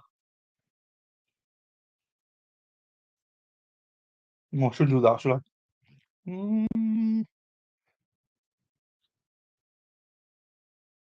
Right. Oh, I've been busy. I've been busy. I had a quick dinner, but I've also been busy.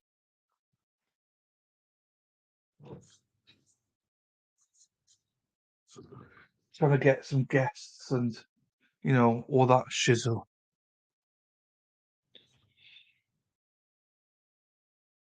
So we've got a new guest tomorrow, Dr. Hines. We've got another guest who's not bloody DMing me back.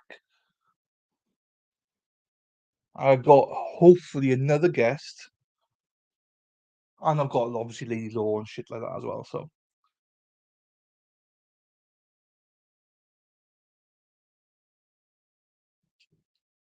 what the fuck was that? Is that Lissy? What's that have fun stream? What are you on about?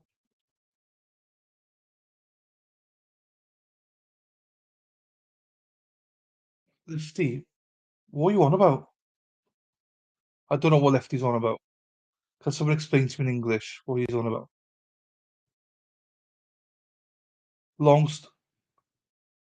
Okay, fine. It's nothing that I know about. Right, fine.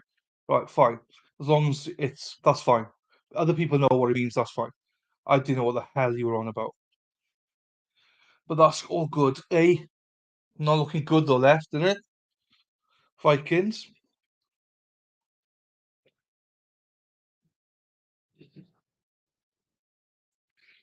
But I'm also converting over to Streamlabs.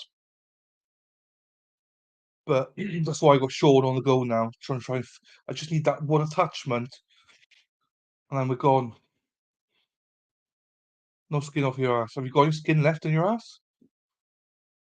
That's a good question to ask, isn't it? I mean, I think it'd be good for you to have a down year, get a new quarterback. What's this?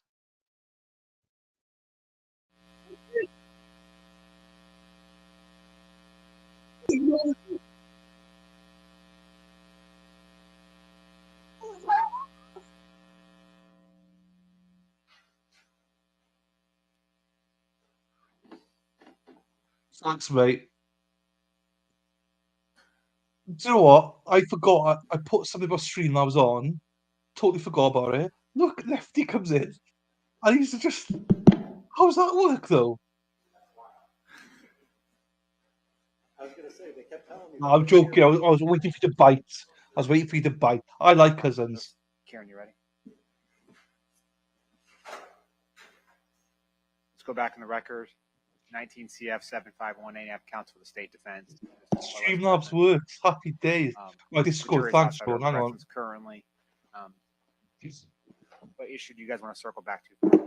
Judge, I can tell the court after speaking with our client and concurring, the issue having to do with the transcript, we'll agree to leave it as. Later. I think you're going to get banned. Just inquire the defendant about that. You jumped out quite quick on that one. I just want to make sure the record. You didn't pull a back muscle or something, did you? I may have. That was quick. That was. I can move that fast. That was college level baseball quick. And I just, so that with that announcement also, just also. We are also going to agree to waive the sequestration, and we have discussed that with our client as well, and he is in agreement. Nah. Okay, I'm going to inquire on both issues. Okay? Yes, sir, Your Honor. Mr. Quiles, can you raise your right? Right, hang on. Yeah, court's back. Sean, it's not that. This is what I need. You gave me.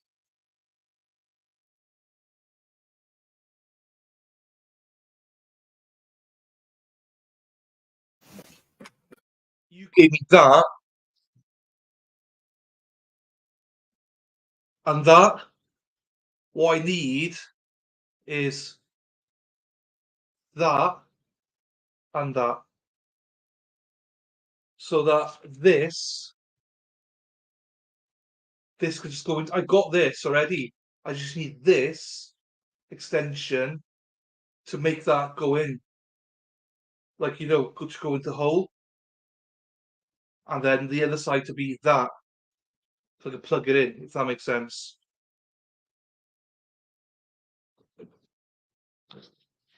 Once we talk about holes, then. Right, court is back. Hang on. Does that make more sense, Twisted? I can't find one anyway. Again, do you swear or affirm to tell the truth, the whole truth, nothing but the truth? Yes, you will. Right. So Streamlabs. Right. So Sarah, this is what I did the other day. Hang on, let me check my settings. This is what I was doing. Microphone, road, yeah. Yep. This is what I was doing on Friday, was putting Streamlad's thingy in. I don't know what I've done. Thanks, mate. Anthony! Anthony or Tony? How we doing, my friend? So I'm from Carmarthen Way. The Carmarthen Way there. So you're not far from me, buddy. How's it going, son? You alright? So I imagine you're Brecon more towards you more towards Merthyr way, or more, yeah, you probably more towards Cardiff, Merthyr that way, aren't you? I lived in Treforest Ponty for what was it, 5-6 years. So love that. So yeah, and we got a few others here as well. We got Emma. She's from Newport. So trying to think, is anyone else from Wales? No. So welcome, bud. It's nice to see you here. Are you a trial junkie or what? Do you enjoy these kind of things? That Streamlabs is timing people out for. But what's he doing? Has he timed you out or something?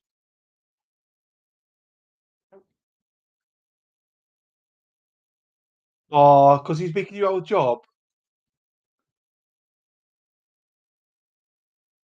No, I don't know how to change it though. Okay, I don't know how to change it though. That's my problem now, isn't it? All right, so you can put your hand down. And so a couple issues I want to talk to you about. Obviously, you were present for this Well, morning. hey, you impolite motherfuckers. Say hello to Tony then, Anthony. Jesus, no politeness here at all. These Americans, Anthony, or I prefer to call you Tony.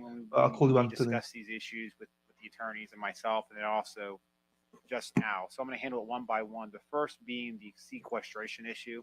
If you recall, I told the jury during jury selection last week. That's funny though, isn't it? That's funny though. Florida law requires me to sequester them once they begin deliberations, meaning that once they begin to deliberate the guilt phase of this portion of the trial, they must be sequestered the entire time they are deliberating, meaning that if they were to not reach a verdict at night, accommodations would have to be made for them at a hotel. Oh, you arsehole. You arsehole, Sarah. Complete arsehole. Because you could be out of a job now. Look at that. Streamlabs is straight on it.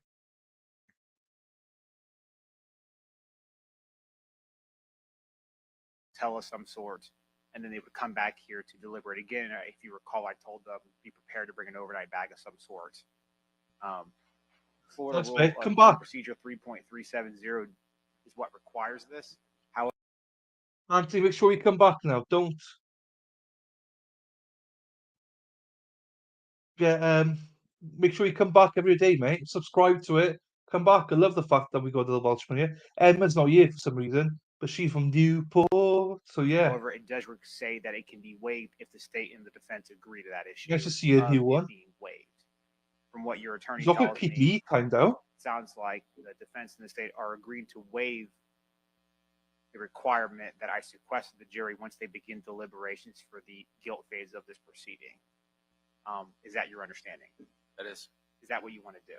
I do. I don't think any family, they shouldn't be away from their family. Okay, so you're agreeing to waive the sequestering of the jury during the guilt phase of the trial. Yes. Am I required to sequester them for the penalty phase as well? The court would, obviously, if the defense doesn't waive that as well. Okay, if we get to that portion of the proceeding, are you in agreement to waiving it for the penalty phase of the trial, or do you wish to talk to your attorneys more about that as well? Absolutely. We could just waive them. They shouldn't be away from their family. Okay, and obviously I tell the jury, even if they, this is only if they don't reach a verdict that same night, have to come back the next day, they would be under the same rules that whether or not to watch the news or the media, read the newspapers, or do any outside research. So the same rules apply.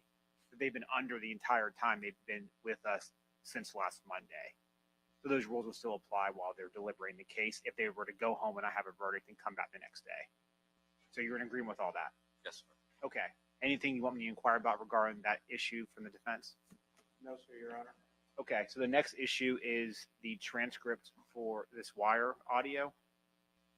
Now, as I sit here, I don't believe I have heard the audio. I've read depositions regarding the audio through the Williams Rule portion of the proceedings we've had litigated in the case. But I myself have not listened to it. And I'm going to go ahead and just for clarity and so it's complete, I'm going to go ahead and read to you, Mr. Quiles, the jury instruction. I'm going to read to the jury at this portion of the proceeding. It's Florida Standard Instruction 2.6. This is what I would tell the jury when this is being played and they would be handed a transcript. You're about to hear recorded conversations. These recorded conversations are proper evidence, and you may consider them just as any other evidence. You're also being furnished transcripts of the recorded conversations. The recordings are the evidence, and the transcripts are provided to you only as a guide to help you follow as you listen to the recordings. The transcripts are not evidence of what was actually said or who said it. If you notice any difference between what you hear on the recordings and what you read in the transcripts, you must rely on what you hear, not what you read. So essentially, the audio is what's evidence. That's what the jury is to consider. The transcript they are given during the portion of the trial is never taken back to the jury room. It's not evidence, and they won't consider it as such. Indeed, at the conclusion of the audio, the transcript will be taken back from the jury, and they won't have it again throughout the rest of the proceedings. After the recordings being played, there is some case law regarding if there is a dispute as to the accuracy of the instructions. I'm supposed to have a hearing. That case law was put on the record earlier. Your attorneys this morning said that they disputed certain portions of it. I don't know what those portions were. I've not had a full briefing of the issues yet, but your attorneys were going to discuss with you, discuss with the state, and decide what next steps to go from there. But at this portion, your attorneys tell me that you're no longer disputing the accuracy of that transcript, and you are agreeing to provide that transcript to the jury for their consideration when the audio is played and move forward from there. Is that accurate? Yes. And I know that was a long prelude. Yeah. I was just kind of setting the stage so the transcript had in total what we discussed on this issue, but I have to refer back to other portions of the transcript. Essentially, you're agreeing to give that transcript to the jury whenever they hear the audio, as the state has prepared that transcript. Correct. Okay, and you're waiving any disagreement or dispute you have as to the accuracy of that transcript, correct? Correct. Obviously, the instruction tells. Well, go ahead, Ms. Michelle. You may want to clarify something. That last question, you explained that slightly differently to him, so I just want to make sure that he actually understands what you just said. Because you explained that we can, in fact, argue as to the accuracy of it, of the transcript itself, whether that matches what you're hearing. So I just want to make sure that portion is clear. And you're right, and that's probably a better way of saying it. The instruction does say that you're to rely on what you hear, not what you read. And so the transcript's not evidence. The jury is going to rely upon what they hear. And based off argument of your attorneys at closing, if they wish to argue to the jury that there's a different spin on it, different take on it, who's saying what, that's a comment on the evidence. And that's allowed during closing arguments. Essentially, though, the bottom line is that you're agreeing for the jury to have it in their possession, the transcript as prepared by the state during that portion of the wire audio. Is that accurate? Yes, sir. And you've talked to your attorneys about this? Yes. They've answered all your questions? Yes, sir. Anything else you want me to inquire about? Judge, if we just made it clear he's not waiving his right to affect the accuracy, just to answer in the affirmative when you ask that question. I guess I was talking more about on appeal purposes, but You mean as far as you're waiving the right to say that you did not agree with this getting to the jury, the transcript being provided to them? repeat that. When you asked him about waiving the right to the inaccuracy, you were specifically talking about him and his agreement to providing this transcript to the jury while they're listening to the audio. He's waiving any challenge to that specifically. Correct. Yeah, the jury instruction says that that the jury is to rely on what they hear, not what they read. And if the defense is commenting on the audio and what you hear, that's a comment on the evidence, and that is something that is entirely permissible to do in front of a jury during closing argument. My only comment is that he is agreeing for the jury to have in their possession the transcript as prepared by the state. Does that? Yes, absolutely, yes. Okay. Anything else you want me to inquire about in that regard? Mr. Quiles, anything else you want me to, anything you want to clarify? No. Just it. Okay. Anything else you want to talk about? Okay. Anything else you guys want me to inquire about while I have them? Okay. Okay. So anything else you want to handle, stay outside the presence of the jury? Defense? Oh, yeah. Okay, let's bring the jury in, please.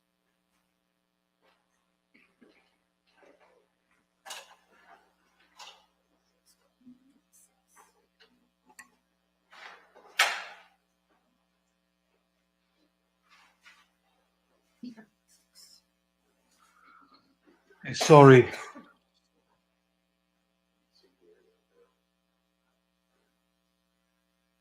Where the word is. Yeah, but I've got it still. So it censors on the thing, but I've got it. Yeah, so it makes a difference.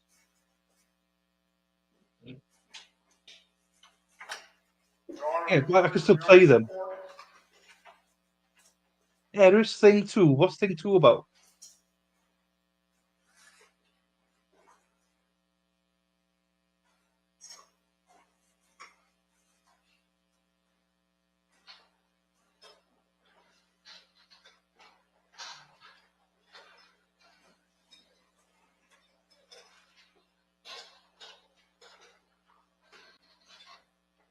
It's all good, Eris. Members of the jury, welcome back. Hope you had a nice lunch break. We're going to continue with our It's all good, Eris. our trial here this afternoon.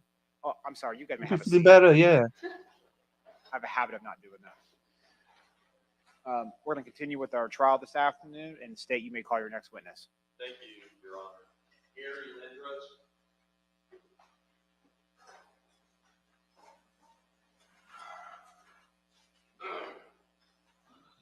Alright, I'm gonna try and fix it then. I don't know how to fix it, that's no problem.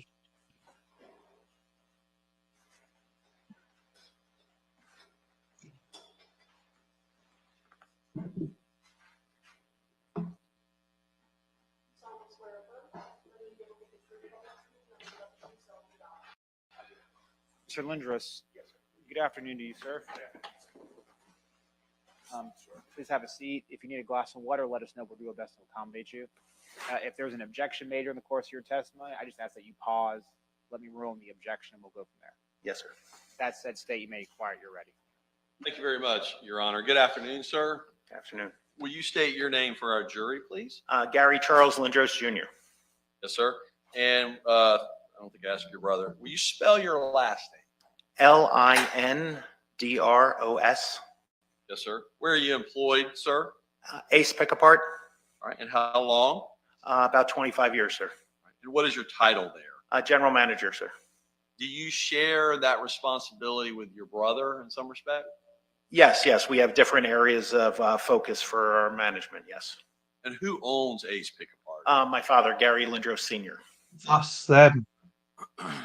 Now, with respect to your position as general manager, can you give our jury an idea of your duties under your umbrella? Yes. My friend, hey, you got a membership again. I'll give you a membership. Is that PayPal thing, mate? No video. It's them, not me, son. It's them. It is their screen, you see. This is them. Look at that. Look at me. I just tipped myself $5. So, Sarah P, you need to copy and paste this, Sarah P and Josie. That's now the link. So if someone PayPals me, it comes up in chat. How good's that? I'm going to look at this other thing now.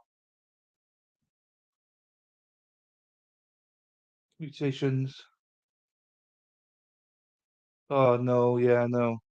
So if anyone PayPals me, it comes up. How good's that? But you have to use this link, though. You have to use that link tip. That's good, isn't it? Right, I'm gonna try and see if I can fix this thing about the whole. Because Sarah P's upset. She's threatened to quit and everything now. She said, "I'm gonna quit. I'm gonna quit because you're a piece of shit." She told me. So I'm gonna try and fix it. I don't know what to do with that one. I'm generally in charge of the office staff as well as what we consider the retail end of our business, which is commercial sales to individuals.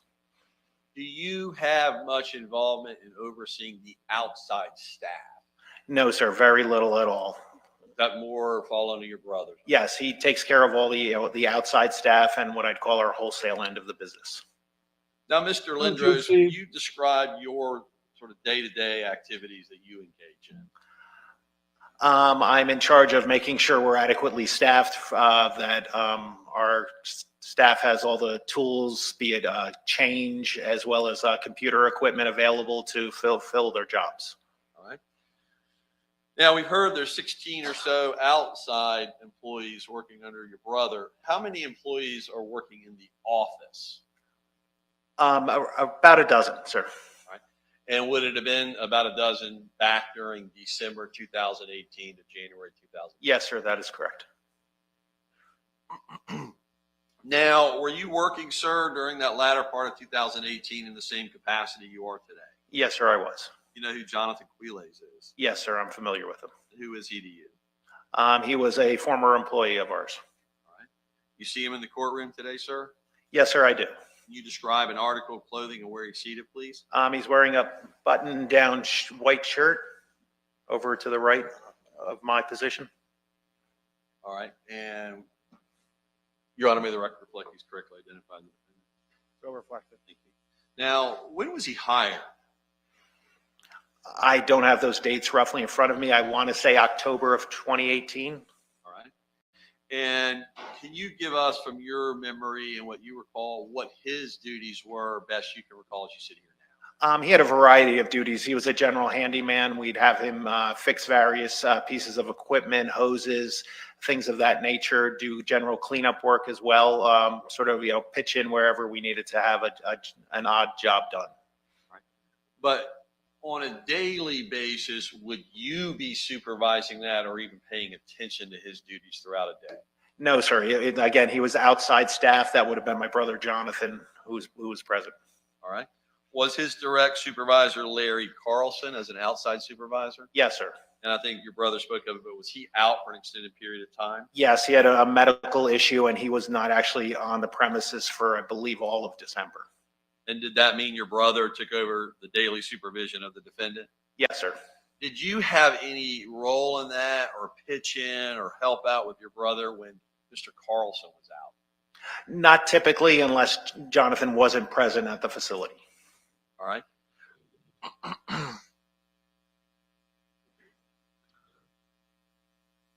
Now, when employees leave for the day, just in general, how are they supposed to do that? Well, besides we don't hold people to the moment, but there's a generally scheduled lunchtime. They're supposed to punch out. We have a time card system, a little old school, and they punch in when they come in, they punch out for lunch, punch back in when they come back, and then punch out to leave.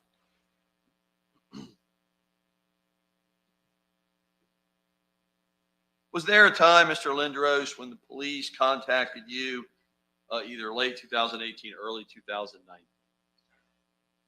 Yes, sir. They did contact us. Yes, sir. And was that for the purpose of being on your premises for potential searches for evidence? Yes, sir. I believe they searched twice. They had police dogs out searching our facility. Do you recall a day where a vehicle was sort of lifted off the lot and brought over to another location and searched by police? Were you there that day? Yes, I was, sir. Yeah, it went pretty late. I think it was 7, 8 o'clock before they'd finished that day. Yes, they removed a vehicle. It seemed odd to me because it was a recently arrived vehicle, and I believe this was a few weeks after the time in discussion, and so I didn't see how it was relevant. And I mentioned that, but they took the vehicle anyway. All right. Well, I want to talk to you a little bit about that. Did you have any idea whether a K-9 unit had hit or what they call alerted on that vehicle? Do you have any knowledge of that? They said that there was some interest in the vehicle. They didn't give me more detail. Okay. and I think that evidence technician has already spoken. So with respect to the date, is it your recollection that that was in January 2019? That seems right. Yes, sir. Was it well after the date that was advised by you to police that the girl had gone missing on December 19th of 2000? Yes, sir. I roughly recall it being several weeks. All right. Is that why you felt it was unusual for the police to take that particular vehicle? Yes, sir. And I think you mentioned something about it recently coming in. Will you explain what you mean by that best you can recall today? Oh, well, we log every vehicle as it comes in. We assign a unique stock number to it, and we set the yard from front to back, sort of like setting a shelf. And we knew that was a recently put out vehicle from the road that they had said it was in. So it just seemed odd to me that they'd want such a recent vehicle. Okay. And did you tell the police that? Yes, I said, are you certain? We just got this in. I'll say within the last week. Okay, that's where my next question was. Specifically from the day they were there searching with K9, you believe it was recently within a week of them doing the search? Yes, sir.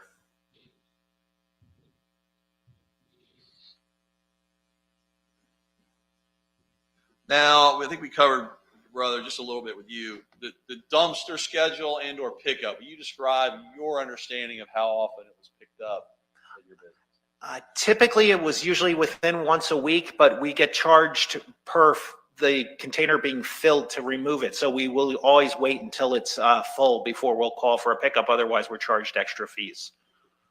And does that more fall under your brother's responsibilities? Yes, that falls under his. Now, I want to spend the rest of your testimony talking about what you were in charge of. Hopefully our computers will cooperate with us. So I want to first ask you, are you the individual at ACE that's wholly responsible for the camera system? Yes, sir. All right. And did you give to the police all the downloads from December 19, 2018 to December 20? Yes, I wasn't familiar with how to pull the records, so I actually gave them the hard drive complete for the technicians to look at. Okay, and so for purposes of our record, to make sure we're all talking about the same thing, is what you mean by the hard drive mean your entire system? It's the memory storage device that was in the DVR system. Okay. No worries, Joe D. And by the memory JK, data that you're talking about, was it your understanding you provided police all the video, any and all the video between December 19, December 20? Yes, I sent them everything that we had a record of. Yes, sir. Okay. On both of those days? Yes, sir. All right. And for purposes of not doing it every time we show you a clip, let me just ask you with respect to all the clips from December 19 and December 20, 2018, have you had a chance to review each and every one of those prior to coming to court today at some point? Yes, I've seen several samples of them. Okay. Did you do that as recently as last night? Yes, sir. All right. Did you and I sit down and walk through each of those videos ourselves last night? Yes, we did. All right. Are they a true and accurate depiction of one on the date of December 19, 2018? Is that a true and accurate depiction of your facility? Yes, it is. The second set of videos we're going to look at, are all of them a true and accurate depiction of December 20, 2018? Yes, they are. That the rainy day? Yes, sir. Right. Okay. Let's now talk about what you reviewed most specifically last night prior to coming to court today. Did you see that the clips have all been merged together with respect to the defendant's actions on those 2 days? Yes, he's the primary subject of the videos. That's what. So for purposes of not having to ask you with each and every one of those, on the clips that we're about to watch, do they show what you believe to be the defendant on each of those 2 days? Yes, sir. In general? Yes, sir. All right. And when you downloaded this particular data and these videos, sir, did it come in a format where it was upwards of about 30,000 clips, give or take? I'm not even sure of the format. I wasn't aware of how to remove it, so I actually provided the whole hardware to the technician. Okay. Do you recall whether your system had it broken down into 25 to 30-second clips per file? Recall that? I do not know that, sir. Okay. So once we put it together and showed it to you, it's still your testimony that it is a fair and accurate depiction of these 2 days? Yes, sir, it is. How many cameras let's start there. How many individual cameras are on your premises that we're about to look at in total? We have about a dozen outside and about a dozen inside our facility, our offices. Are the ones we're about to watch only focused on the outside? Yes. That because that's where the defendant almost exclusively was throughout the work. Correct. Yes. The inside offices was not his general purview.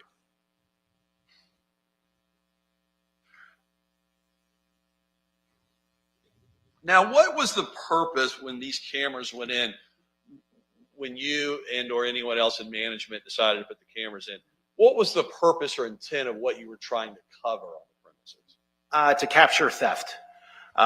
Unfortunately, we do occasionally have theft, and while we couldn't necessarily watch it 24 hours a day, we wanted to have some record if someone came into the facility, especially entry points and exit points. Okay. And was that the large focus of most of the cameras, particularly near the front of the property, the points of entry and exit? Yes, sir. All right. And while we're there, will you describe for our jury how, if we were to drive onto your property back in December 2018, is it sort of a one-way entry and one-way exit? Yes, you have to cross railroad tracks. There's a single way in and out of our facility. We have some other gate openings once you pass the railroad tracks, but that is the only way to get in. And your brother kind of showed us on a map. Will you just, with your words, just sort of describe where employees park? Sure. The entire front of our lot borders US 17 Main Street, and the parking runs parallel to that street. All right. And the parking for employees parallel, meaning it's right next to 17 Indoor Main Street? Yes. Okay. Nothing in between the two, is that correct? Railroad tracks. And that's it? Yes, sir. No buildings? No, some chain link fence, that's all. Sir. Now, when you turn, this is back in 2018, 2019, when you turn into the facility, do you have to take an immediate left to go park where the employees park if you're an employee? Yes, or for customers, yes. That was my next question. Is that also for the public? Yes, sir, it is. All right. If you turn left or turn right into your business and cross those railroad tracks, what if you went straight? I know the cameras don't go that far back, but what if you went straight in and crossed the railroad tracks and did I'm not working as turn well, left? Tori. I'm working as Where well. does that lead? That's fine. There's an adjacent lot that we had purchased recently. At the time, we weren't fully utilizing it at this point. We were using it for some storage purposes, but that was about it. Typically, there's a gate that would be closed. All right. So you would hit a gate. If an employee or someone from the public drove straight, would that be something that would not be expected by you? Yes, that would be unexpected. Would that be more unexpected if you saw an employee do that knowing parking was to the left?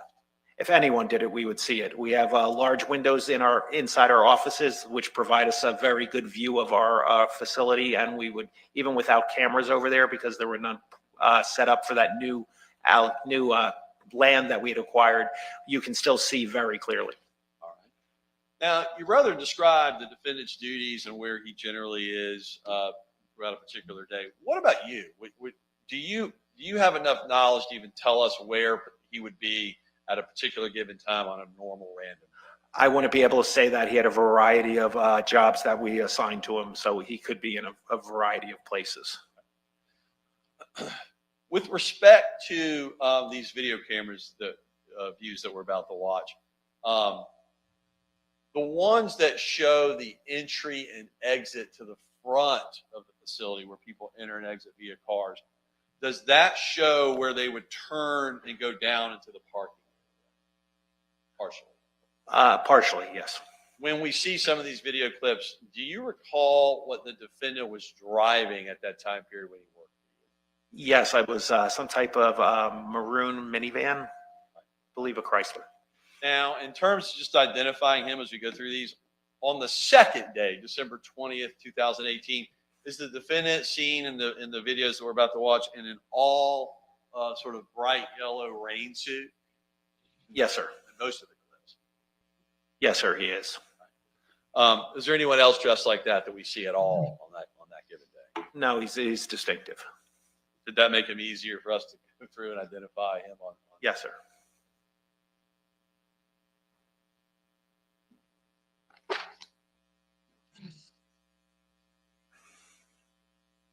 Now, with respect, I know you said the majority of these cameras are meant to theft and look at points of entry and exit. With respect to what they don't capture, will you give our jury an idea of what areas, if any, on your premises the cameras don't capture? Well, it's a 30-acre facility. We're not able to capture every square foot. The majority of our property are cars laid out for customers to take parts off of. We don't need to individually police each vehicle out in our facility. So that's almost half of the facility is really just a parking lot. We've seen a map and we've seen you sit on Main Street in 17. The further you get away from 17, is that where you have less camera views? Would you say that? Yes, our front area where our offices are and the entry points are where the cameras are focused. Once you depart that area, the camera density drops significantly. Okay. And with respect to closing up in the evening and coming back the next morning, do you actually sit down each morning and kind of look through all 11 cameras throughout the night, or is just kind of when something happens? Yeah, purely incident based. If we notice something askew or something isn't right, then we'll go back and look at it. But otherwise, it's more of a historical record. It's not a active security item being watched. All right. So if the defendant or anyone either was milling around outside your premises or even remaining on your premises or came back to your premises overnight, would you have any reason to see that on video had nothing happened that caused you to look at the videos the next morning? Could you repeat the question, please? Of course. If anyone was just hanging around your property the night prior and no incident occurred, no theft, no break-in, no incident, would you catch that the next morning when you came in, since you don't look at those videos on a daily basis unless there's an incident? Probably not.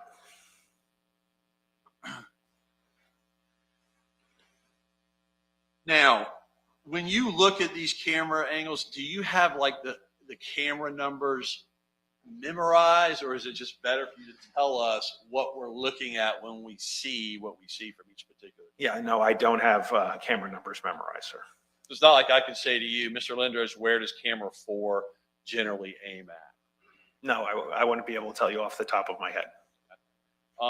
Now, with respect to the operation of these cameras and videos, was there any issues that you had during the time period of late December 2018 to January 2018? Not to my knowledge. Sir, I'm now going to walk through State's Exhibit for our record. It's State's Exhibit 31. It is a merged document. So I'm going to first look at December 19th, 2018. We'll look at only those dates first, and then we'll go on to the second date thereafter.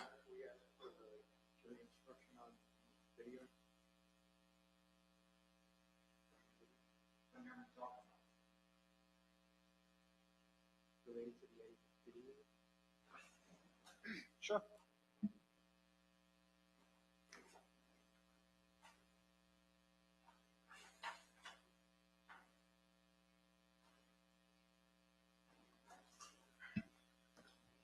Members of the jury, you're about to view a video recording. The court instructs you that the recording has been edited to eliminate irrelevant portions that will not add to your understanding of the case. The fact that the recording has been edited should not concern you in any way. It must not impact the way you view and consider this evidence. Yes, sir.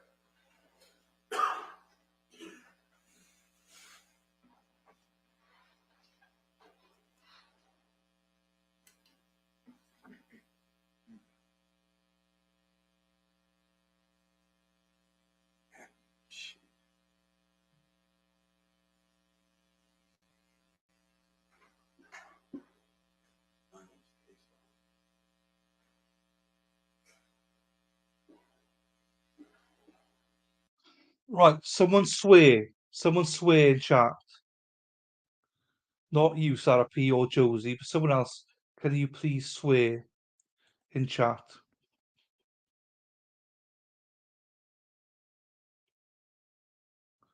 It would be great if you can swear. And you look at this, and no one will frigging swear. Please swear. Not you, Josie. It doesn't work for you. There we are. It works, doesn't it? There we are. It works. Happy days. Mr. Skinner, can you unpublish Yes, while you're searching for it? sir. Sir, while she's pulling the PowerPoint, we're gonna do some photos first before we do the videos. I want to talk a little bit about time before we get to the videos too. As you've reviewed this, did you determine that on some of the angles, it's clear that the time is either 4 or 5 hours off? Yes, sir. It is several hours off. Unfortunately, the system does not keep good system time, so it would have an occasion, especially with daylight savings time, to impact it to change. Yes. Okay. So if it says when we do the videos, if it says, for example, 1 p.m., would you agree that would be 4 hours later than what the actual time was now that you've reviewed it, taking it back to 9? Yes, sir. When I reviewed it, I could see us opening our facility, and I know within a few minutes of when that would be. So yes. Was that how you were able to determine that? Yes, sir. Were you able to determine that because you saw during the morning hour upon employee arrival and the departure hour upon employee departure, you know that's what time it was? Yes, sir. Within about 15 minutes, we typically open or close every day. So. All right. And when you reviewed these clips, did you see that we kept them on the time that your system reflect? You agree with that? Yes, sir. So do you agree, in every single one of these, it is either exactly 4 hours or 5 hours ahead? Do you agree with that? Yes, sir. Thank you, sir. I now want to show you what has been marked as States Exhibit 20, just a couple of photographs. And now we're looking at 20A. Do we see the train tracks that where you enter on the right of this photograph? Yes, sir. All right. Is that the one way in and the one way out of ACE? Yes, sir. All right. Can you also see your office in this photograph? No, sir. The yellow building to the right of that picture is our old offices. Our current offices, the ones we were in at that time, are actually further back. All right. Now I want to show you what's been marked as States 20. E as in boy. What do we see there? Yes, there you can see both the old offices and the current offices. All right. Is that both of the yellow buildings? Yes, sir. That's correct. And on the left-hand side, is that where the employees and or public generally park? Yes, sir. So would you, if you can, take your finger, all you have to do is touch the screen, sir, and circle where an employee would walk in the morning and leave in the afternoon. All right. Is that a gate there? Yes, sir. Now, do you see the green truck depart? Fixed it. I told you I'd fix it, and I fixed it. Oh, Josie, by the way, in your repertoire now, this is a new link for PayPal. Because this automatically comes up then, should automatically come up then in chat here. So take on me. And I got some news for you later, guys. Well, Sarah and Josie can hear now. I'll message you on Twitter now. Where's this gone?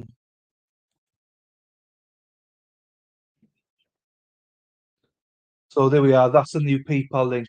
Hopefully that means it'll come straight up here then. It should do anyway.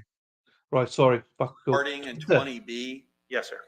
What area is he coming from? He's coming from that additionally purchased lot that we purchased. It wasn't in use in 18, however, for anything but dead storage. So there would not have been trucks coming in and out. Back in 2018, 2019, specifically late December 2018, what was there for that truck? A gate. Right. Now I want to show you what's been marked as States 20C. What do we see there, sir? That's a pole barn towards the back of our facility, and we use it for various maintenance needs. All right. Would that be an area where you would expect the defendant to work? Yes, sir. And to orient us in stage 20C, if you went to the right and crossed the road, is that about where the entrance to your business is? Yes, sir. And is that what we see in 20D? Is that closer to the main entrance there? Yes, sir. All right. And the far right of 20D, we see what looks like an overpass. What road is that? That's an off-ramp for Interstate 95. And 20E? Is Main Street. All right. And again, showing the tail end of the employee parking. Is that where that is? That is part of the employee parking, yes. Yes, the whole front of the facility is a parking, this parking area. I now show you what's been marked as 20G. Is this the area where employees would enter and exit your facility? Slightly to the left, but yes, there's walkways on either side of the building. They would walk in the exit for employees. Okay. So we see a far left blue barrel with the word ACE on it. Just past that, yes, sir. Just off the photograph, is that where employees would enter? Yes, sir. And the right side, on the right side of this building, is that generally where the public enters? Yes, sir, it is. And 20H, what is that, sir? Where that do not enter sign is where the employees would enter the facility. Okay.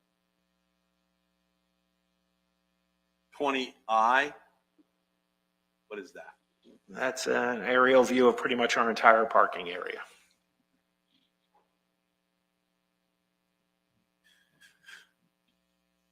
And how about 20L? That's the way to the crossing of the tracks to get into our facility, railroad tracks, and part of the parking lot.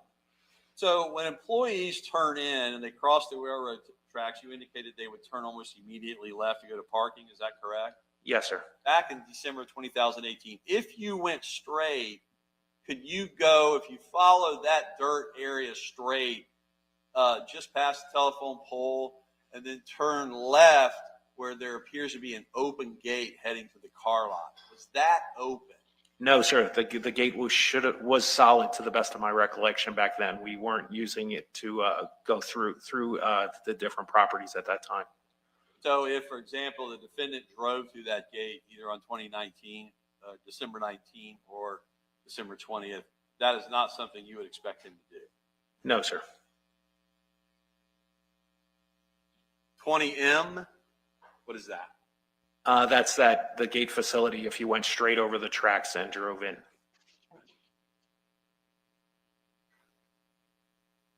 How about 20O? What is this, sir? Just one moment. I can back it up if you will. Those are containers that we put aluminum wheels into, and they usually go out. My brother handles it, but to the best of my knowledge, they usually go out every 2 weeks. Okay. And 20P, what is that? That is just when you go into the gates. That's that area, that lot to the right where if you're just driven in. Okay. And do we see a large piece of machinery lifting a car in this photograph? It's orange. Yes, sir. Yeah, we have an excavator. Yes.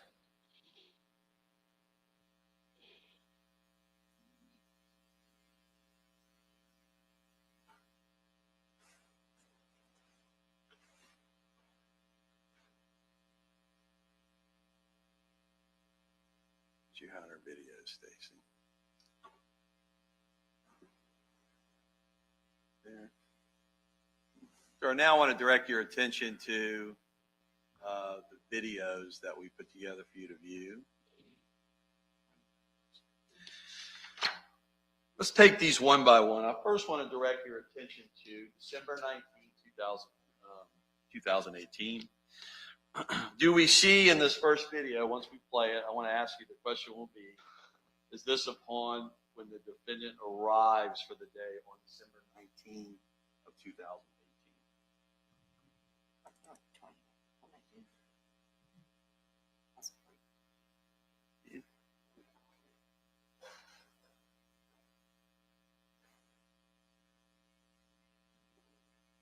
I'm starting to play this at the 47th second. Tell us what we see around the exact 1 minute mark, sir. Is this how employees would typically pull in and turn left? Yes, sir. Who do we see turning in now? I guess we're referring to Mr. Quiles, his minivan.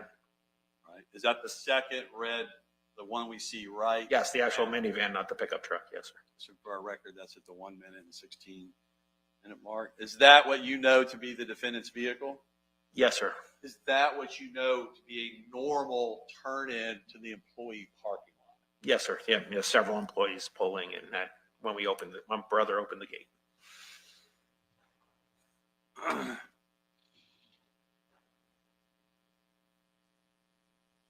And now I want to take you to I'll just start at the 5 minute and 56 second mark. This is for the tape purpose, not the time purpose.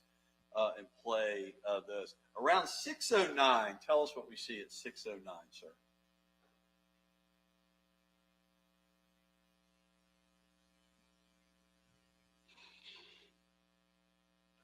Mr. Quiles walking in through the parking lot.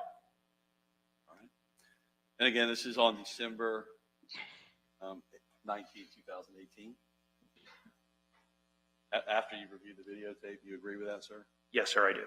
And was he texting in that photograph? I couldn't make out what he was doing, sir. Fair enough. Now I'm going to go to the 7 minute and about 35 second mark. Tell us what we see around the 7:50 mark.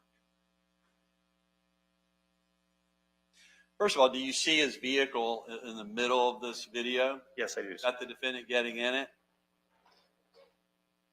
Yes. And do we see the defendant then get into the red minivan and pull out, turning left to us, but right to him since he's backed in? Do you agree with that's what we're about to see, sir? Yes, he is leaving his parking spot. All right, and as you can see here, it's daylight. Do you agree with that, sir? Yes, sir.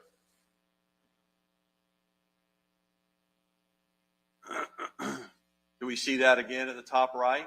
Yes, we do. That's just from a different camera angle? Yes, it is. And sir, in your review of this, do you agree this was around the 11:15 a.m. hour on December 19, 2018? I don't. That minus the 4 hours that we calculated. I don't see any time coding, but if it was time coded, it was off about 4 hours. Okay. Watch that again.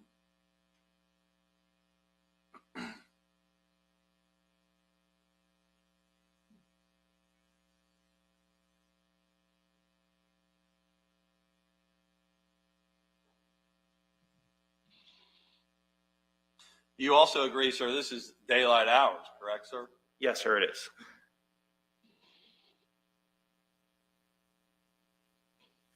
And when it shifts camera angles from that camera angle winning left to the next camera angle that should come up any second, does that mean they're obviously video recording at the same time? Do you agree with that? Yes, sir. Yes. Now you see where it says 15:17 right there? Yes, sir. Did you see that just then? That's the time from your system, military time. Do you agree that that is 3:17? Yes. And if you minus the 4 hours, that puts it at 11:17 a.m. You agree with that now? Yes, sir. You agree that to be the accurate time? Agree with that? It's generally correct. It could be off by a few minutes. I'm not sure, but typically it's close. Yes. Fair enough. Just to make sure we saw 15:17, military time is 3:17, minus 4 hours, give or take a few minutes, puts it at about 11:17 a.m. on December 19th, correct? Yes, sir. See that? All right. What do we see at 11:17 a.m.? What do we see right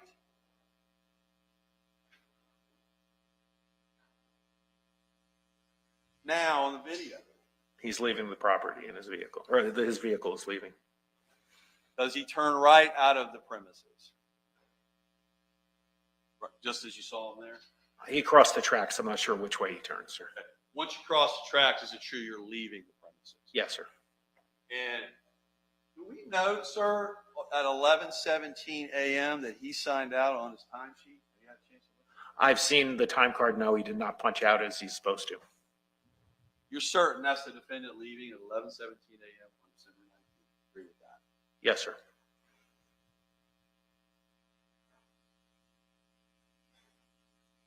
Now, I'm going to fast forward to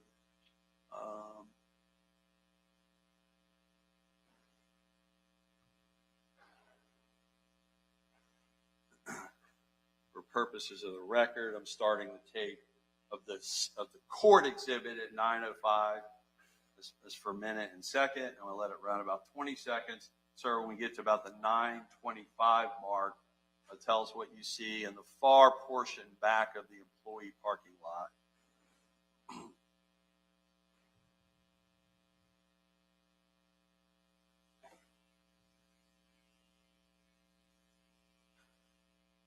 Had a little hiccup.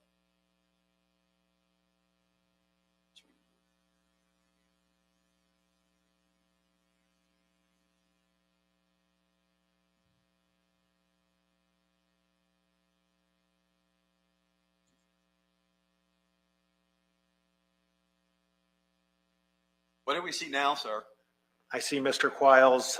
He was headed southbound on Main Street and turned into our facility. All right, and I also noticed for two things. I'll try to pause it. When he turns in, does the clock on your device say 16:30? Yes, sir. Is that military time 4:30 p.m.? Yes, sir. Does that mean minus 4 hours? It's 12:30 p.m. again, give or take a minute or two. Yes. So the defendant left at 11:15 a.m. or 11:17, give or take, a.m. on December 19, 2018, and then he returned at 12:30 p.m. on December 19, 2018. Yes, sir. You're certain that's his vehicle? Yes, sir. And he's pulling in from off the premises. Do you agree with that, sir? Yes, sir. And your cameras reflected him completely gone from the premises during that time period, correct? Yes. For approximately 43 minutes, he was gone. Agree with that, sir? Give or take, if my math's right. I'm sorry. 11:17 to 12:30. That would be about 50. An hour and 15 minutes. Yes, hour 15. Okay. Yes, sir. Yes, sir. Corrected. You're right. That's right. 11:17 a.m. to 12:30 p.m. An hour and 13 minutes he was gone. You agree with that? Yes, sir. Yes, sir. Do you have any recollection as you sit here now, you giving him any kind of order to leave for that kind of period of time during the middle of the day on December 19, 2018? It's been several years, but I do not recall it.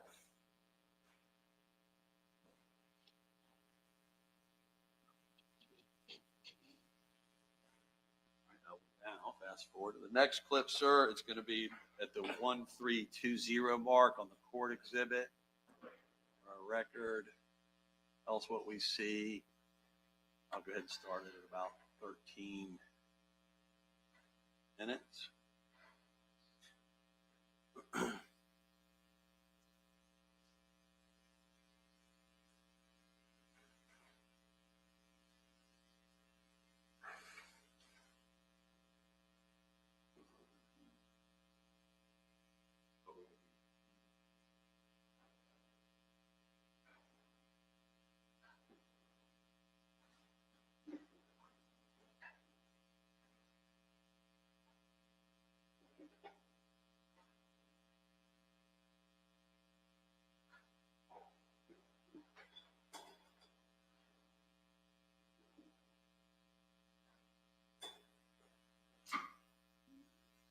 I'm going to try to take a look again, sir, at the one that hiccups, but it looks.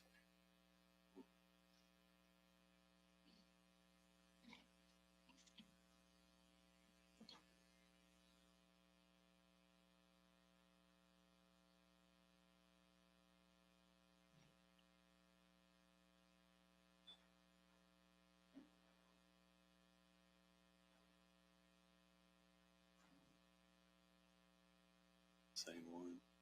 It's having a technical difficulty. Judge, just give us one. Okay. All right. Now, fast forwarding, sir, to one moment, Your Honor.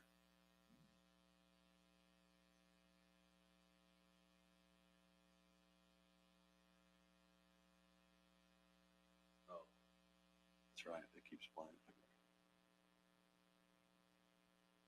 Sir, once the defendant turned in this time, where did he drive to? Did you see that? No, sir, I didn't. Right now.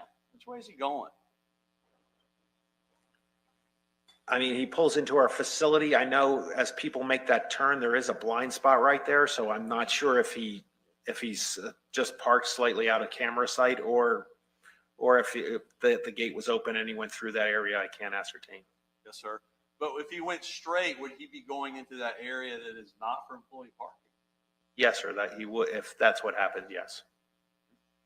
We'll let it run a minute because I'm going to ask you if you see him come back and park in the employee parking area. Again, this is the 12:30 p.m. hour.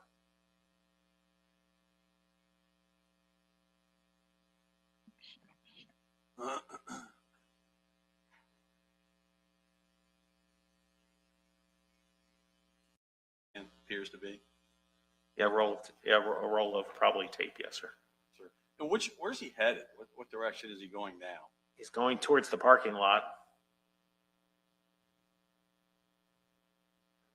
And while you're there, and you just said that, should he be in the parking lot during a working day other than either running an errand or leaving for lunch? As a rule, no, but not exclusively. He could have been picking up waste baskets that blow aside or were full, or some other small repair out there. So it's not outside of his job description to be in the parking lot during working hours.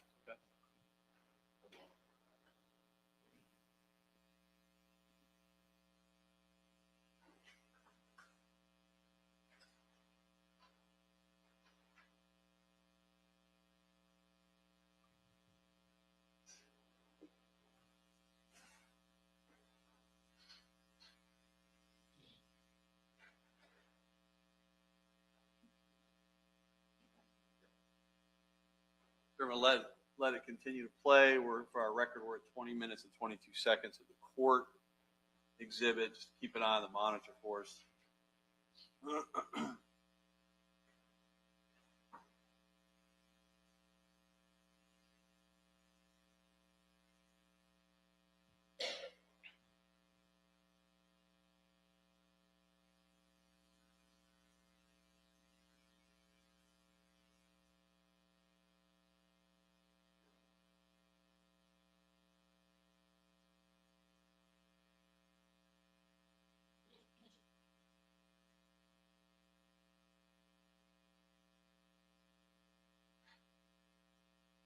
What's that pulling in, sir? Tow truck, sir? Like a car on a flatbed? Yes, sir. Now, who do we see on the left-hand side of this duo that's walking? Mr. Quiles.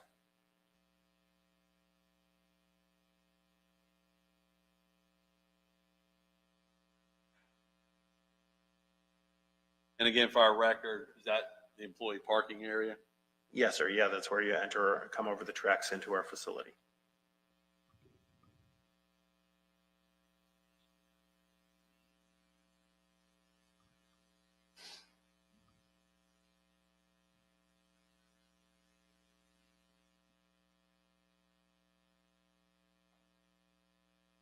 And is this, again, the area where employees enter and exit on the left-hand side? On the right-hand side, yes, sir. I mean, on the right-hand side, yes, sir.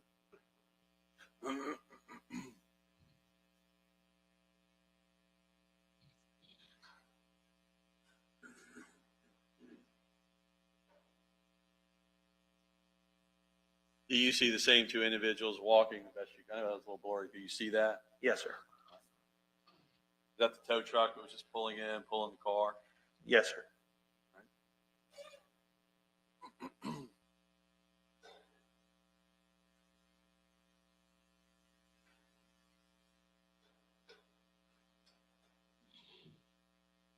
Again, we see the same two individuals walking, one being the defendant.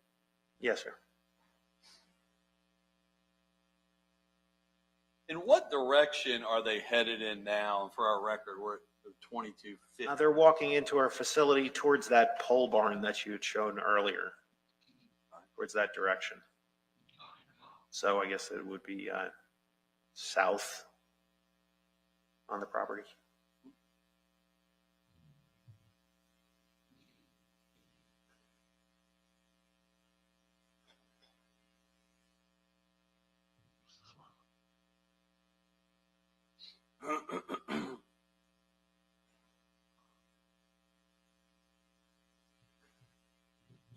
We see the same two individuals now coming into a different camera view at 2330 on the court exhibit. Yes, sir. Mr. Quiles on the right, as you can tell. Yes, sir.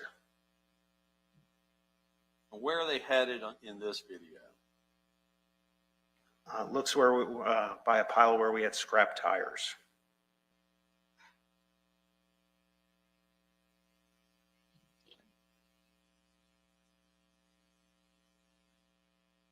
And where are they now? On the far left. Can you tell us what that is? As you can tell, that's been a long time. Not off the top of my head. If I had to guess, I would assume it's one of those bins that we put aluminum wheels into.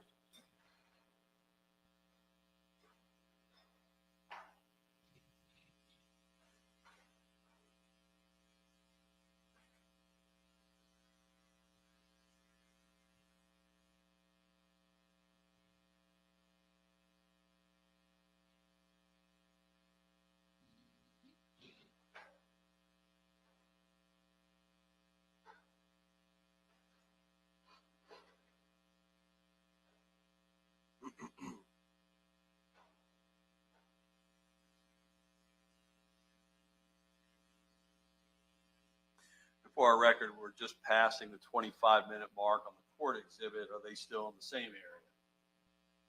Yes, sir.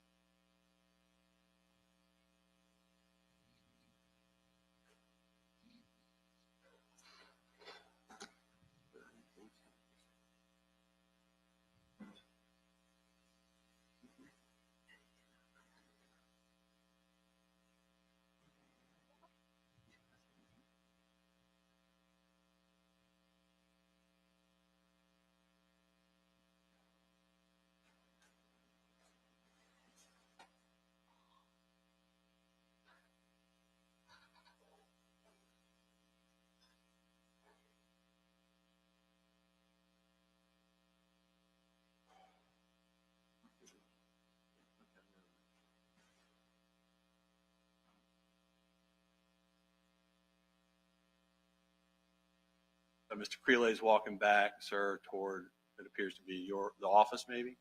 Yes, sir. Or towards that large opening, yes. All right. And then on that particular day, just going all the way to the end, save us all some time, let me go to approximately the 32-minute mark. You just kind of finish the day for us. Tell us what's going on. Right. Just for the record, I'm starting at 31 minutes and 37 seconds. The parking lot looks empty. So I see lights on vehicles. So I believe we're closing up for the day. Just this video, Hannah. We'll just go through the video basically. So, of him coming in and going and stuff like that. That's all you missed. Is what it appears. Yes, sir. Is that the defendant's vehicle leaving for the day? Yes, sir. Joe's even looked at Twitter. 22:06, which military time would be 10:06. Do you agree with that? Yes, sir. The minus 4 hours would make it 6:06, which would be our closing time. Yes. 06. Yes, sir.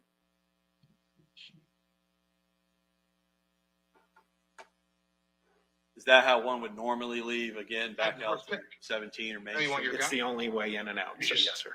Thank you. And then lastly, sir, we'll go to the next day, the rainy day. Do you recall December 20, 2018 being a rainy day? That's me at the gate. Yes, sir. Right. And let me back up that time just to make sure we kind of show when you get there. So your system says 12:27. You agree with that when you're unlocking the gate? Yes, sir. And 1227 minus the 4 hours would be about 827 on that day? Yes, sir. Or do you think this is a 5-hour? I believe it's 5. I usually opened up at 8 for the staff, so that would make sense that it would be 5. Do you believe the second day is approximately 5 hours short of the actual? Yes. And just for our record, you see that folks are have umbrellas and the roads appear and the parking lot appears to be very wet. Yes. Okay. At the 57-second mark, direct your attention to your monitor and tell us who arrives. Again, as you told us what hour it is, but at the 57-second mark of the court exhibit. Again, this is about 7:44 a.m. Who just pulled in? Yeah, Mr. Quiles in his minivan. All right. When he pulled in, does he park in the normal parking lot? The normal employee parking lot? I don't see from the video, but it appears he was headed in that direction. Yes. Okay, there you go.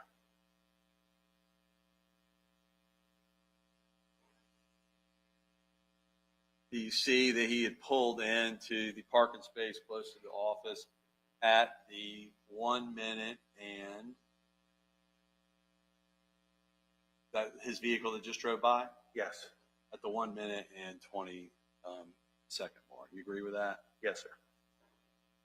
Do you agree that at the 2 minute and about 56-second mark, I'll fast forward for us, that we see the defendant walking up in a rain suit?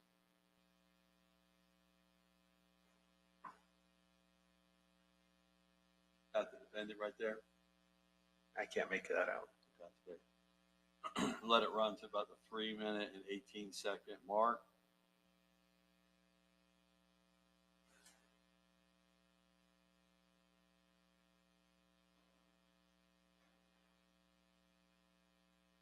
Can you tell if that's him coming out?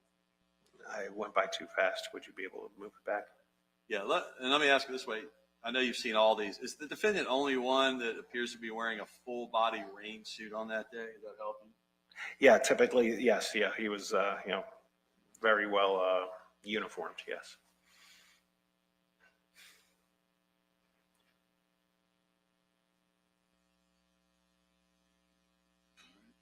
I'll fast forward to 1812.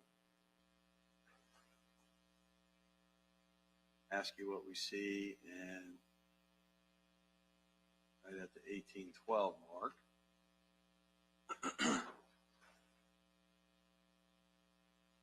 Again, is this the office on the left?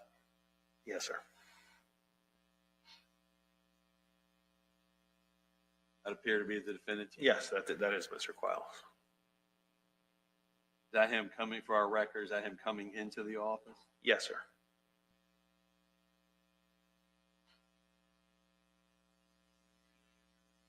Is that him walking out? Yes, sir. Now, we noticed when he walked out, he had something in his hand. Ask your brother about it. Can you tell us what he could retrieve from inside the office and walk out with? A few things. We provide company high-vis company T-shirts to employees. If they're stained, ripped, or in this case wet, we might provide them. We carry a limited amount of additional rain gear in case an employee needs some that doesn't have any. And so it could be those items. All right. Would that be unusual, or is that something? No, not for a rain event day. No.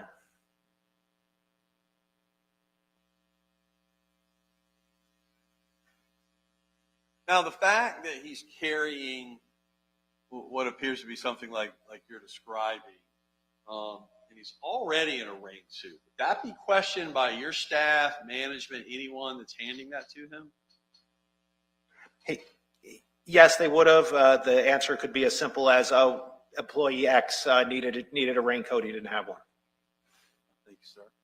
Now, fast forwarding to get us way ahead here, 3700 mark, 37-minute mark.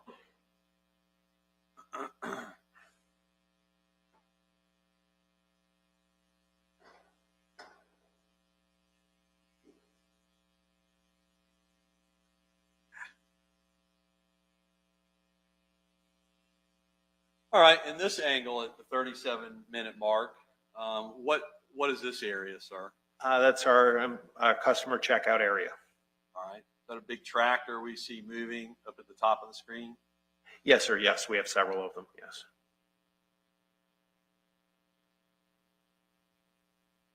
And we'll direct your attention to the screen closely at the 37:35 mark. I want to ask you what you see at 37:35, which is about 10 seconds.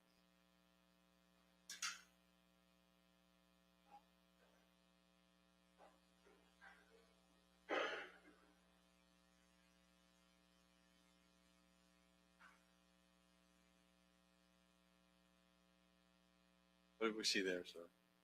One of our loaders moving a vehicle. And having watched all the videos, I know we haven't seen like one specific one yet, but if the person driving this is in the all yellow rain suit, that would be the defendant, based on your testimony. He was the only one wearing that day. He walked out with a raincoat, so I'm not certain, but he was one of the few. Yes. This particular car that's being taken, is it normal to be driving it through the employee lot like this? At the time that this was occurring, that other area was a storage area where we were storing cars, but they would need to move over to the other section of our facility to be processed and put out into the facility. So it's not impossible that it was a normal flow of business. Okay. And we saw this vehicle carrying the car didn't come off Main Street, right? No, sir, it didn't come over Where the was it tracks. coming from? The only place I could foresee would be the storage area, to the right of our facility there. Sir, and I want to keep playing, take us up to 3940. Tell us what we see in 3940, sir. About 10 seconds. And while we're getting there, what's that big blue container on the left there? No. We have a variety of, I believe that's one of our car crushers. That's not a container. Is this the tractor that we saw that was coming from the employee parking lot carrying that car? Can you move it back a second? Sir.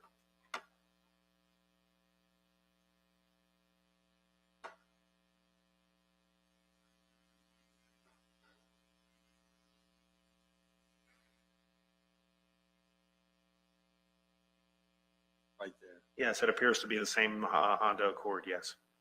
All right. And direct your attention to the 40-minute and 12-second mark.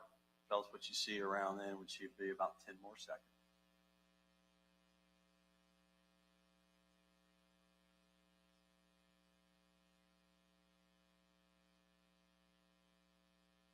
See that same tractor leaving? Yes. See the person driving in an all yellow rain suit? Yes. And then at 40:45, well, let me ask you now what we see at 40:20. Is that the same tractor, what it appears to be? It appears to be, yes, sir. Right. And at 40:45, tell us what we see next. It's about 10 seconds. It looks like he's taking off the car forks and probably putting on a bucket. That's the only other attachment for that vehicle. Is that what he just did? Is that the front end, what you call the bucket? Yes, sir. See the rain suit in that video, sir? Yes, I do, sir. Here to be Mr. Quiles? Yes, it does.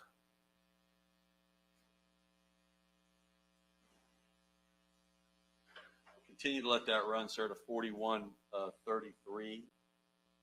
We're about 20 seconds short of that. I'll just let it run.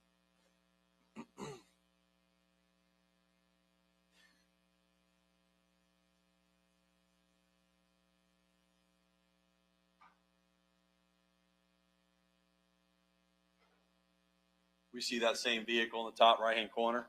Yes, sir. And is it driving again back through the employee public parking lot, back toward the area that is, I guess you're calling it a storage facility area at that time? Yes, sir. And at 42:08, which is in about 15 seconds, tell us what we see then, sir.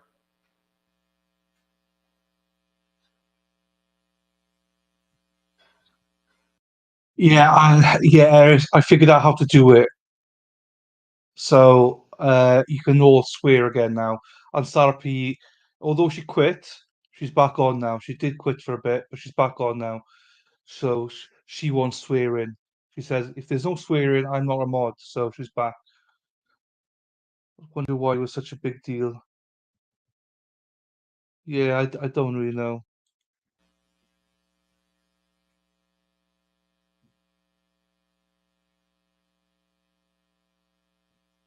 Got the same vehicle Yes, sir.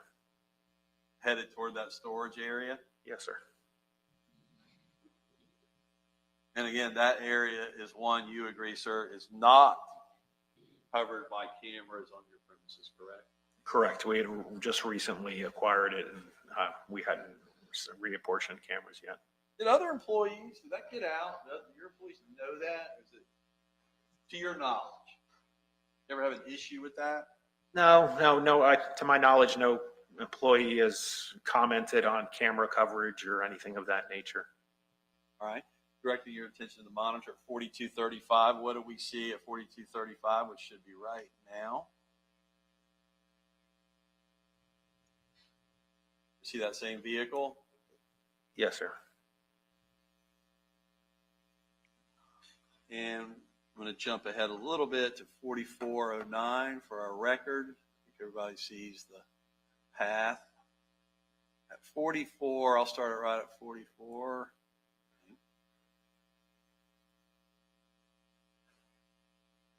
What do we see when we get to 44:09? Should be about 5 seconds.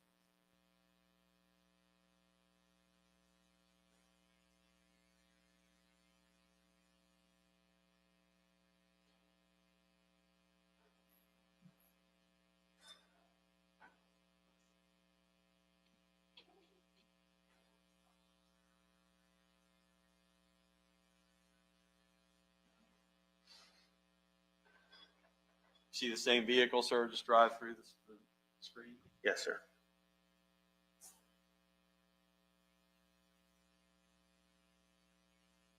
Right.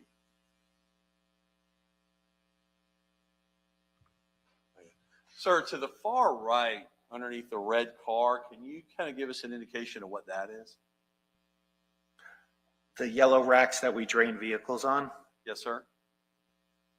Yeah, they're basically constructed out of steel I-beams, and they're welded together, and we have catch pans to drain out fluids.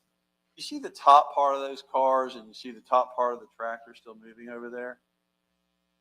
Yes. Just came to a stop. Is that the same vehicle we've been kind of following the last few clips? Yes. Where's the 40-yard container with respect to that last clip?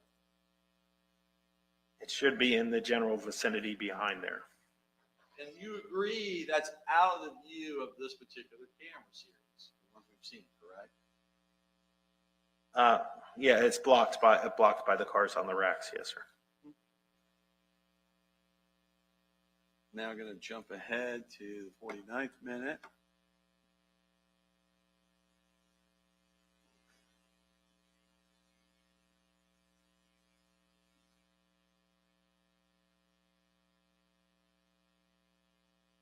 And we're at, right now, I just started it for the record at 48 minutes, 50 seconds. In about 10 seconds, tell us what we see at the 49th minute. Is this the area where the public generally comes up? Yes, it is. And on the left where the arrow is that kind of directing customers from the parking lot to your office there to come to these windows? Yeah, you can't see it, but that's a whole chain link fence. So yes. Is that kind of a pathway that leads all the way through there? It leads right into this large open area at the foreground. All right. Look out in the parking lot now. Back up about 10 seconds. What's pulling in right there, that big vehicle? What is that? I believe that's the switch out for the garbage dumpster. Yes, sir. And at the time, was that All American, the company that was coming to switch out the 40-yard container? dumpster? Yes, yeah, they've changed, they've been sold a few times, but I believe it was that name at the time. And is it pulling in as it normally should, going through the employee parking lot? That was the only way to go in. So that's, yeah, there, as I said, that other area that you drive straight through was just storage. There was nothing active other than some vehicles being stored there. So yeah, they would have to come in. Let this run for about 45 seconds, all the way up to about 50-minute and 15-second mark. And I think that almost draws to a close, but I want to tell us what we see at the 50-minute mark and 15 seconds. Is that the same vehicle coming in to switch out the 40-yard dumpster? Yes, sir. Yeah, you can see the logo on the side of the dumpster. Heard a lot of testimony about it. Is that the same vehicle that either you or your brother, more likely your brother, would have to call and get switched out on a weekly basis? Yeah, yeah, as needed. Yes, sir.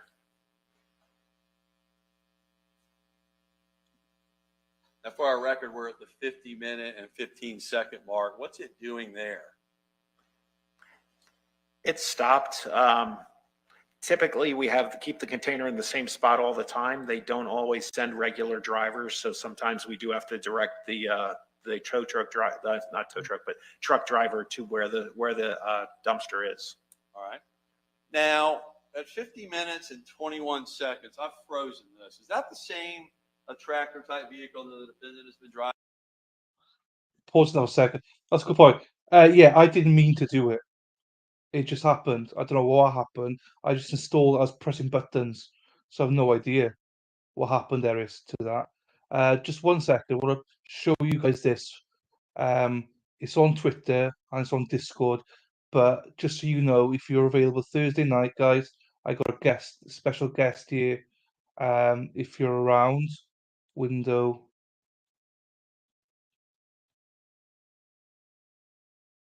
So we have Matthew Moore, if you've heard of him. He was acquitted of murdering his wife last August. It's a stream that I'm starting to do now. He's agreed to come on this Thursday at 6 p.m. Central, 7 p.m. Eastern. So you guys know, if you're interested, please come along and take part. So he's coming on at the start of it, and then he's coming on when we finish the series as well. So if you're around, please come to it. Please support. I'm grateful he's going to come on. I think it's going to be, well, hopefully exciting. So I mean, this is a big thing for me. That we got someone like him coming on. I mean, we've had guests here, great guests, Solomon and everything like that. But I mean, to have someone like this that's been through hell and back like that. Please do a reminder. It's the only occasion there. Yeah, that's fine. I always do a reminder anyway, so there should be a reminder on it. But anyway, just sorry about doing that. I just wanted to share that quickly because I just posted on Discord and Twitter so people know. So if you're around, please come and support. I think that's going to be a great guest. I'm excited. My only worry is that no one's going to fucking turn up, but hopefully people do. Following these clips on that day. I can't make out the number on it, and it looks like it has forks on it now, so he would have switched out the bucket, so I'm not certain. All right, let's keep watching. Do you agree that somebody just got out of that truck and kind of moving pretty quickly toward the All-American vehicle? Yes. That's Wanna done, watch yeah. it one more time.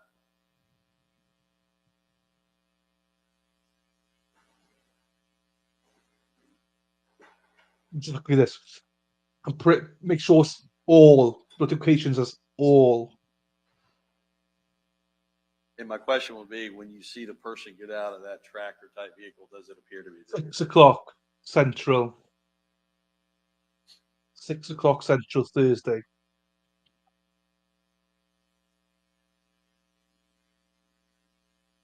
There'll be another stream on Thursday as well. So what I'll probably do is just stream till 10, 11 o'clock, and then take an hour and then start it. So don't worry. Person now, sir? Yes, it appears so. He has a hard hat on. Mr. Quiles was one of the employees who wore the hard hats without much complaint, even in a vehicle, he would have his security gear on. All right. Did you see him approach the red vehicle and appear to go toward it and get right back into his vehicle and has left again? Do we see that? Yes. And do you see the red All-American truck following it now? I got you. I got you. Where the defendant just drove off to? Showing you a different angle now. Yeah, I see. Might be the same. We're now at the No, John. 51 No. minute and 10-second mark. No, John. No members. I mean, I do members for the stuff. Not for this. This is for everyone, John. Absolutely everyone's invited to it. I wouldn't do that, John. I'm a lot of things, but I'm not an arsehole. Do you know what I mean? My members only are like fun ones. I show whatever crap, do you know what I mean, they want to see, but don't worry. This is public, so please be there, John. Lovely to see you there. You see him jump out. Yes.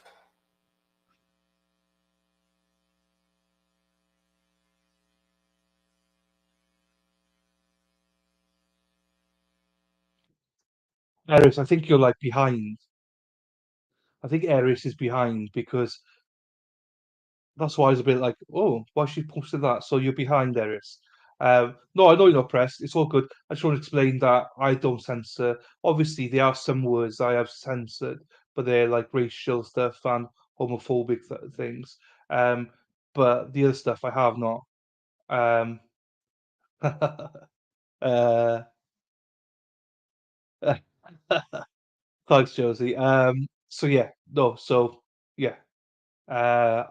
It was just genuine mistake. I didn't even know what was happening till Lefty came and saw. You actually are an ass, but you love your followers and will have an open. Yes, that is very true. I am an ass, but yes. And tomorrow I have got Dr. Hines as well on tomorrow, so he's coming on, first time guest coming on as well.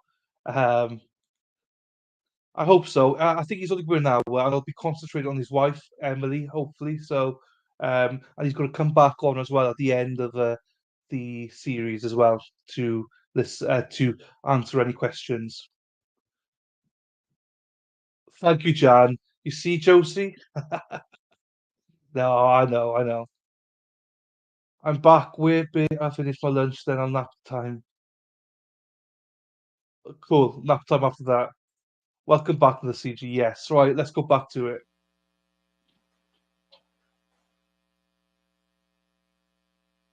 It might be a little different angle, a little bit closer maybe.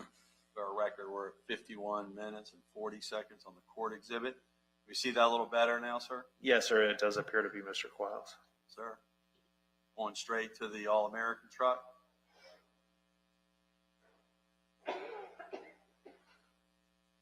You agree with that? Yes, sir. And then within about 10, 12 seconds, he gets back in his tractor. Would you confirm for the record if that's what you see when you see it?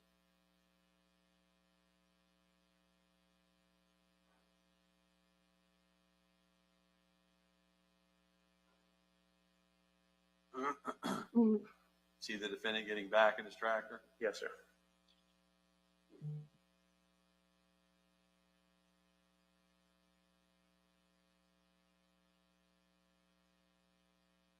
It's off, Sarah. Appears to be driving now back towards the interior of your facility. Yes, sir. That going in the direction of where the 40-yard dumpster is? Yes. Yes, it is.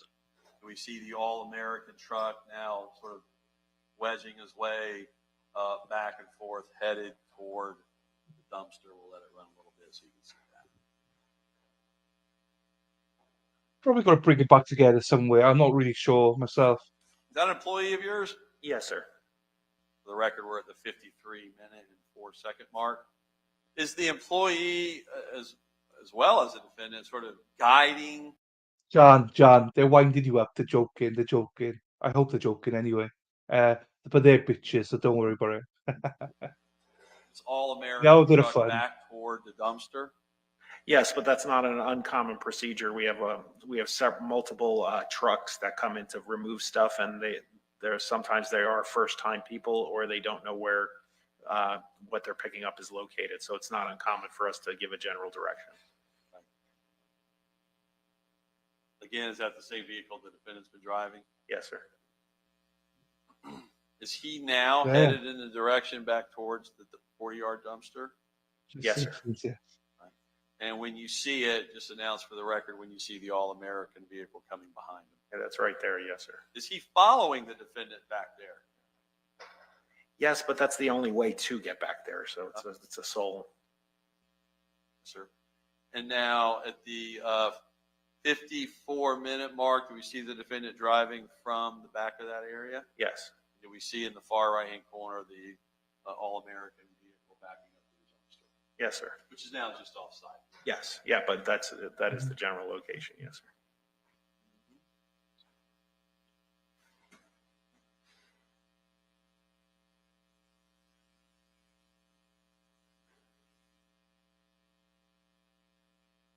And let this run for about 45 more seconds, and then we have maybe a clip or two left.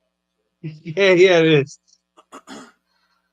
Do we see the Did you see the thing about Matthew Moore, the interview, Matthew Moore? That's the important bit. That's the bit you need to see. Thursday night, Matthew Moore interview exclusively on the alternate corner. tractor now going back over to that area that you say was for storage for cars and whatnot? Yes, sir. Is that a little closer? Yes.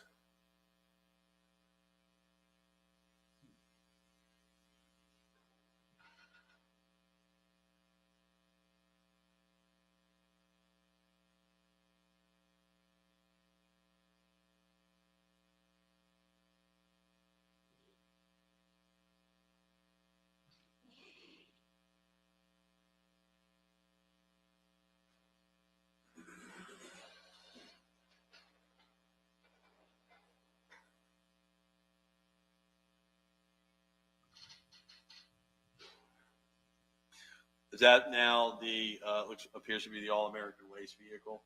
Yes, yeah, they'll dump the empty container and take the full container. And again, this is where the 40-yard dumpster would be located. Yes, yeah, usually they'll drop the empty one adjacent to it and then take the full. And for the record, that is something you can't see with these camera angles and is further blocked by what you call the racks. The yellow. Yeah, this is obviously a tight, close picture. I thought the scope of the camera was wider than this, but. Did you agree this is? Oh, this is our facility, yes, sir. And this is your camera system. Yes, it is. We see kind of that the truck has dropped the empty one. Is that true back there, sir? Yes.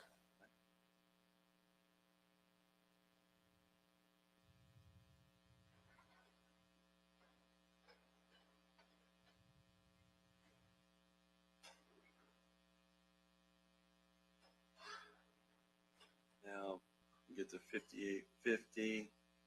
Show you. This is the 58 for our record, 58 minutes and 40 seconds. I'm starting to let it play. Around 58:50. Describe for us what you see, sir.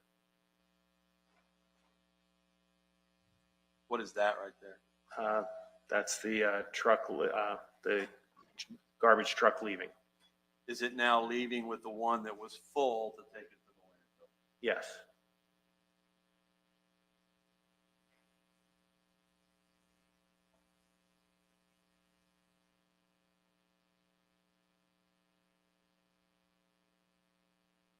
Again, now at 59 minutes and 18 seconds, do we see it leaving now?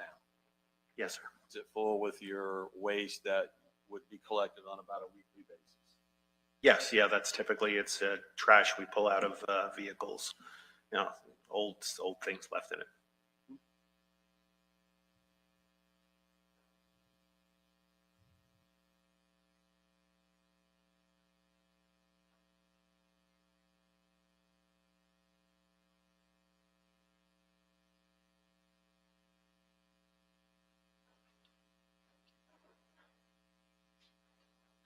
It goes so fast, I don't know what the hell's going on. And let's get to the end here. what do we see?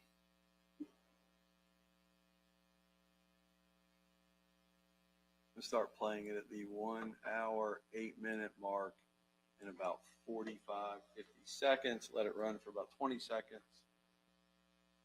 And tell us what you see at that time.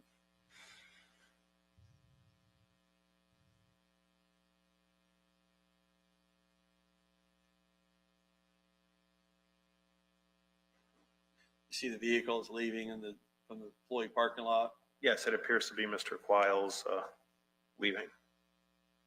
Yes, sir. And the time that was just reflected, just to put this in, make sure a jury understands.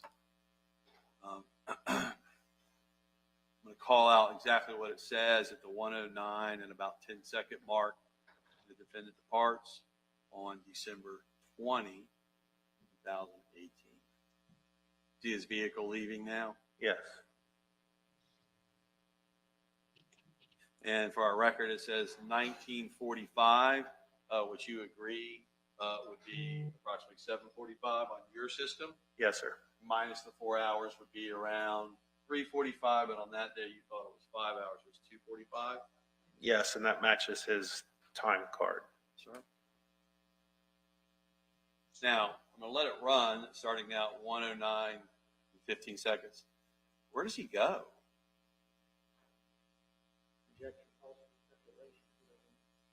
I'm saying, where did he go on the video? Let me rule the objection. Yes, sir. Objection sustained based off the written question. We ask you to rephrase the however you wish. Yes, sir, absolutely. Mr. Lindros, when the defendant drives to the exit, does he take a right where he normally should to leave the facility? No.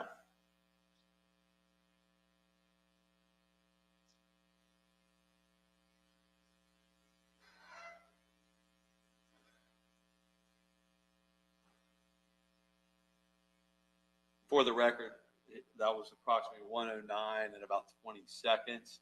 Do you agree with that, Mr. Lindros, on the court exhibit? Yes, sir.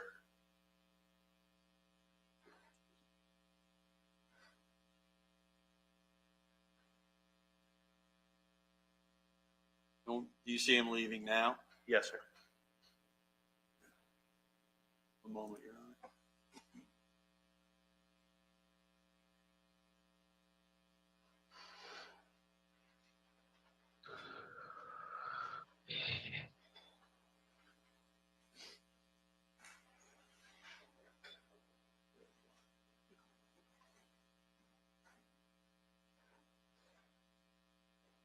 Mr. Lindros, to wrap up, so every one of those clips we just looked at, you agree, was the defendant on December 19 and December 20, 2018? Yes, sir. Appears to be to you. Yes, sir. And do you agree, despite the area to the right that was typically off limits, that we see the defendant headed in the direction of that in multiple vehicles, including his own, shortly before he left? Yes, sir. And again, for purposes of the time period at that time, what, if anything, would he have to do over in that area that's off camera that you can recall now? The only thing I could possibly think is he was verifying that the gate was secured, closed, or locked. Is a possible reason. Would you agree that he wouldn't be checking whether a gate is locked all day long, back and forth? You agree with that? Yes, sir. Thank you. Nothing further, Your Honor. Ms. Michelle, is it, given the time, I'll leave it up to you. Do you want me to take a break now for the jury?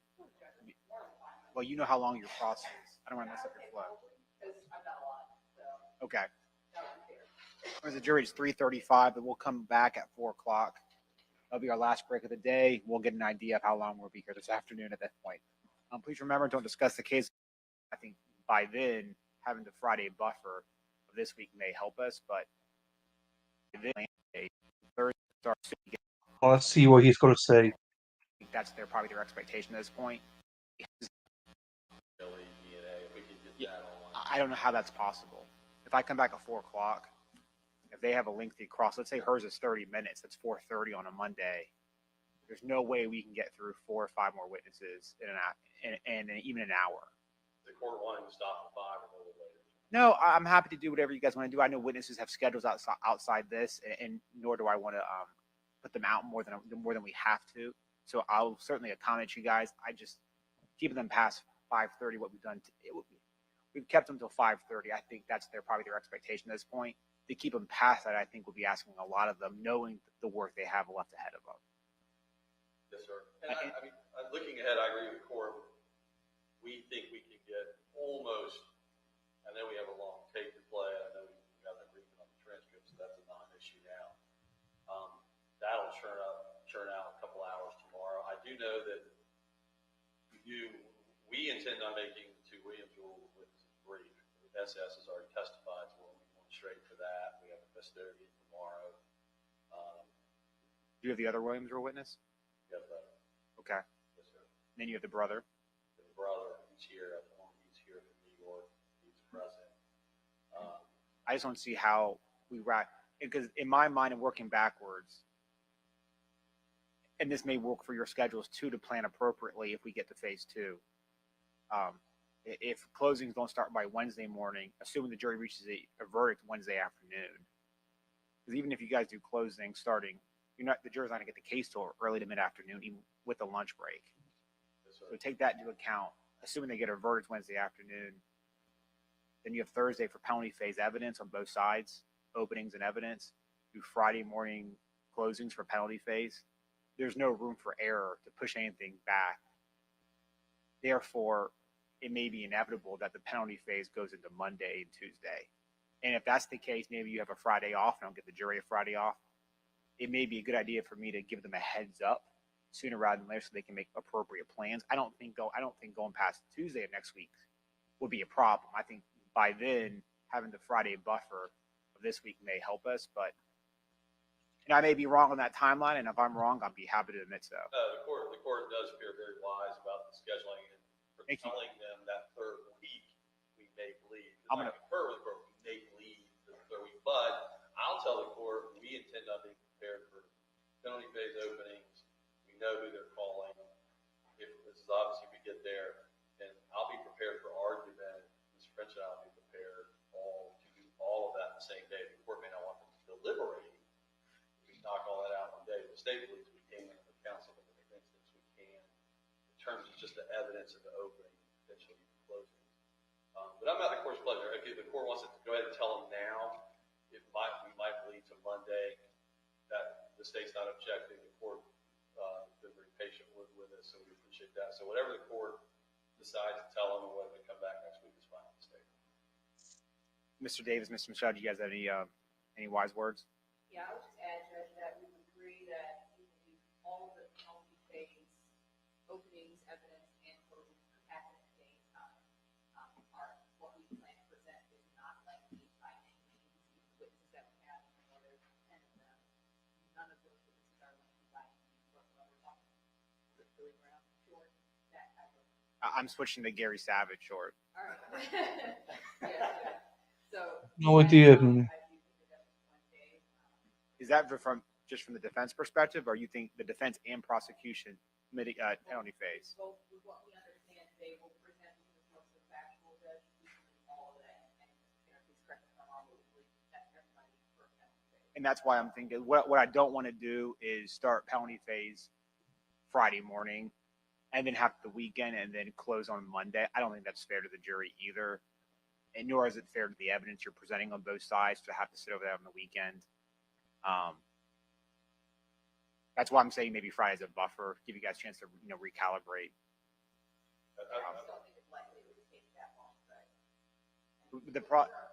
The issue is if we don't start closings on the guilt phase by Wednesday morning, everything gets pushed back at least half a day at minimum. And I don't see how. The last thing I want to do is charge a jury at 4 o'clock on a Friday on penalty phase. Yes, sir. It's the last. I want to avoid that at all costs. If that means Friday's an off day, because we finished the guilt phase, assuming we get to that point, and then we start on Monday, that's just what we have to do at that point. Your Honor, I would tell the court on the penalty phase of their 8 of 10, or really 9 of 10 witnesses, it's largely character. And I know this is a big if we get there, but our crosses are not. We're not going to be spending a lot of time on crosses of character witnesses. So in terms of just letting the court know scheduling, Dr. Rohr, we would certainly cross with other. I'll tell you now. I'll tell you now. Yeah. Okay. I concur with counsel. So yeah, first of all, please consider becoming a member. Press that join button if you haven't done so.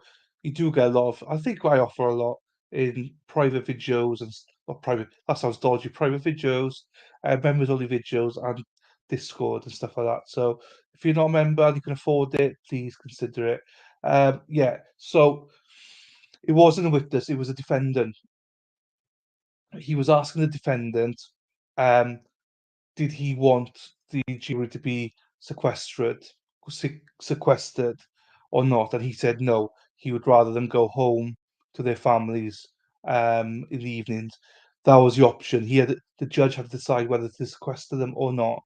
But the defendant said he didn't want them sequestered because he's like, you know, he didn't want them to spend a night or 2 nights in a hotel. He'd rather come home, see their families and stuff like that. So that's what that was about. So no one's getting sequestered, basically.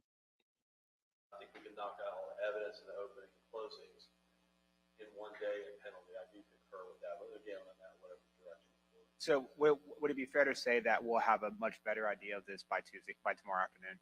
Yes. Okay, so what I may tell the jury at the end of today is saying, look, here's the plan. We'll know more tomorrow afternoon. We will certainly update you accordingly. And there are basically two options. We finish this week, or we maybe have depending on what happens, start the second phase next week. But everyone agrees it would not go past Tuesday of next week. And then we'll have a better idea tomorrow, because if we can't start closing Wednesday morning, we're going to know that tomorrow afternoon. Right. Okay. And if the court wants that, we know that video's long or the audio's long on the wire. If we get to that afternoon, it's 3, 4 o'clock, and the court doesn't want to run straight for 2 hours, taking us to 6. We have no objection if we take it here half and come back Thursday morning. Yeah. However you want to do it. Well, no, we'll see. We'll have to take some of those issues one at a time, depending on how much we get done today, how many witnesses, and what you want to start off with tomorrow. Because at the end of today, I'll ask you what's on tap for tomorrow, and we'll have an idea at that point. I'm asking now just so I can let the jury know so they can make appropriate plans. We're intending on telling them that the parties agreed to no sequestration, so that put that at ease on. I'm going to let them know that as well at the end of today. Yes. I had something else I wanted to ask, but I can't recall it right now. Jury instructions. No. See? I am very nice, Nunia. We intend on having both of the witnesses here tomorrow. Okay. We'll deal with that later then. That wasn't it either, but it obviously wasn't that important. So nonetheless, I want to give you guys a break, of course. So I'll take 15 minutes. We'll come back out. All right. So then break. Let's take 15. Well, I'm staying here, but what I mean is I can take my earphones off.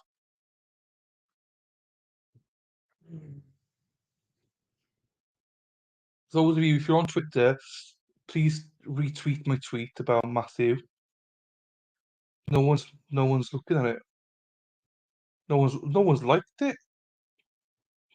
I've done 2 posts. One had death on it, so I thought, no, I'll do another one. So if you are on Twitter, please like it, because I think that's quite a big get for us, as a small channel. But anyway, this trial is the wire, and they said about they are going to be the brother of the defendants flying in from New York. He's there now, so I'd imagine the wire is between him and his brother. Then must be. I'm from Wales, from West Wales, Nunia. From West Wales, I am. Not American, you guys. From West Wales. Yeah, yeah, yeah, yeah, yeah. Yeah, yeah, yeah, yeah, yeah. Yeah, yeah, yeah, yeah, yeah. Yeah, yeah. You see, my Discord is quiet. If you're in any Discord, feel free to share my post about Matthew. Thank you very much, Nunez, thank you, thank you. So tomorrow we got, geez, what's going on? Oh, it's Dr. Hines on. He's only coming on for about an hour, he said. So I don't know what time he's coming on, but he'll come on. We'll share his links and do all the shizzle. From all accounts, he's a really nice guy. I don't really know him that much. Good to have him on. Matthew Moore on Thursday.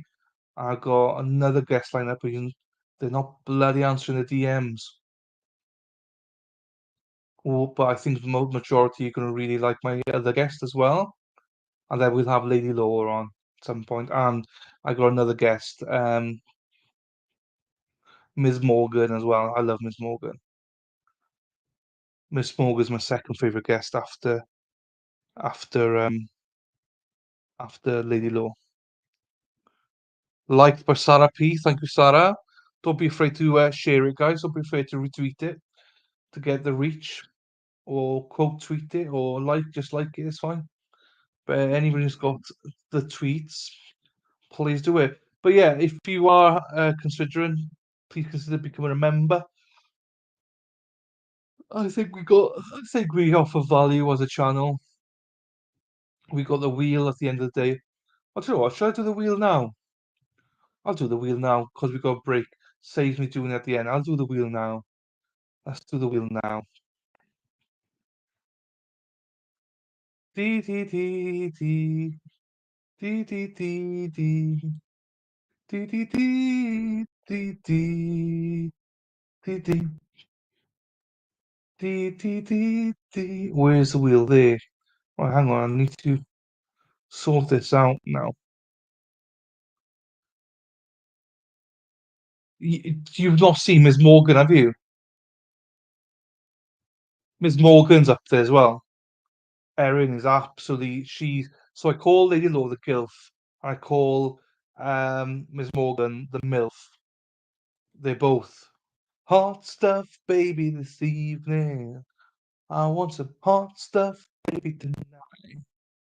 I want some hot stuff, baby, this evening. Da da da da da da da da da da da da da. Hot stuff. So another CG. Go back and see my Brian Corberger ones. You will love Ms. Morgan as well. Right, let's spin the wheel then, see what's going on. We changed it a little bit in the members only. So, but there's not that much change. So for everyone that doesn't know, we do one. I'm going to do one wheel a day from now on, not one every stream, because that's just stupid of me. Need some hot stuff, baby, tonight. Drink a beer. Do you know what? That's why I do it now. So I will get a beer. I'll get a beer now. You see, that's why we do it right now, so I can enjoy a beer. I don't have to down it or anything now. Share screen.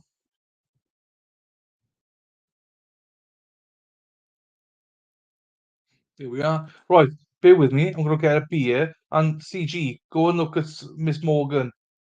See what you think. Not that way, they're not like. Oh,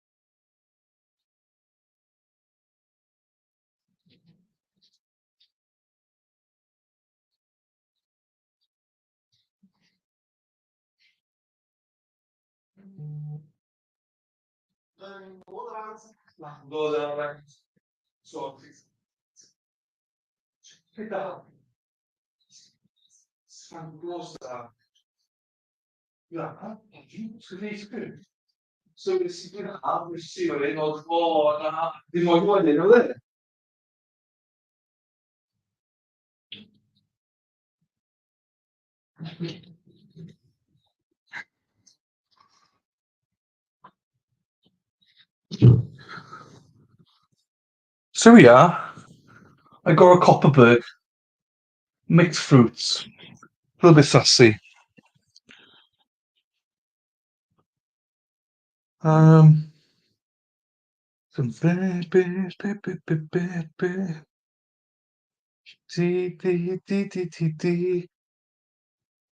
Oh,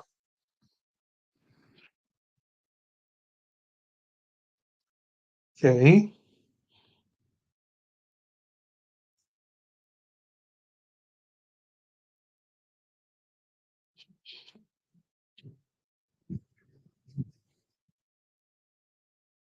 Right.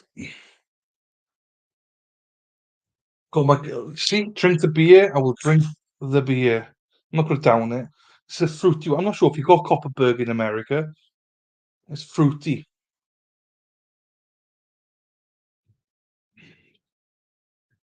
Yeah, it's not my cup of tea.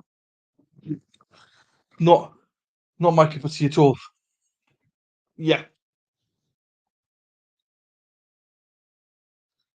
it's not the best. I'll be honest with you. Give me it's basically cider with fruit in it.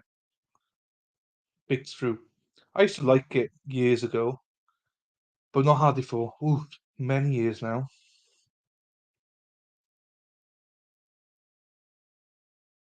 I need some hot stuff, baby, this evening. I need some hot stuff, baby, tonight. I need some hot stuff, baby, this evening. Ba ba ba ba ba ba ba hot stuff, ba hot stuff, ba ba. Thank you, Josie, as well.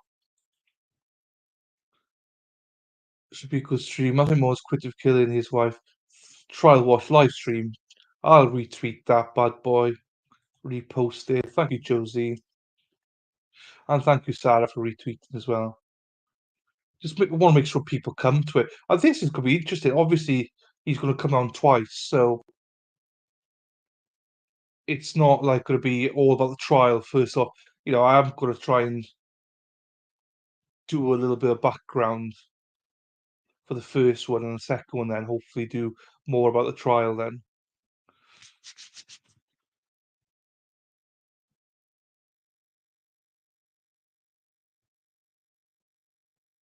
No, that doesn't taste even better.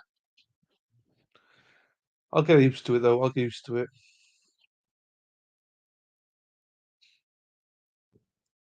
So I ordered an extension thing, right? That Sean found for me, right? 2 months delivery apparently, but we'll see. It might come before that.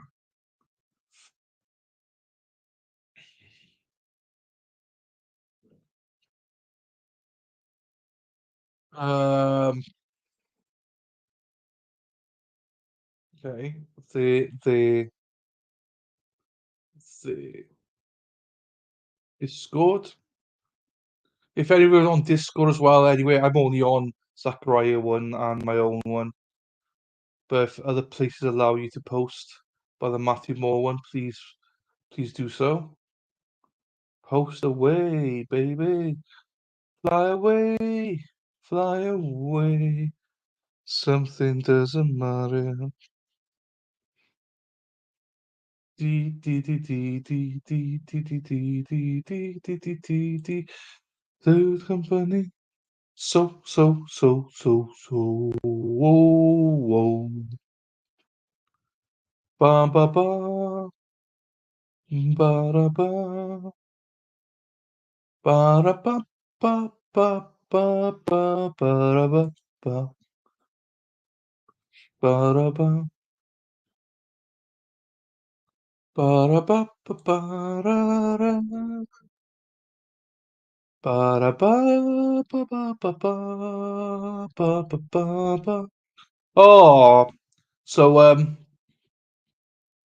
Recovery Addict is actually playing Judge Boyd. He's actually playing Judge Boyd at his trial. We'll go back and watch that maybe if there's no trials another time. Dee, dee. Dee, dee, dee, dee.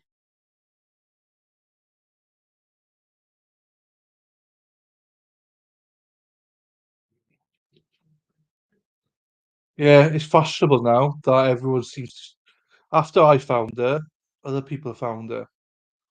But to be fair, Recovery Addict found her legit though, so that wasn't like. But there's other streamers that keep nicking my ideas. Why do they do that? And my ideas are that great? I don't know. Maybe they are. Yeah, they are. Uh, da, da, da, da.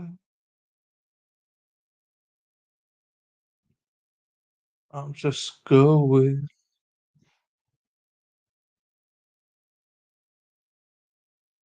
Yeah, the judge. The judge is back. That's sorry. I was going everywhere. Hannah. Well, have a lovely. I know that you won't be here for Matthew Moore because it'll be 1 a.m. for you Friday morning. But hopefully you watch it on replay crew.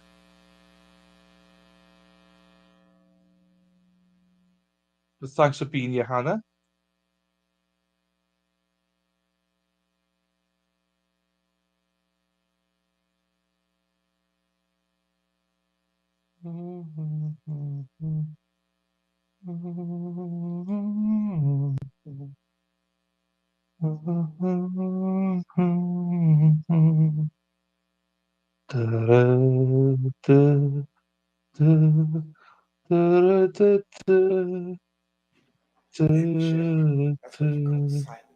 Good night, Hannah.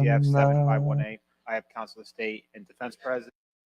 Good night, Hannah. Good night, good night, good night, Hannah. Defense ahead of time. I don't know whether that's been accomplished or not. It's just something that crossed my mind, and that may need to be taken care of sooner rather than later. If we get that far, I just don't want it to be a rush from the defense perspective.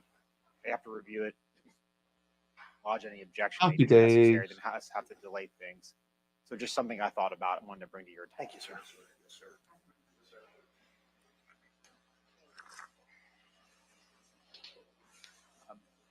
Say any reason why we can't bring the jury in? Yeah, he's not ready to address it. Yes, sir. You're right. I apologize. Sorry.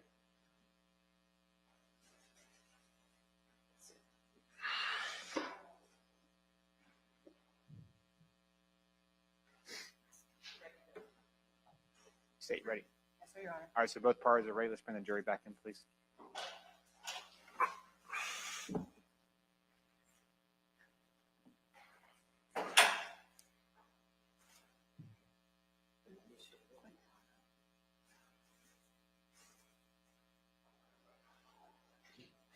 Good night, Hannah. I love this judge. I haven't seen a judge I like as much as it. I say I like a lot of judges, but I think he's the best one I've ever seen. I don't think he's even close. I mean, I love Judge Boyd, don't get me wrong, but you know, she's only got small cases. She's not got like, you know, this to deal with, death penalty trials and stuff.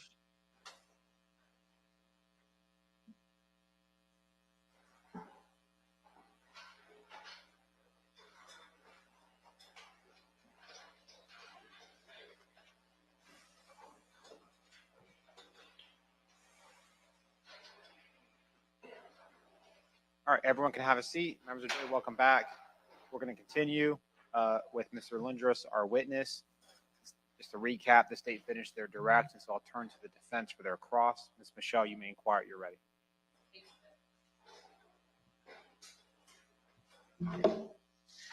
Good afternoon, Mr. Alendros. Hello, ma'am. All right, let's start kind of back at the beginning of your testimony. Mr. Quiles was hired in October of 2018, correct? Yes, ma'am.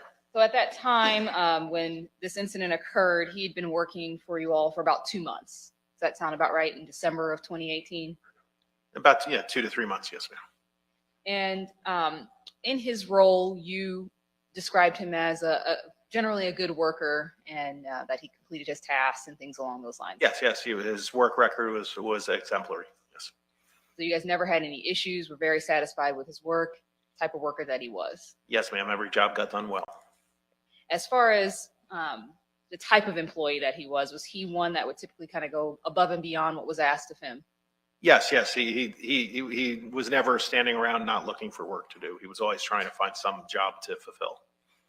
And so if he were around the property and saw something that needed to be repaired, would he just go ahead and do those things? I imagine he'd bring it to some manager's attention. He wouldn't just fix it, but he'd point out something was in error that needed correction. And that might be something that he just notices on his own around the property or things along those lines. Yes, ma'am. Okay. Do you recall a map being provided to your brother or to yourself that talked about some repairs that needed to be made in the exterior fence of your property? I didn't see the map. I've heard about the map, and I'm familiar with the topic. Okay. And so what I was just asking you, if he noticed that some things needed to be repaired, like you just said, he would bring that to someone's attention and then potentially repair those things, correct? Yes, ma'am. So that would be very normal for him to do with the type of employee that he was. It would not be out of place now.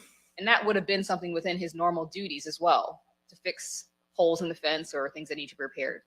Yes, he did general repair. Yes, ma'am. I want to talk to you about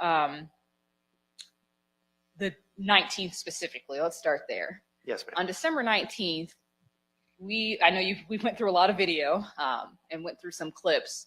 I want to just address one thing right off the bat. There is a discrepancy in the time stamps, essentially, correct? Yes, there is, ma'am. The two dates have a different time schedule as far as I can tell as well.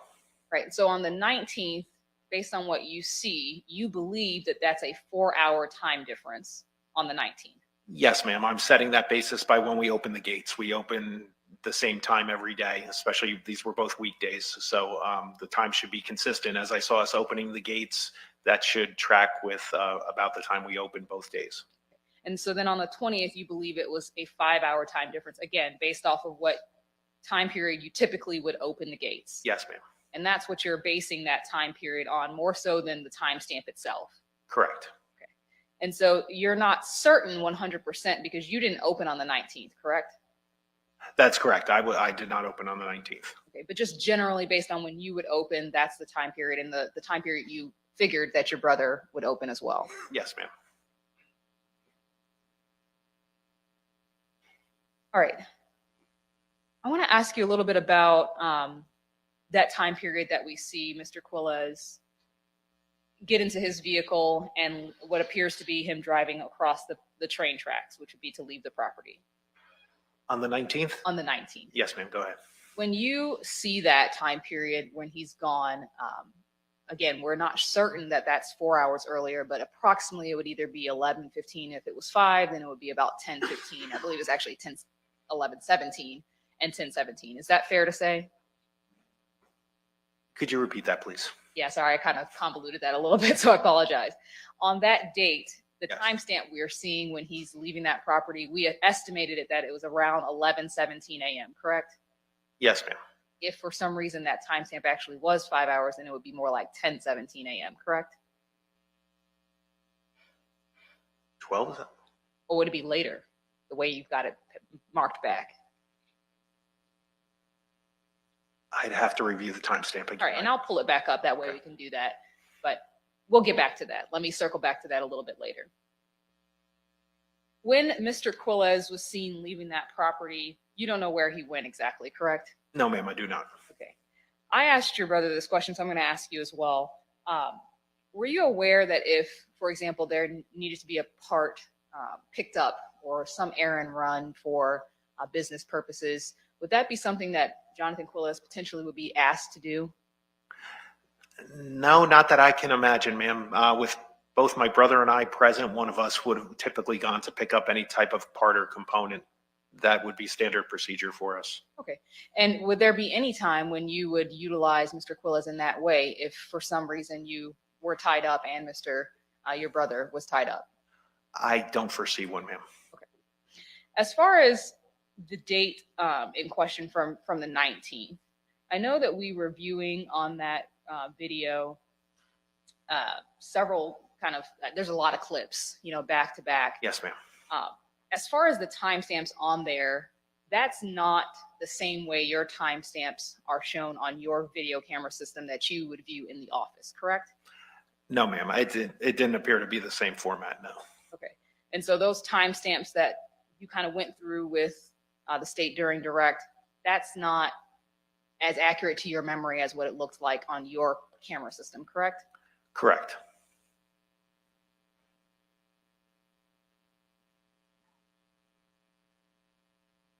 Right. And so you said that your camera system basically is placed in areas to essentially or primarily to prevent theft or to at least find out information if there was a theft, correct? Yes, or yeah, to see people coming in and out of the facility, yes.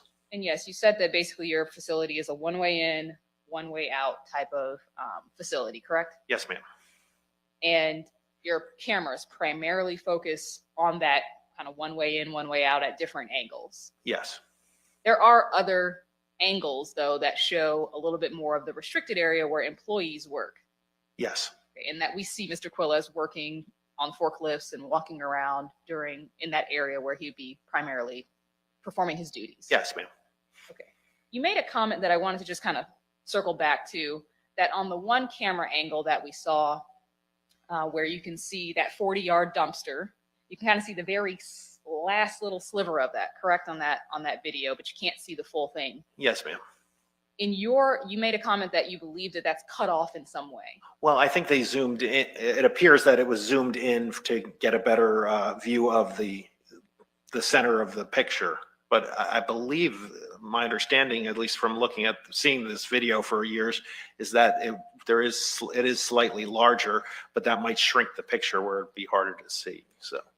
And so you're basing that off of when you're in the office, what you can see on those cameras that are displayed within the office. Yes, ma'am. And that's a live feed that you're seeing of that security camera.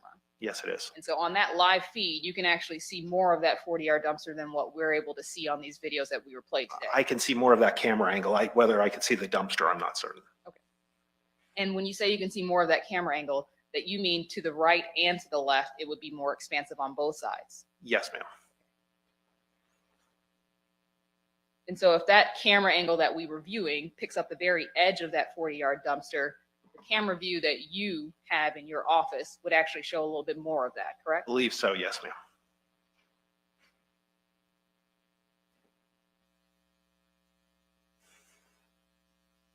All right, I want to take you to that time period. On the 19th, when Mr. Quiles is working in that area off to I guess when you come in through that main entrance and you go straight, you see him on the 19th go in that area. You stated that you believe it was mostly storage. There were some cars there that maybe were being processed or needed to be processed, correct? Yes, ma'am. Okay. Do you recall there being a new tire machine in that area as well? No, I do not. Okay.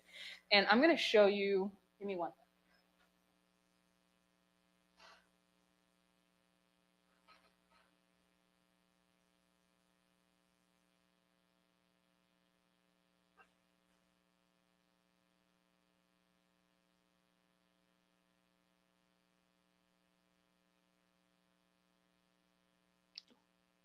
Sorry, I'm trying to get to one particular picture.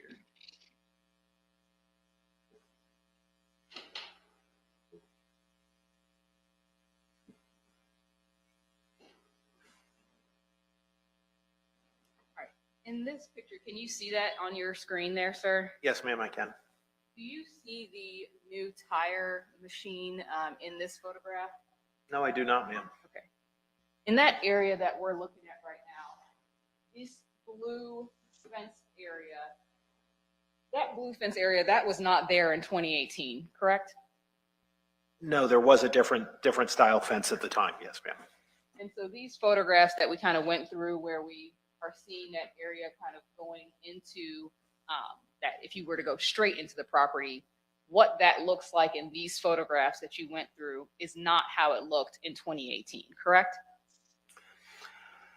The fence was moved slightly, but it was of a similar location. It was still it had a slight curve to it that came up a little bit closer to where that open gate is, but it was generally in a similar location.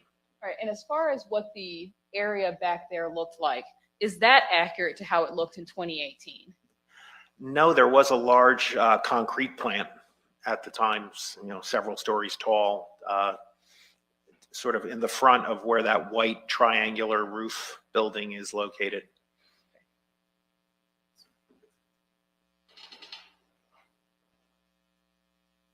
Now, on the 19th, when you see him going into that area, there would be some vehicles there and some other items in that area potentially that he could be working on, correct?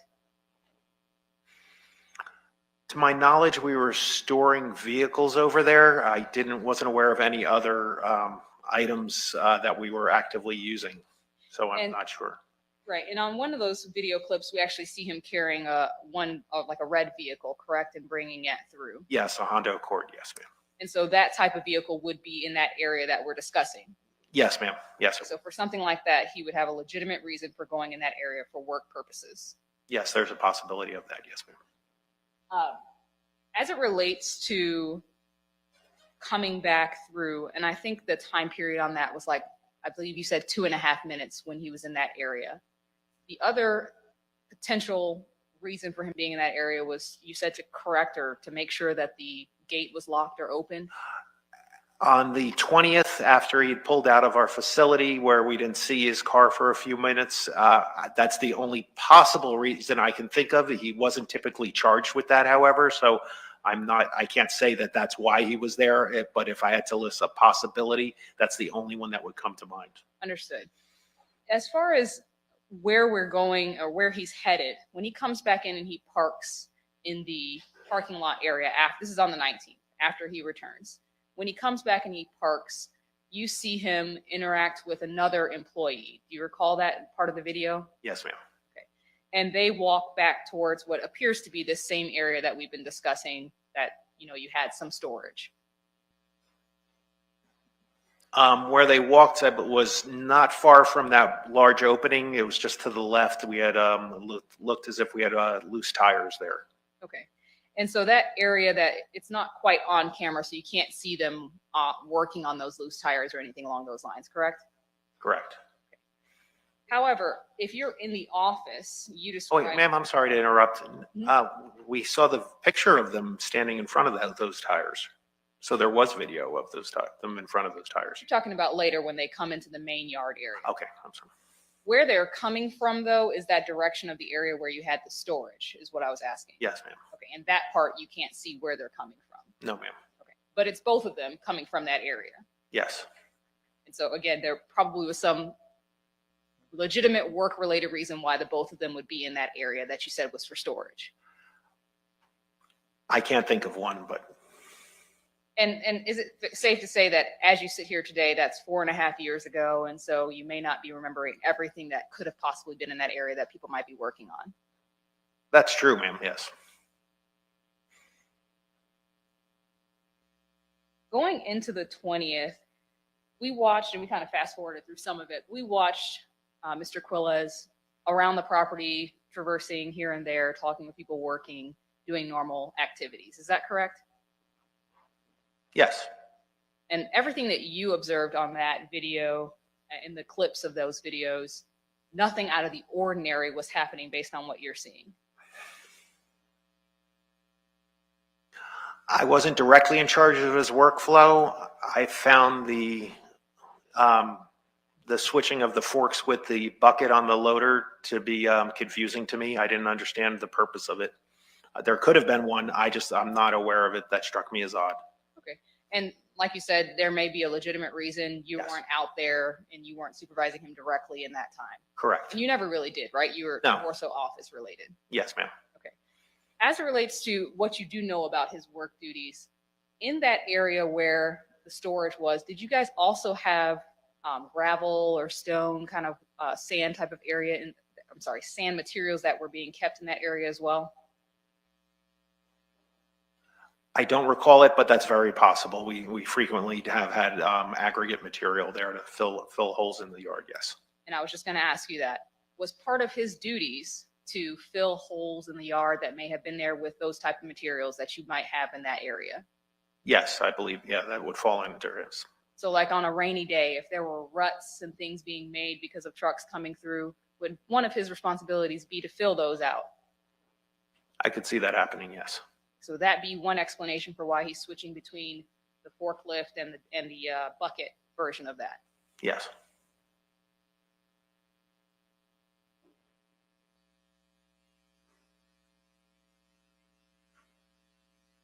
Now I want to talk to you a little bit about the things that we see him doing on the 20th specifically. We see him coming in and out of the office throughout the day. Was that normal? Yes, it would be. If he had finished a task or was about to undertake another task, he would probably clear it with my brother, yes. Okay, so he would come in to check in with him periodically to get new jobs if there was nothing else going on. Yes. And you see him doing that several times on those videos, correct? Yes, ma'am. At one point, you see him walk out with what appears to be some tape, some duct tape. Yes, ma'am. Can you imagine a completely normal work purpose for having tape? Yes, I imagine something could be ripped or broken that he was attempting to repair or secure. It is very possible, yes. And then I believe you also said, as it relates to him, I think he had some clothing items that appeared to be like a rain jacket of sorts that he was carrying out at the office. And another occasion, he came in to check in. Yes, ma'am. Again, that was something that you did not find abnormal whatsoever. No, not at all. And I believe what you said was that it could have just been as simple as, hey, employee X doesn't have a raincoat today. I'm grabbing this for him or her. Yes. Yes, that would be a very common thing to occur.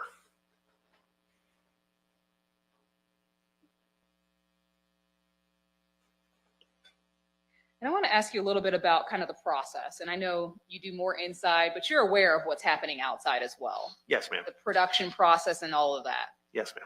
All right. As far as the production process goes, we heard already from your brother that essentially there's kind of like two-man teams and in different areas of the production process. Is that right? Yes, that's correct. And from time to time, Mr. Quiles would be assigned to a type of production team. where One he would of, be working yes. with another individual, correct? Wouldn't be uncommon for him to fill in several different positions. He's very talented, yes. And as far as that particular date, we see him, I'm sorry, there's one date where we see him with another individual. That wouldn't be abnormal whatsoever, him working with another employee on some project or a duty. No, especially with our two-man process, it would be common. And then I want to ask you about that vehicle that we saw him carrying, that red vehicle that we saw him carrying. If he was bringing that vehicle to be processed, and eventually that vehicle is going to end up out in the main customer area, correct? Yes, ma'am. Okay, so when he brings that vehicle, he's not also processing that vehicle, correct? No, he isn't. So when he drops that vehicle off, someone else is emptying out that vehicle of any garbage or trash or whatever the contents of the inside of that vehicle are, correct? Yes, ma'am. Yes, he wouldn't be moving and processing it. That would be odd. So there are different production teams of people who would have received that vehicle and been doing various things on it. We heard some of that from your brother as far as removing the battery or, emptying the fluids and all of that. Yes, ma'am. And again, that would not be anything out of the ordinary. That would be normal duties that he had during that time period. Correct. As far as what you typically see inside vehicles at your property that come through, you guys get the gamut, right? A range of things from fatal car crash, vehicle. So this is him and the witness before are brothers. And so there's two bosses, the brothers own it. So him and his brother who was on before. It seems like his brother who was on before him is more hands-on, and would probably be Jonathan's boss. This guy's more office based. I think that's what state will say. Well, you don't actually know because you weren't really his boss. But yeah, technically, he is one of Jonathan's bosses. Vehicles to vehicles people have been living in, just regular vehicles people are getting rid of. All of that, those are type of vehicles that you might receive through your facility. Yes, ma'am. I could write a book. Yes. Okay. And so having clothing items and all sorts of things, if someone was living in that vehicle, that would not be abnormal whatsoever. Common. Yes. And everything that you guys remove from those vehicles gets dumped into dumpsters. One of those two dumpsters that we see on video here. Yeah, usually there's only one there at a time. The only time there's two is when they're doing the actual swap. So all of that eventually ends up in that 40-yard dumpster. Yes, ma'am.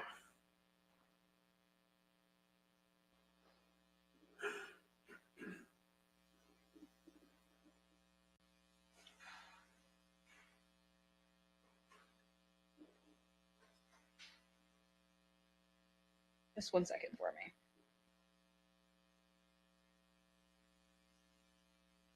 All right, let me ask you about that dumpster being moved and or being replaced with an empty one and them taking the full one. That's typically a job that your brother would do to call for that pickup of that dumpster, correct? Yes, ma'am. The people who are emptying out the cars would say, hey, the dumpster is full or just about full. We need to have it swapped out. And then my brother, and he's pretty much the only person that calls. If I had a call, I'd have to call him for the number. And so he calls and he gets the swap out done. Okay. In that video, we actually saw on the 20th, the American Garbage truck driver coming in. And in that video, we saw him kind of stop. Yes. And it looked like he was almost about to pass the turn to come into where that dumpster is, correct? That's what it appeared to me as well, yes. And you stated during direct that that wasn't abnormal because there often would be different drivers, not like the same driver came all the time. Correct. And so when you see him stop and he kind of sitting there for a minute or so, someone would normally be in charge of kind of, hey, this is where you need to go. This is where the dumpster is. Yes. Okay, so when you see the forklift come with whom we believe is Mr. Quiles inside and get out and kind of speak to him and then actually go back towards that area to direct him, that was completely normal. It wasn't out of the ordinary, but it wasn't common either. Usually someone from the office would actually stick their head out of the door and direct them on. Mr. Quiles happened to, I guess, be nearby at that time to do so. But that's why we usually it's just someone from the office opening the door and pointing them out, pointing them in the direction. Actually, since you said that, I'm just going to take you to part of that video. This is December 20th. You were shown these videos a little earlier. I'm going to take you to about 53:27. If I can get. There's not much before now. I'm sorry. I'm taking you to a part of this video that you were shown earlier. This is from December 20th, and I'm taking you to approximately 53:26 on that video. Yes, Do you ma'am. see that here on your screen? Yes, I do. I'll try to elevate my voice a little bit so you can hear me while I'm talking over here. This individual that's coming out from out of the office, is that an employee of the office there? Yes, ma'am. Okay. And I just want to kind of look, I'm sorry, actually, before I apologize.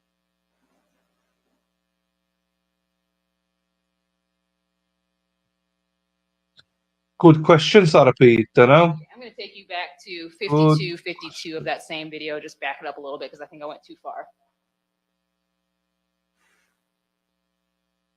And that employee that I was just asking about. Not yet, we'll see anyway. him actually I think the why is going to be the Come main out. evidence. at this point in time. And was he coming out based on what we just discussed in order to try to assist in directing? Yeah, typically that would be the case. That driver stopped fairly far back. Usually they would come up about right to that point, just in the gate, and then they'd be looking around and confused. And then but usually, we'll have someone from the office just direct them over. And that's what we see him doing there, pointing towards the right area to Yeah, go. and correct? that's very common and typical for this situation.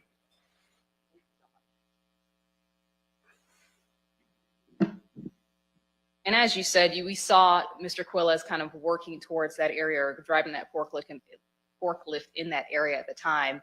And so was he, just based off what you could see, assisting in getting that gentleman back to the right area for the dumpster? That's what it appears, yes, ma'am. All right, let me ask you about following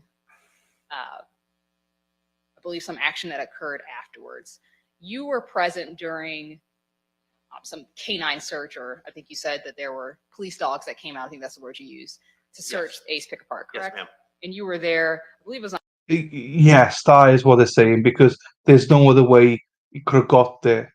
So they're accusing him of dumping stuff in the dumpster. That's what they're saying now. Yes. So because it's construction material, so there's like residential material would never be in the dump.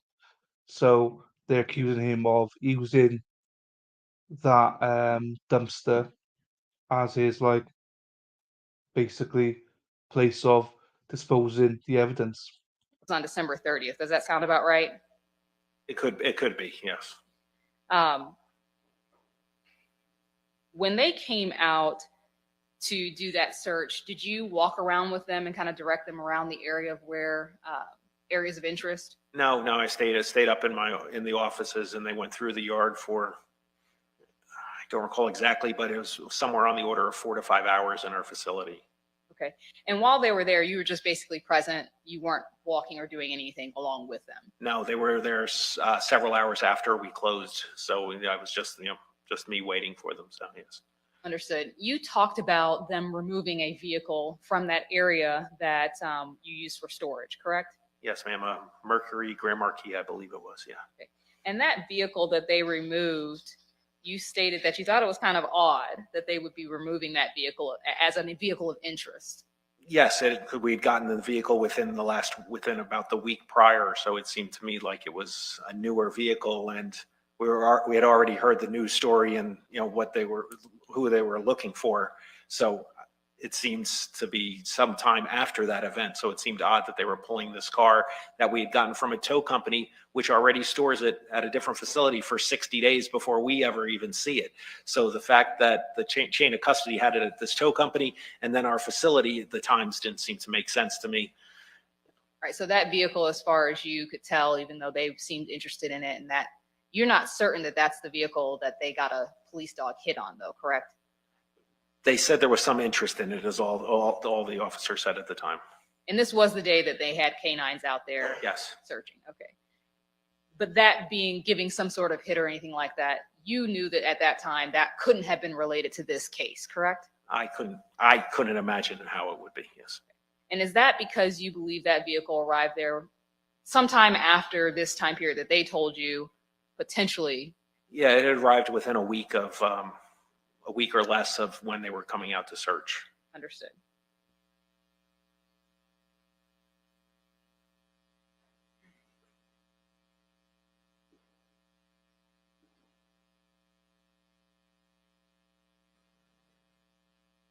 All right, as far as what your observations were of Mr. Quiles over that 19th and 20th day, you never saw anything from his behavior that seemed suspicious to you, did you?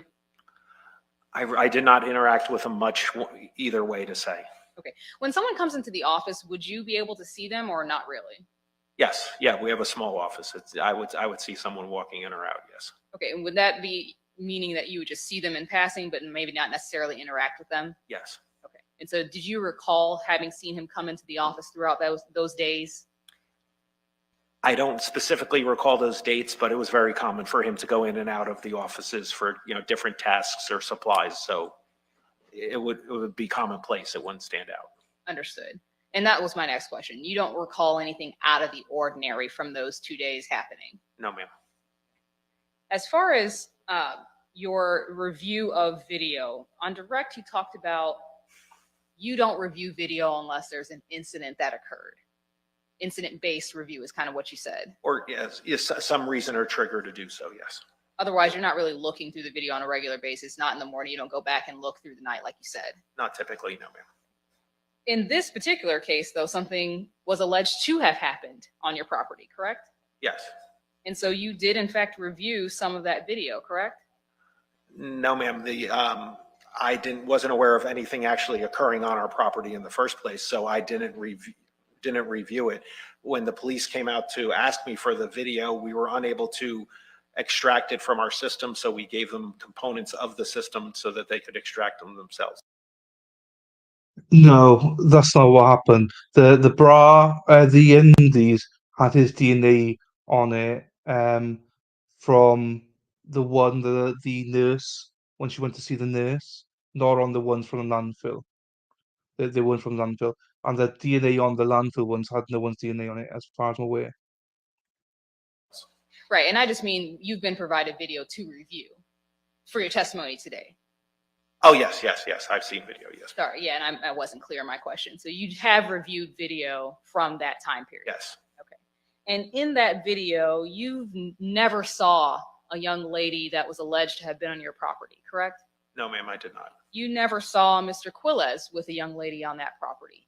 No, ma'am, I did not. You never saw Mr. Quiles carrying what appeared to be a body? No, ma'am, I did not. You never saw him dumping anything that appeared to be a body or in a bag or anything along those lines into that 40-yard dumpster? No, ma'am, I saw nothing like that.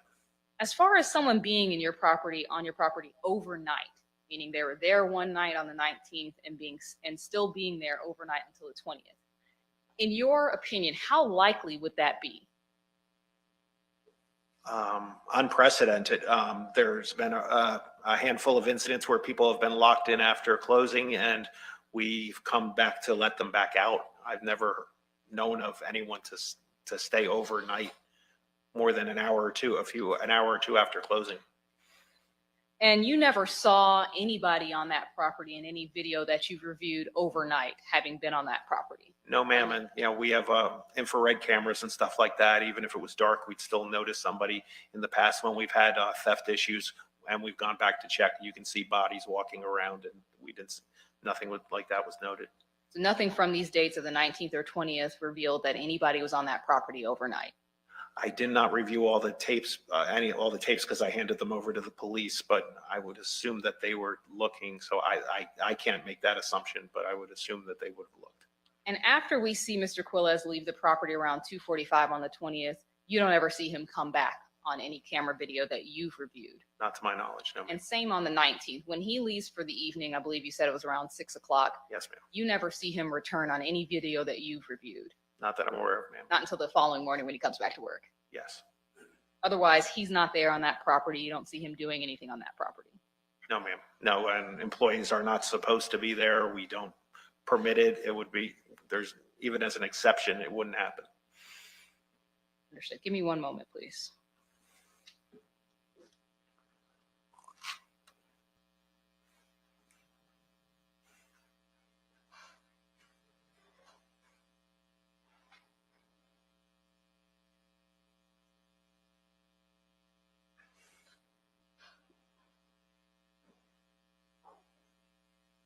And just to kind of pin that and finish here, you locked up that night, correct, on the 20th?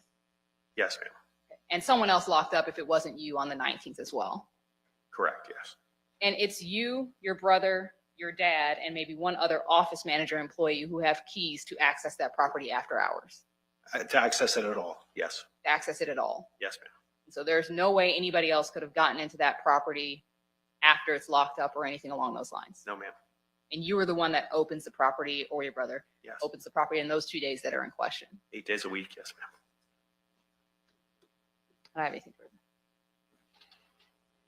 Just briefly, Your Honor, thank you. You just said 8 days a week. Counsel brought up the fact that the processing of the vehicles, where there are employees when that is happening. Did the processing of the vehicles happen up your front, closer to the office, or further back? At that time? I guess you'd say towards the back. Now, with respect to that day on December 19th, did you come in yourself the next morning on December 20th and watch the video from the whole night prior? No, I did not. No, there was no reason for us to. Yeah. No need to, correct? Correct. And then on the 20th, you didn't come in on the 21st and watch the video from the night prior either? No, ma'am. No, sir, I did not. Just turn all that over to the board. When that, yes. And of the 11 or so cameras that you articulated on direct examination and across, those 11 Microphone. captured, correct? Yes. And you do agree there's areas on the property that are not captured on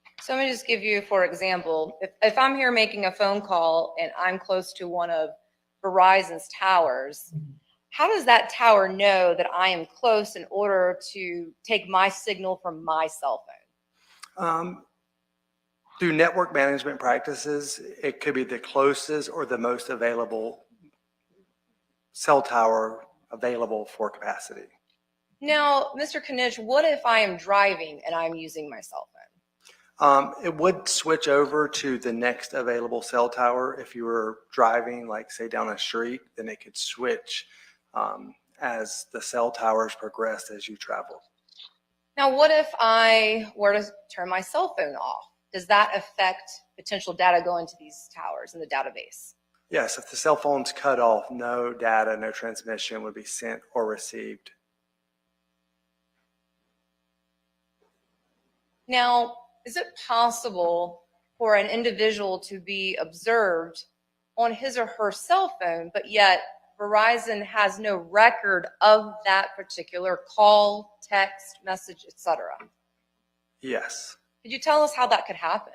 That breaks down to applications on the phone. So if you use Wi-Fi, place your phone in airplane mode, enable Wi-Fi apps, Facebook, Instagram, WhatsApp, all these other different applications will use the available network. It doesn't matter that it's Verizon Wireless. And so let's just say, for example purposes, I have a Facebook account. Could I use my Facebook account in airplane mode?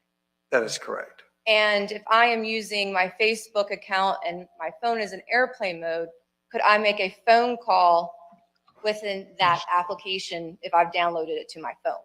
That is correct. And so if I make a phone call, let's just say to you, Mr. Knitsch, and I am in that airplane mode in my Facebook account, Verizon wireless records then would not articulate that, would not even show that it existed.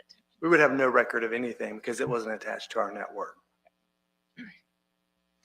Now, Mr. Knitsch, in the case here today involving State versus Johnathan Quiles, were you asked to review records associated with 904-293-5139? I was. And because this has been about 5 years ago, did the state of Florida, have to provide you a copy what initially was given to Detective Abbott in this case? That is correct. And were you able to verify that those documents appear to be consistent with documents that would be in the ordinary course of business of Verizon Wireless? That is correct, yes.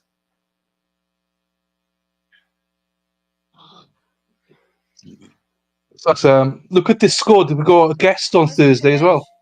I'm going to be showing You you won't be here for it. as States 27. Can you see something on your screen, sir? Yes, I can. And does States Evidence 27 appear to be familiar to you? It does. And are these the records that's associated with that number that I just stated, the 904-293-5139, that you were asked to review for today's purposes? It is. Now, I'll make it bigger here so we can touch upon a few things. So the Well, it's items midnight that are our time, associated so with a PDF, you'll be in bed. are those kind of information, instructional purposes for a person to understand Verizon's records? That is correct. And just let's start, for example, here with the subscriber information. I'll go ahead and click on it. And does subscriber information appear to be a part of the record here? That is correct. And who is that person?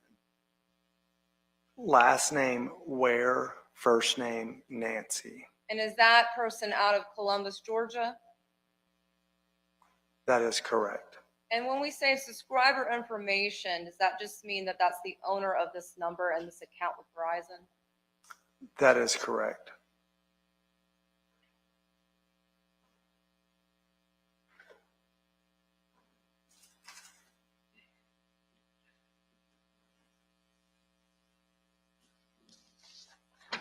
So next I'm going to direct your attention to cell site incoming and outgoing. And does that just mean that this is a generation involving incoming and outgoing phone calls? It's a record of calls that transpired over our network. And I believe I will get some more numbers here for us. Give me 1 second, sir. I'm just double clicking on a few of the categories here. Now under F, when we see a number, would that be in seconds, minutes, hours, or duration time? Seconds. Seconds, yes, sir. Now, in regards to the mobile directory number, can you tell us about that, please, sir? That's 904-293-5139. That is the Verizon Wireless Mobile Directory number. Now, also too, in looking at column C, there's a way that we can format that, correct? Where it's a little bit more understandable? That is correct. And would I then right click, go to format cells, go to custom, go to 0, and hit OK? Correct. And then we see something quite different. Could you please tell us what we are looking at? Because it appears to be the same set of numbers, sir, under column C. It is. It displays 1191904-293-5139. The first digits are the routing for voicemail that Verizon Wireless has used to allow voicemail transactions to transpire. And then, and I'll get back to that in just a moment, sir, a little bit more information. But in column E, would that be the accurate time, or would that be involving a UTC time? That would be the subscriber's actual location. So if we see 12/19/2018, 16:40, is that fair to say that it would be then 4:40 p.m. if that, since Columbus, Georgia is in the Eastern time zone? That is correct. Or would that That's YouTube, and then yeah, it's been playing up for weeks now. It's a nightmare. be associated with the Jacksonville 2 under A for the time zone, which I know Georgia and Florida are the same time zone? Correct. It would be based off of Jacksonville and the subscriber's location. Thank you, sir, for that clarification. So, and going back to column C, where we see the same phone numbers associated with this information, but like you were saying just a moment, Mr. Knitch, that we have a 119. Now, I believe you stated that's associated with a voicemail. That is correct. Does that mean that the voicemail is being generated by Verizon Network? This record is showing in section D a forwarding indicator, which means the call never actually rang to a phone and went straight to the voicemail platform. Okay, so just in plain simple terms, 119 indicates that it's a voicemail that did not go through, therefore there's an in-house response. That is correct. And if you go to the other columns, G, H, I, J, all being 0, that's another indication to show that it never ended up on a cell tower to locate the cell phone. The phone was unavailable, turned off. Thank you, sir.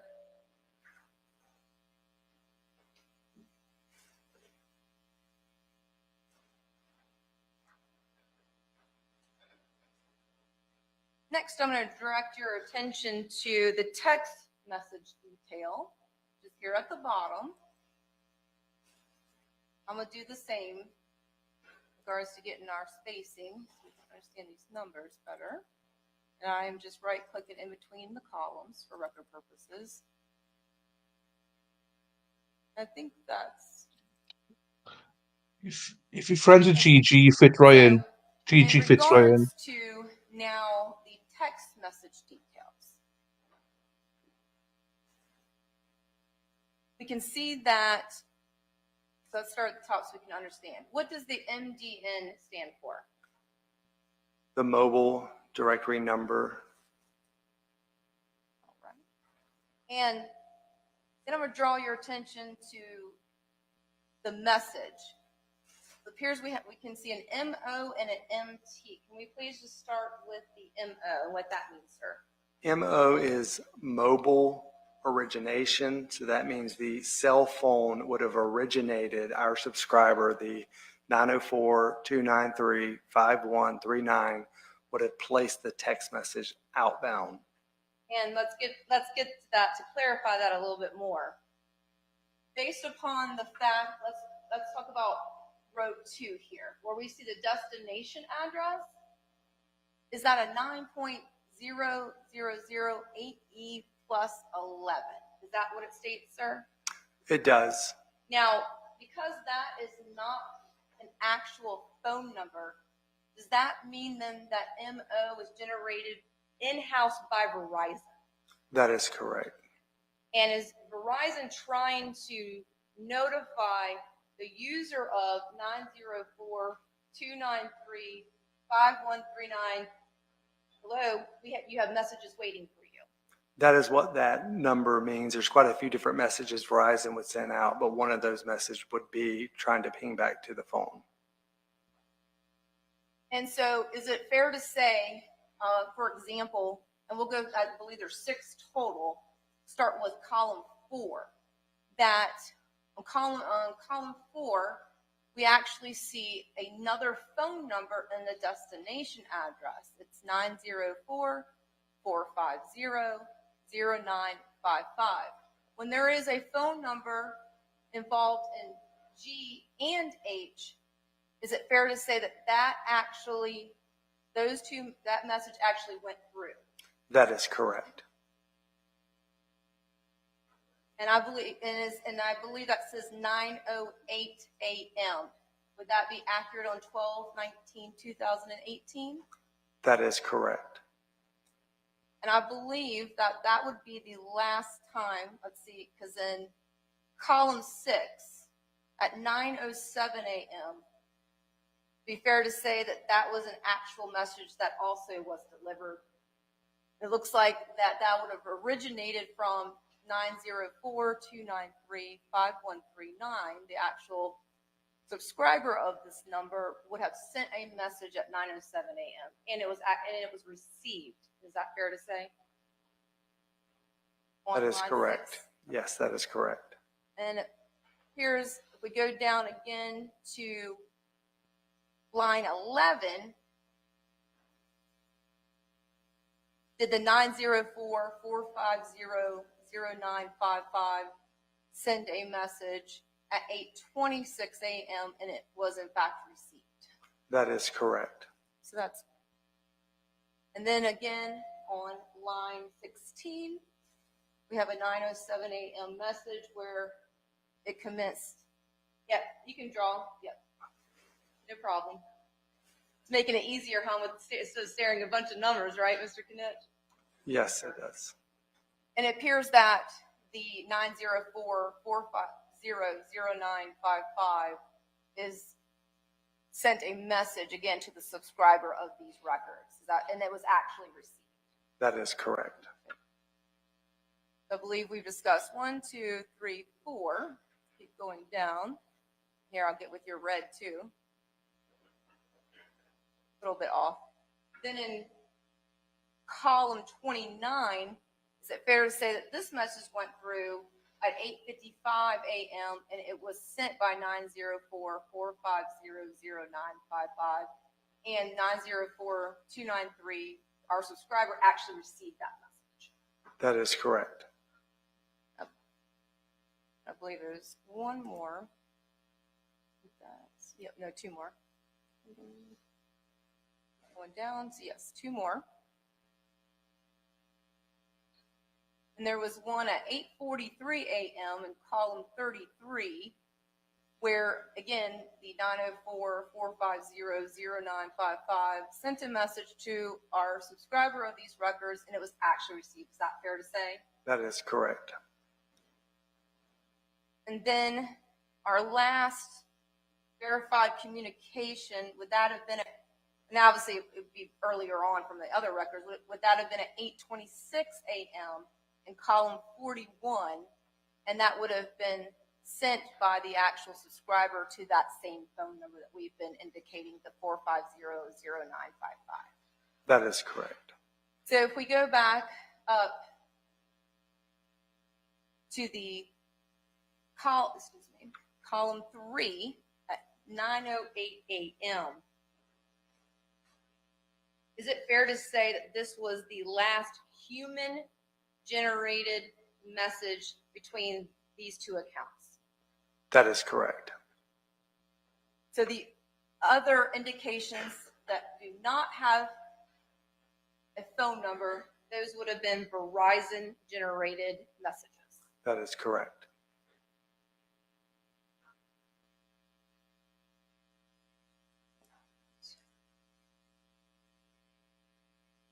And lastly, sir, I'm going to draw your attention to the call logs.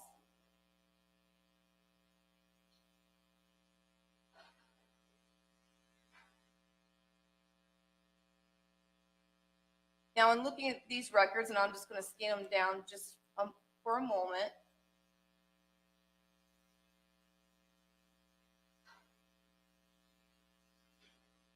You can observe all of them. That's part of this record. Count is 1604 for record purposes. We'll scroll back up. And that bottom date, is that 12/31/2018, Mr. Knitsch? That is correct. Thank you, sir. Now, going back up, these call log records commence on 12/19/2018. Repeat the question. Do these call log records commence on December 19th, 2018? They end connecting to the device with those top two, correct? And do our records start on the 12/19/2018 date? That is correct. And based upon review of these call log records under this tab of the Excel, is it fair to say that only 2 calls were actually made and received from one person to another? That is correct. And based upon the fact that in column B, with those 2 calls under row 2 and 3 have been respectively at 7:02:34 a.m. and 7:05:18 a.m. That is correct.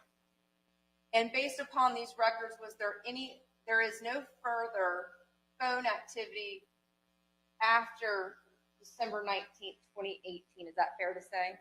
That is correct. No further questions, Your Honor.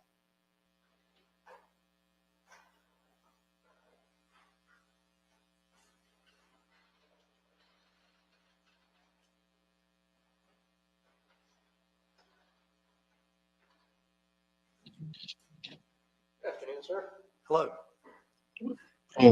Just want to clarify a few things if we could, okay?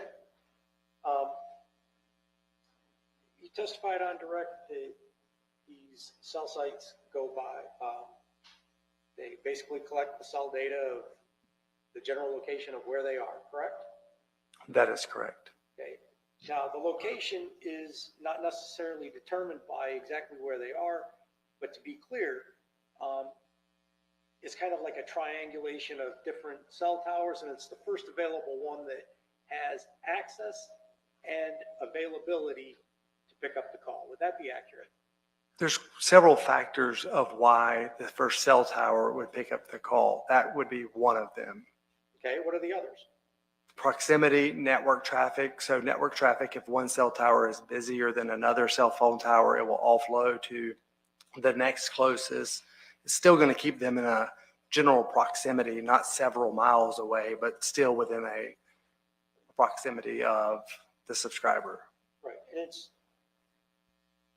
done by a triangulation of towers to determine which one's closest and available. Would that be accurate? Through network management practices, Verizon has a way of allowing the call to be sent and received. Okay. Now, you had talked about it's able to track whether or not it's pinging off of a tower or anything like that. And then all of a sudden, if it goes dead, that doesn't mean that, meaning it's not receiving a signal. That doesn't mean that the person necessarily turned it off. The battery could have died. Any number of factors could have contributed to that. Would that be accurate? The phone being powered off, yes. And you were showing all those phone records. If somebody takes a SIM card out, that will also affect it. Wouldn't that be accurate? That is correct. Okay. So they could still be using the same phone and put a new SIM card in it and be on their way, and it would recognize it under something different. Wouldn't that be true? In theory. In theory? I mean, anything is possible with taking and switching SIM cards. Okay. And so if somebody doesn't want to be tracked, then all they got to do is switch out a SIM card, or, for lack of better words, go up to the local store and get a burner phone, right? That is correct. Okay. So the fact that the last time that that phone number received a call or sent a call is just indicative of that's the last time that phone received anything, right? That was the last Verizon wireless record for that subscriber, correct? Okay. May I have just a second with Council Joe? Nothing further here. No further questions, Your Honor. Sir, good to see you. Have a good rest of your day. Council, can I see one representative at sidebar regarding scheduling without the court reporter?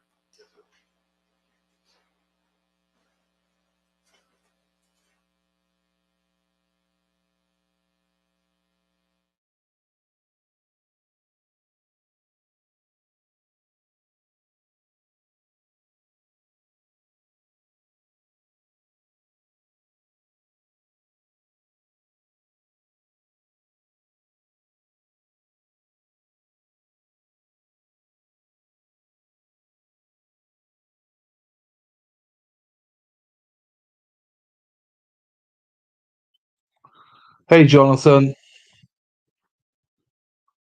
4 speakers, each $15. Whoop, whoop. You go, my man. Oh, fair play to hubby. Use headphones.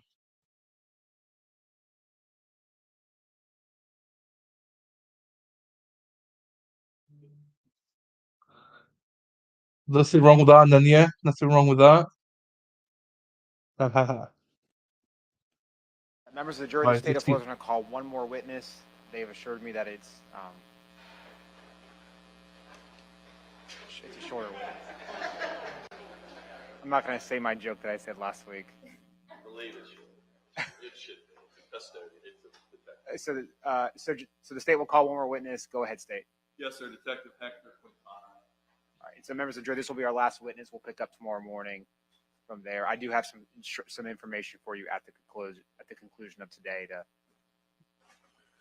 give us a timeline of our time together.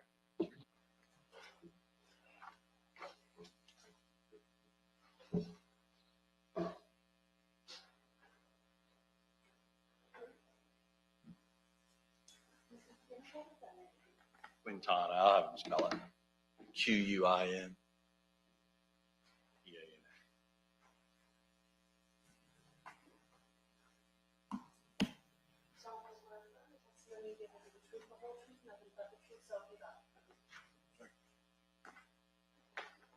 Sir, good afternoon to you. If you need a glass of water, let us know. We'll do our best to accommodate you. If there's an objection made during the course of your testimony, I just ask that you pause and rule the objection, and we'll go from there. That said, Mr. Skinner, floor is yours. Thank you, sir. Good afternoon, sir. Good afternoon, sir. You state your name, please, Sure, Detective H.M. Quintana, and can you spell your last name? Quintana. Yes, sir. What's your occupation, sir? I'm a detective with the Jacksonville Sheriff's Office Computer Forensics Unit. All right. And how long have you worked in that unit? Going on 8 years. And what are the general duties of a detective in the computer forensic unit? We process electronic devices from different units such as homicide, robbery, what have you, when they require that evidence be extracted from digital devices. They bring them to us and we extract the data from those devices in a forensically sound manner. Therefore, none of that data is ever altered before, during, or after our processing. Yes, sir. How long have you worked in total with JSO, Jacksonville Sheriff's Office? Going on 18 years. And with respect to your current role in CFU, the Computer Forensic Unit, are items of evidence, devices, laptops, phones, computers assigned to you to extract data from them? Yes. Is that done at the direction of either a homicide detective or some other unit's detective? Yes, they're delivered to a unit by, say, a homicide unit or a robbery unit, and they are assigned to various of us detectives or. And where's your office located? We have an off-site office. All right. And is it secure? Yes, Do you do your work there and your extraction of data there? correct. And do you use a program in particular with respect to cell phones called Cellbrite? Yes. Can you describe that briefly? Sure. Celebrite is a vendor that also, we call the device itself and software Celebrite. Thanks, Sarah. And it's software and hardware utilized. Let's say an example, we receive a cell phone. We connect the cell phone to that device, software, hardware, and it forensically extracts the data from that phone to the computer. Is one of the purposes in extracting that data for preservation, preserve the data? Yes, sir, it is. Were you, in this case, in the state of Florida versus Johnathan Quiles, provided an iPhone 6A1549 attributed to Johnathan Quiles, telephone number 904-568-1617? Yes. Did you and or the team and or Detective Webb, one of the partners, extract the data from that particular cell phone in this case? Yes. Did you do the extraction of the data from that particular phone from with the program of Cellbrite? Yes. Did you do this at the request of lead detective Billy Abbott? Yes. Now, when you extract that data, does it include all data, for example, text messages, call logs, email, any and all data on a phone? Yes. Is that what's commonly referred to in your world, a cell phone dump? Yes. Now, when the data is put into extracted by Cellbrite, is it put into a more reader-friendly format? And if so, can you explain that? Yes, well, the data is extracted from the device. Obviously, if you look at a device, it's a lot of data there. We all have cell phones. So all that raw data is extracted to the computer, and then the software, the Cellbrite software, parses that out. And otherwise, it puts emails in an email folder, text messages in a format where you can view quite easily on one screen. And there, if you needed to review the emails or text messages, what have you, say on the screen, all you have to do is click on it. All right. And when it is extracted and put into these files, is that so that the lead detective and or whatever detective submits it to your unit, it comes back to them in an organized manner so they can read it? Yes. All right. And Detective Abbott will be testifying to some of this later. But just for purposes of the extraction, I want to make sure the record's clear and our jury understands. When it's extracted and put into this particular format, is there any way whatsoever, detective, that this data can be altered, changed, amended, deleted in any way whatsoever during the extraction process? No, it's not, because the data is received in a read-only format. An example of that is take a phone call. We all make phone calls on a daily basis, and you're speaking to a friend and or loved one, and you put the mute button. So you're still able to hear whatever conversation they're telling you, but any conversation that you may be holding here, they cannot hear. So it's one-way stream. So that's, we utilize what's called write blockers. So it blocks the data from being overwritten. So we only pull that data rawly, and it's prevented from anyone overwriting it. Okay. So when parcels of data are put into this particular reader format, for example, if you wanted to go review Snapchat messaging, can you do that once you extract the data? Yes. Okay. Detective Abbott will talk about that later. With respect to text messages, if you want to review specific text messages from the device, could a future detective be able to review that later? Yes. Once they get it, what kind of format is it in physically? Is it on a disk? Yeah, we provide either on a disc, DVD, Blu-ray, depending on how large the data is, and we'll put it on there for them. All right. And in this particular case, did you extract all this data and place it in that format and forward it to Detective Billy? Yes, it's delivered, hand delivered, yes. All right. And once you reviewed the data and the extraction process was done and it was transferred, did you verify and make sure that nothing whatsoever had been altered, deleted, amended, anything of that nature with respect to the data that was extracted? Yes. One moment, Your Honor. Nothing further. Thank you. Defense.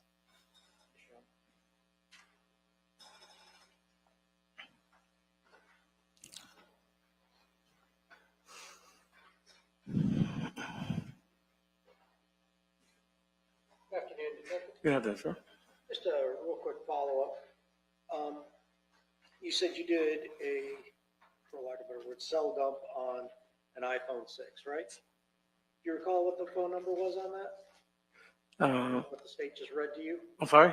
Yeah, I don't recall what the number exactly is, yeah. Okay, all you know is the phone number that he read off to you. It will, yes, Okay, and that was at the request of Detective Abbott, right? right. You don't know whose phone number that belongs to, whether it's Johnathan Quiles or somebody else associated with this case? Well, it will be on the extraction that we provided the detective with. So a lot of times they provide a device owner. It may have the person's name and or email there. So that would be on the actual report that was provided to the detective, and that had not altered or changed. But you, other than him handing this to you and asking for a cell phone dump, you don't have any idea whose phone number that is, right? Or whose phone that is. Well, not without looking at the report. Okay. And as you stated, you can't alter or modify anything related to it, correct? Right. I mean, these are basically just, cell phones today are nothing more than a mini computer that we use just like every day on a laptop, right? Yes. Especially the new iPhones. Yep.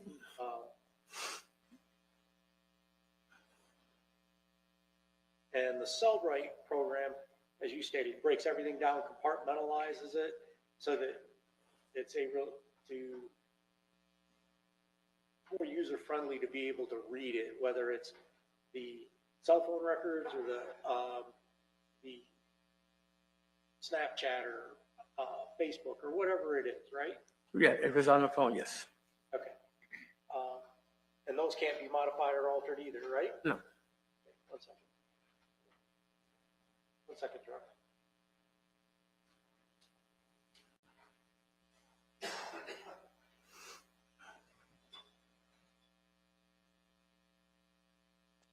I don't know what these witnesses bring to it. I really don't know anymore. Just one or two brief follow-ups. You analyzed that, excuse me, you pulled it off. You did not analyze any of that cell phone data, right? No, the extraction in this case was they requested a dump of the phone or full download of the phone, and we extracted that data and provided that data for the detectives to review. We have so many cases that we process. We don't have the luxury of analyzing every device. So we download the data, provide that to the lead detective, and they'll go ahead and process it utilizing the Cellbrite reader that was provided to them. Okay, so you don't have any idea if there's any evidentiary value recovered off of that. All you do is put it onto a disk. On the Cellbrite, Oh, Sarah. we extract the data Still in a finished. forensically sound manner, and we provide that to the lead In the detective morning. that's processing that case. Another 5 minutes, we should be done. Detective, good to see you. That's sir. it. Have a good rest of your day. That's the end of today, guys. We'll listen to what he says to the jury. Thank you, Sarah P. Thank you to Josie as well. Gigi popped in. Thank you to all for being here Members of today. the jury, Got- given the hour, that will conclude our work together today. A couple of things I wanted to bring to your attention before we break is, if you recall, last week I told you that once deliberations begin, I'm required by law to sequester you until conclusion of those deliberations. The parties have spoken and they have agreed to actually waive that portion under the rules, and so therefore I do not have to sequester you during your deliberation. Remember that only comes into effect if it's Thanks, late. everyone. If you guys want to break for the day and come back the next day, under Florida law, I'm required to sequester you, but the law doesn't allow the parties to waive that requirement. So the parties are in fact waiving that requirement. So I don't have to sequester you. You're allowed to go home. and continue deliberations the next day if we reach that point in your deliberations. So I wanted to let you know that, so that way you're not having to worry about any other issues for planning purposes. Lastly, the schedule moving forward. So we'll have a better idea of that tomorrow afternoon, I think, and the parties agree with that. So a couple different paths we go down. One, the It's lengthiest Johnathan. path Sorry, man. may include Monday and Tuesday of next week. Depends what happens the rest of the week. And that would only be for phase 2. We'll finish the guilt phase of the trial this week. And depending on your verdicts, that may require more work. The last thing I want to do is break up that work over a weekend. I don't think that's beneficial for anybody, but it kind of depends how tomorrow goes as well. And the parties agreed that tomorrow we'll have a better idea of that. I just wanted to give you guys a heads up. But everyone agrees but you can't. the latest we could see this going is Tuesday of next week. That may even be giving you guys like a Friday off this week, depending on how the testimony goes this week. So I just wanted to let you know that so you guys have as much notice as possible, and we'll have a better idea of that tomorrow. If there's nothing else,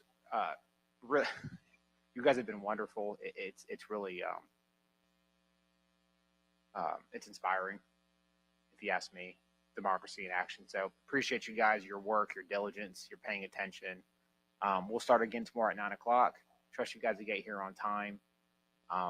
And we'll kind of follow the same schedule with the mid-morning break, our lunch break, and mid-afternoon break. And I'm going to get an idea of the attorneys after you leave, what's on tap for tomorrow. And hopefully get out of here at a good hour tomorrow as well. So you guys have a nice evening. Leave your notepads. Please remember the same instructions, the same orders. Please don't discuss the case. Please don't do any independent research. And please avoid the news and all those issues like you have the past week and a half or so. You guys have a nice That was a night. bit much, but I mean, I still like him.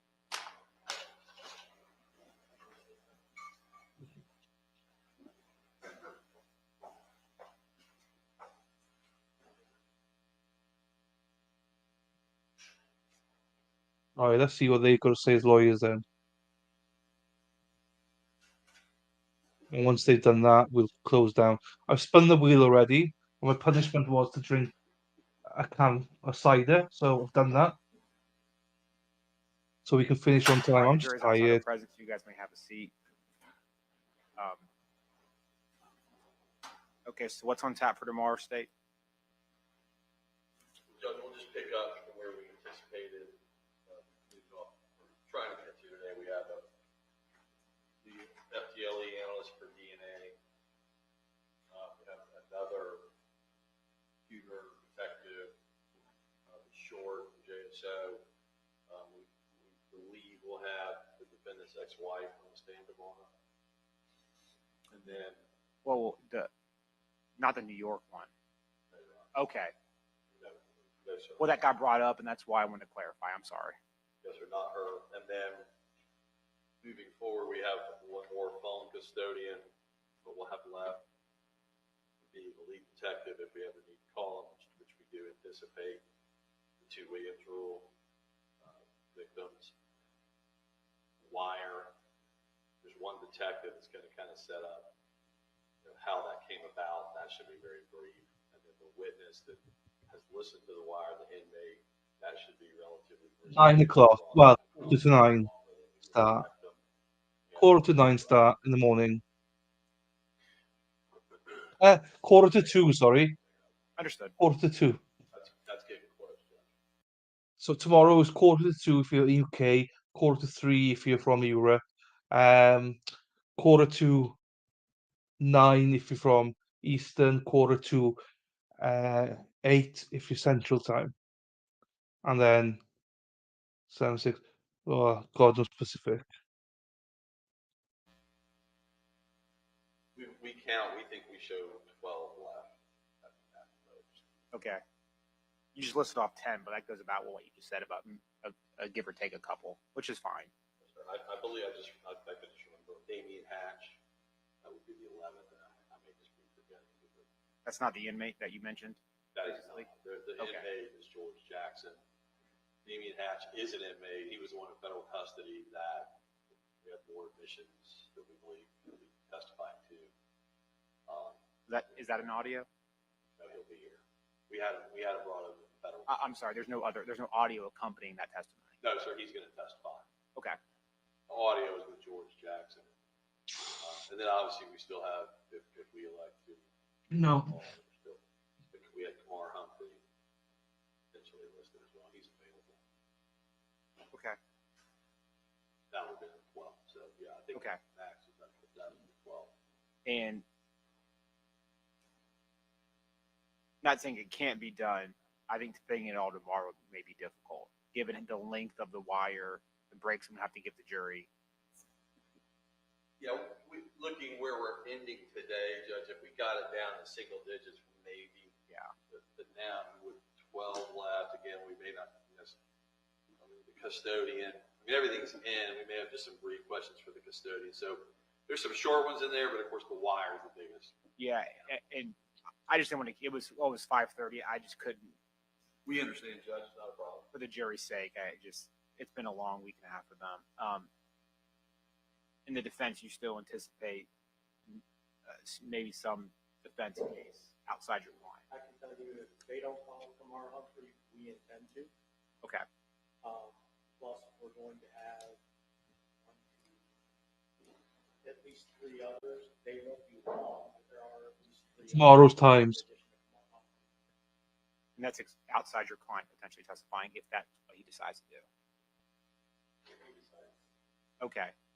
I think a safe plan. The last thing I want to do is break up closings. I don't think that's fair to the parties. The best idea may be Thursday, do closing arguments. I think for sure we should be able to finish all the evidence by into business Wednesday, even with a state rebuttal. That's what time he starts. And I don't know if the state has a rebuttal case, but I would assume we can finish that off in 2 days. Do you anticipate a rebuttal case based on what you know the defense is doing? And if you don't, that's fine. It would largely depend on what the defendant chooses to testify. Okay. That would definitely probably cause Okay. And so I'm just letting you guys know that if closings are Thursday, I would not want to start penalty phase evidence Friday. And you guys think you can do openings, penalty phase evidence, and closings in one day? I would say yes. Judge, I don't even think it would take a day. Really? Well, then there's the potential that they're getting a case for penalty phase at 4 o'clock, 3 o'clock on a Friday. That's evidence Friday and then just argue Monday morning. If the court would prefer that, and then we could argue, instruct, and send them out. Of course, this is if needed, but you know what I may do is that if we reach that point, what I may tell the jury is I may tell them, go back, discuss it, give me a consensus. What do you guys want to do? And we'll work at their pleasure at that point. If that's what they want to do, we'll do it. If they decide, no, we'd rather start fresh on Monday, I'll do whatever you guys want me to do whenever the jury wants to do in that regard. I think that's a fair way of doing it. But we'll get more information. I mean, if the jury comes back late Thursday, they may not want to do that. They may want Friday off, which is an understandable position to be in. if they're deliberating Thursday, how late would the court keep them? Yeah, so my typical practice is, thinking it through, given the length of the closings that I would anticipate, given the nature of the case to be and the evidence that has been and will be before the jury.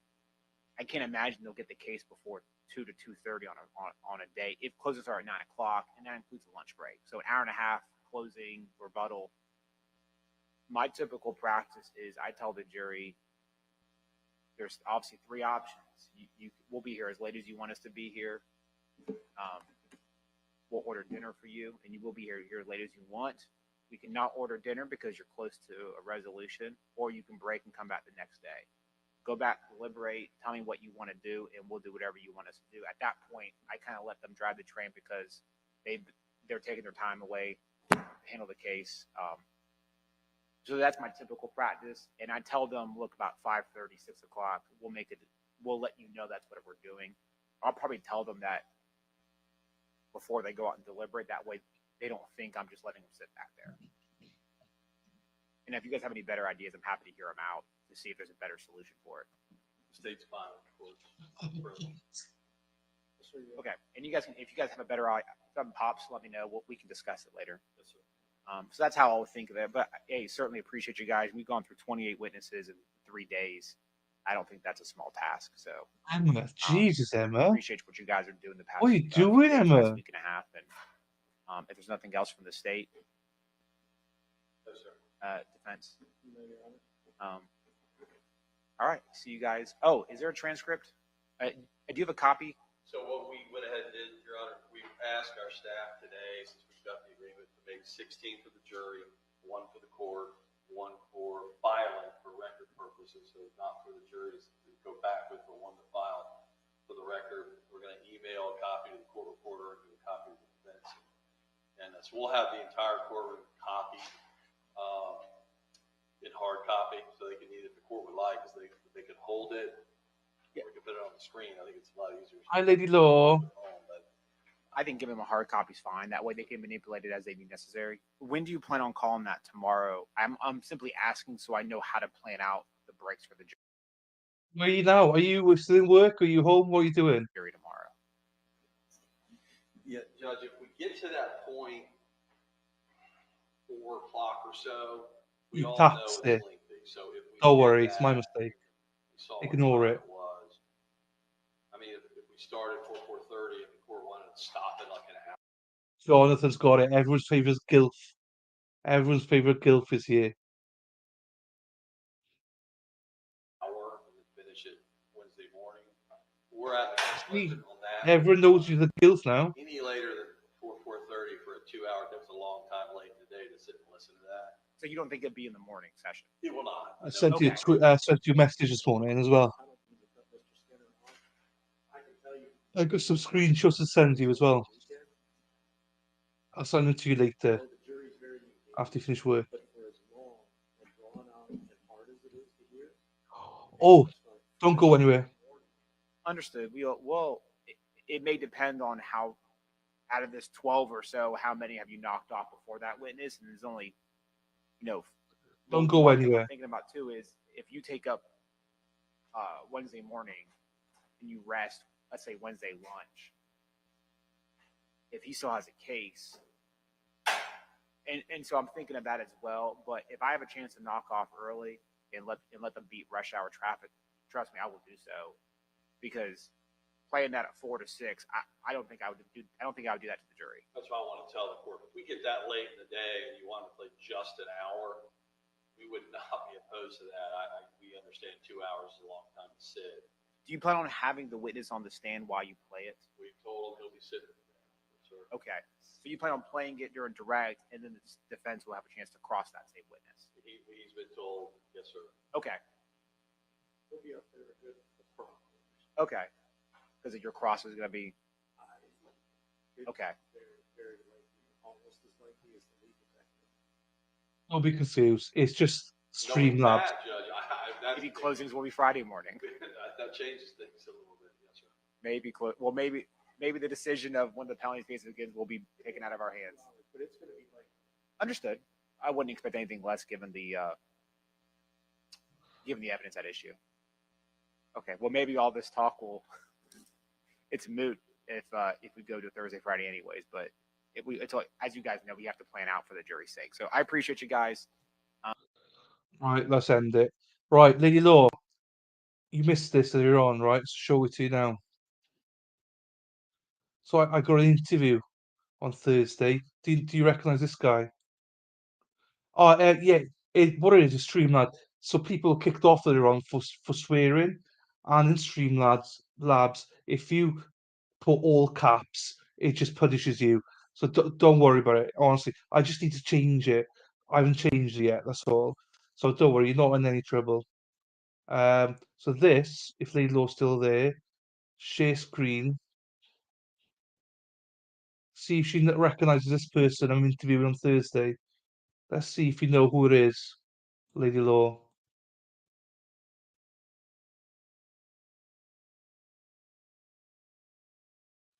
Do you know who that is, Lady Law? Well, Emma, you missed it on. So this is a person I'm interviewing on Thursday. Well, Friday morning for you and me. So I got Dr. Hines tomorrow as a guest, and I got Matthew Moore interview on Thursday. I wonder if Lady Laws can click to understand who this is. And yeah, that's all right. Oh, it's all right. So I'll leave this on. So I want to see if Lady Law recognizes this person. I can take these off now. So yeah, I'm thrilled. I got an interview with this person on screen, Lady Law. So on Thursday, I got a guest. I got a guest on Thursday.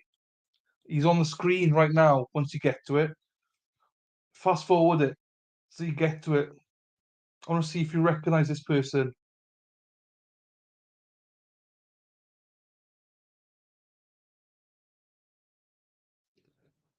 And then got Dr. Hines tomorrow as a guest.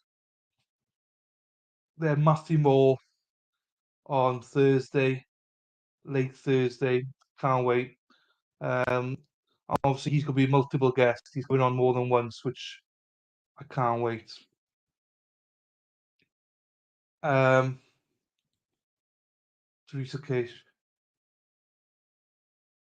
Yeah, that's it. That's the one. Yeah. So I'm not going in depth about too much tomorrow. We'll talk about his wife and stuff like that. Thursday, sorry.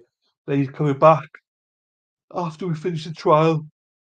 Heinz ketchup, yeah, Dr. Heinz ketchup. So the trial should be finished tomorrow at this time, and in an hour and a half, then he'll be on. Yes, on Thursday. Yes. Yeah. Yeah. So he got acquitted of murder in August last year. So he reached out from out the blue. He watched my video on it and he asked if he could come on. I was like, absolutely. So I asked him to come on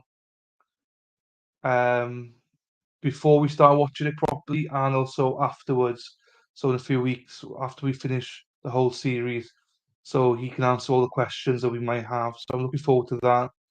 I haven't done a proper one-to-one with someone like this before, so I'm looking forward to it. I know Solomon, but Solomon knew exactly what he's doing, you know. So I'm looking forward to this. Bit more pressure on my end, which I love. Yeah, interesting. I love it. So hopefully you all can tune in, bring some people. I don't want it to flop, but yeah, it's good.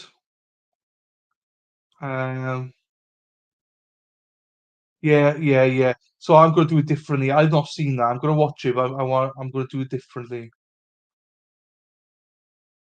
Notifying this guy. Yeah, I've already posted it.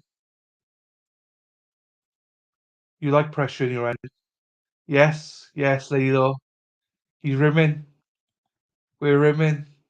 Depends who's doing the rimming, Lilo. Obviously, with you, and yeah, love it. You know, we had I was talking earlier on about you, not about you, but we're talking about having guests on. I said, oh, I've got Matthew Moore, got Dr. Hine. I said, I've got a favourite guest. I'll get her back on. We'll get the Gilf back on at some point. And then another CG came on. I was like, and I said, oh, my favourite guest is Lady Law. My second favourite is Miss Morgan. And the CG said, no, my favorite guest is number one Lady Law, number one Gilf, number two Gilf, number three Gilf, always the Gilf. So another CG loves you. Another CG loves you as well. But I did tell him you need to go and look at Ms. Morgan because she's a hottie as well. She's a proper MILF. Yeah, thank you, Nunya, thank you. Haha. Sweet grandma's need of it. Yeah. Well, Lady Law's a grandma. We would love her every day. We love her every day. So good. Dr. Hines, Hinez tomorrow, and then Matthew Moore, and I got a couple more guests. Obviously, I'm going to get the Gilfist to invite her whenever she wants. but she'll be starting her own channel before long, so she needs to concentrate on doing her own stuff. But it'll be fine. I've got other things to send you as well. Gigi, you're a gilf. You can't change that to me now and say Gigi. Like you can't. You are a Gigi or whatever you call it, but you're a gilf to me. Do you know what I mean? I can't deal with change. So you're like a big sister slash gilf. How weird that is, I don't know, but you see him tomorrow, Nunia. He's a streamer as well. He's from England. He's from Luton. He's quite popular. I've never spoken to him before in my life. So yeah, you enjoy him. I think he seems really nice. And yeah, you're not grandma. You're a gilf. You could say a GG. I'd love to fuck. Yeah, I know it's kind of weird, but you know the concept of it, don't you? Do you know what I mean? You know the concept of it. You're like my sister, but you're not my sister, so it's fine. I can still fuck you, so it's fine. Do you know what I mean? So it's fine. Uh, not that we ever would, but I mean, you're like a sister. But yes. Right, everyone. I have spun the wheel, so we don't have to do that again. Thankfully, thank you to the Copperberg cider. That's done. Right, and I'm going to end stream. It's been a big stream, 9-hour stream. Thank you very much. Thank you very much. I know, Nunya. This is a weird stream, and if we got Lady Law on here, it gets even weirder. Sorry, Nunya. We get a little bit dirty, but I mean, Wild Direction. I know. I never no, but Josie, I never know how to describe it because she is like a big sister to me. Like she always put, we always chat and like she's a good mate and stuff. But she's still very attractive. I'm not like I'm saying I'm gonna go and fuck her. I'm saying she's very attractive, so you would fuck her. Do you know what I mean? So but it's weird me calling her a gilf and then saying she's like my big sister. That's all. But I don't know how else to put it. Like, I'm never gonna fuck her, obviously. But I still think she's more than fuckable. Do you know what I mean? For everyone else, unless you're from Kentucky. That's true. I can make a sailor blush. I can make a sailor blush. Well, you're here, but you're not here. We haven't. Josie said something, so I was speaking to her. You know what I mean? We've had this sort of conversation anyway, but I still call you Gilf. But it's a little bit weird. But anyway. She's taken, guys, so you still can't do it. But if she's single, she's yours. She's like my sister, so but she's still a gilf. But anyway, right, I'm gonna close stream. I'm too tired, as you can see from my conversation right now. This is most interesting trial I've seen in a while, but it's also like one of those trials where chat's been very quiet. It's the least amount of people I've had in a trial for, I don't know, since when, but it is what it is. We can't get the numbers every stream. Don't try and give me away. You've got a man for now anyway. We'll cross that bridge when you dump him. It's fine. We'll cross it then. It's fine. Right. I love you all. Thank you very much. I need to send you some. I got about 5 screenshots to send you, Lady Law. It's quite funny. Well, it's not funny, but it's about you, so I'll send them to you.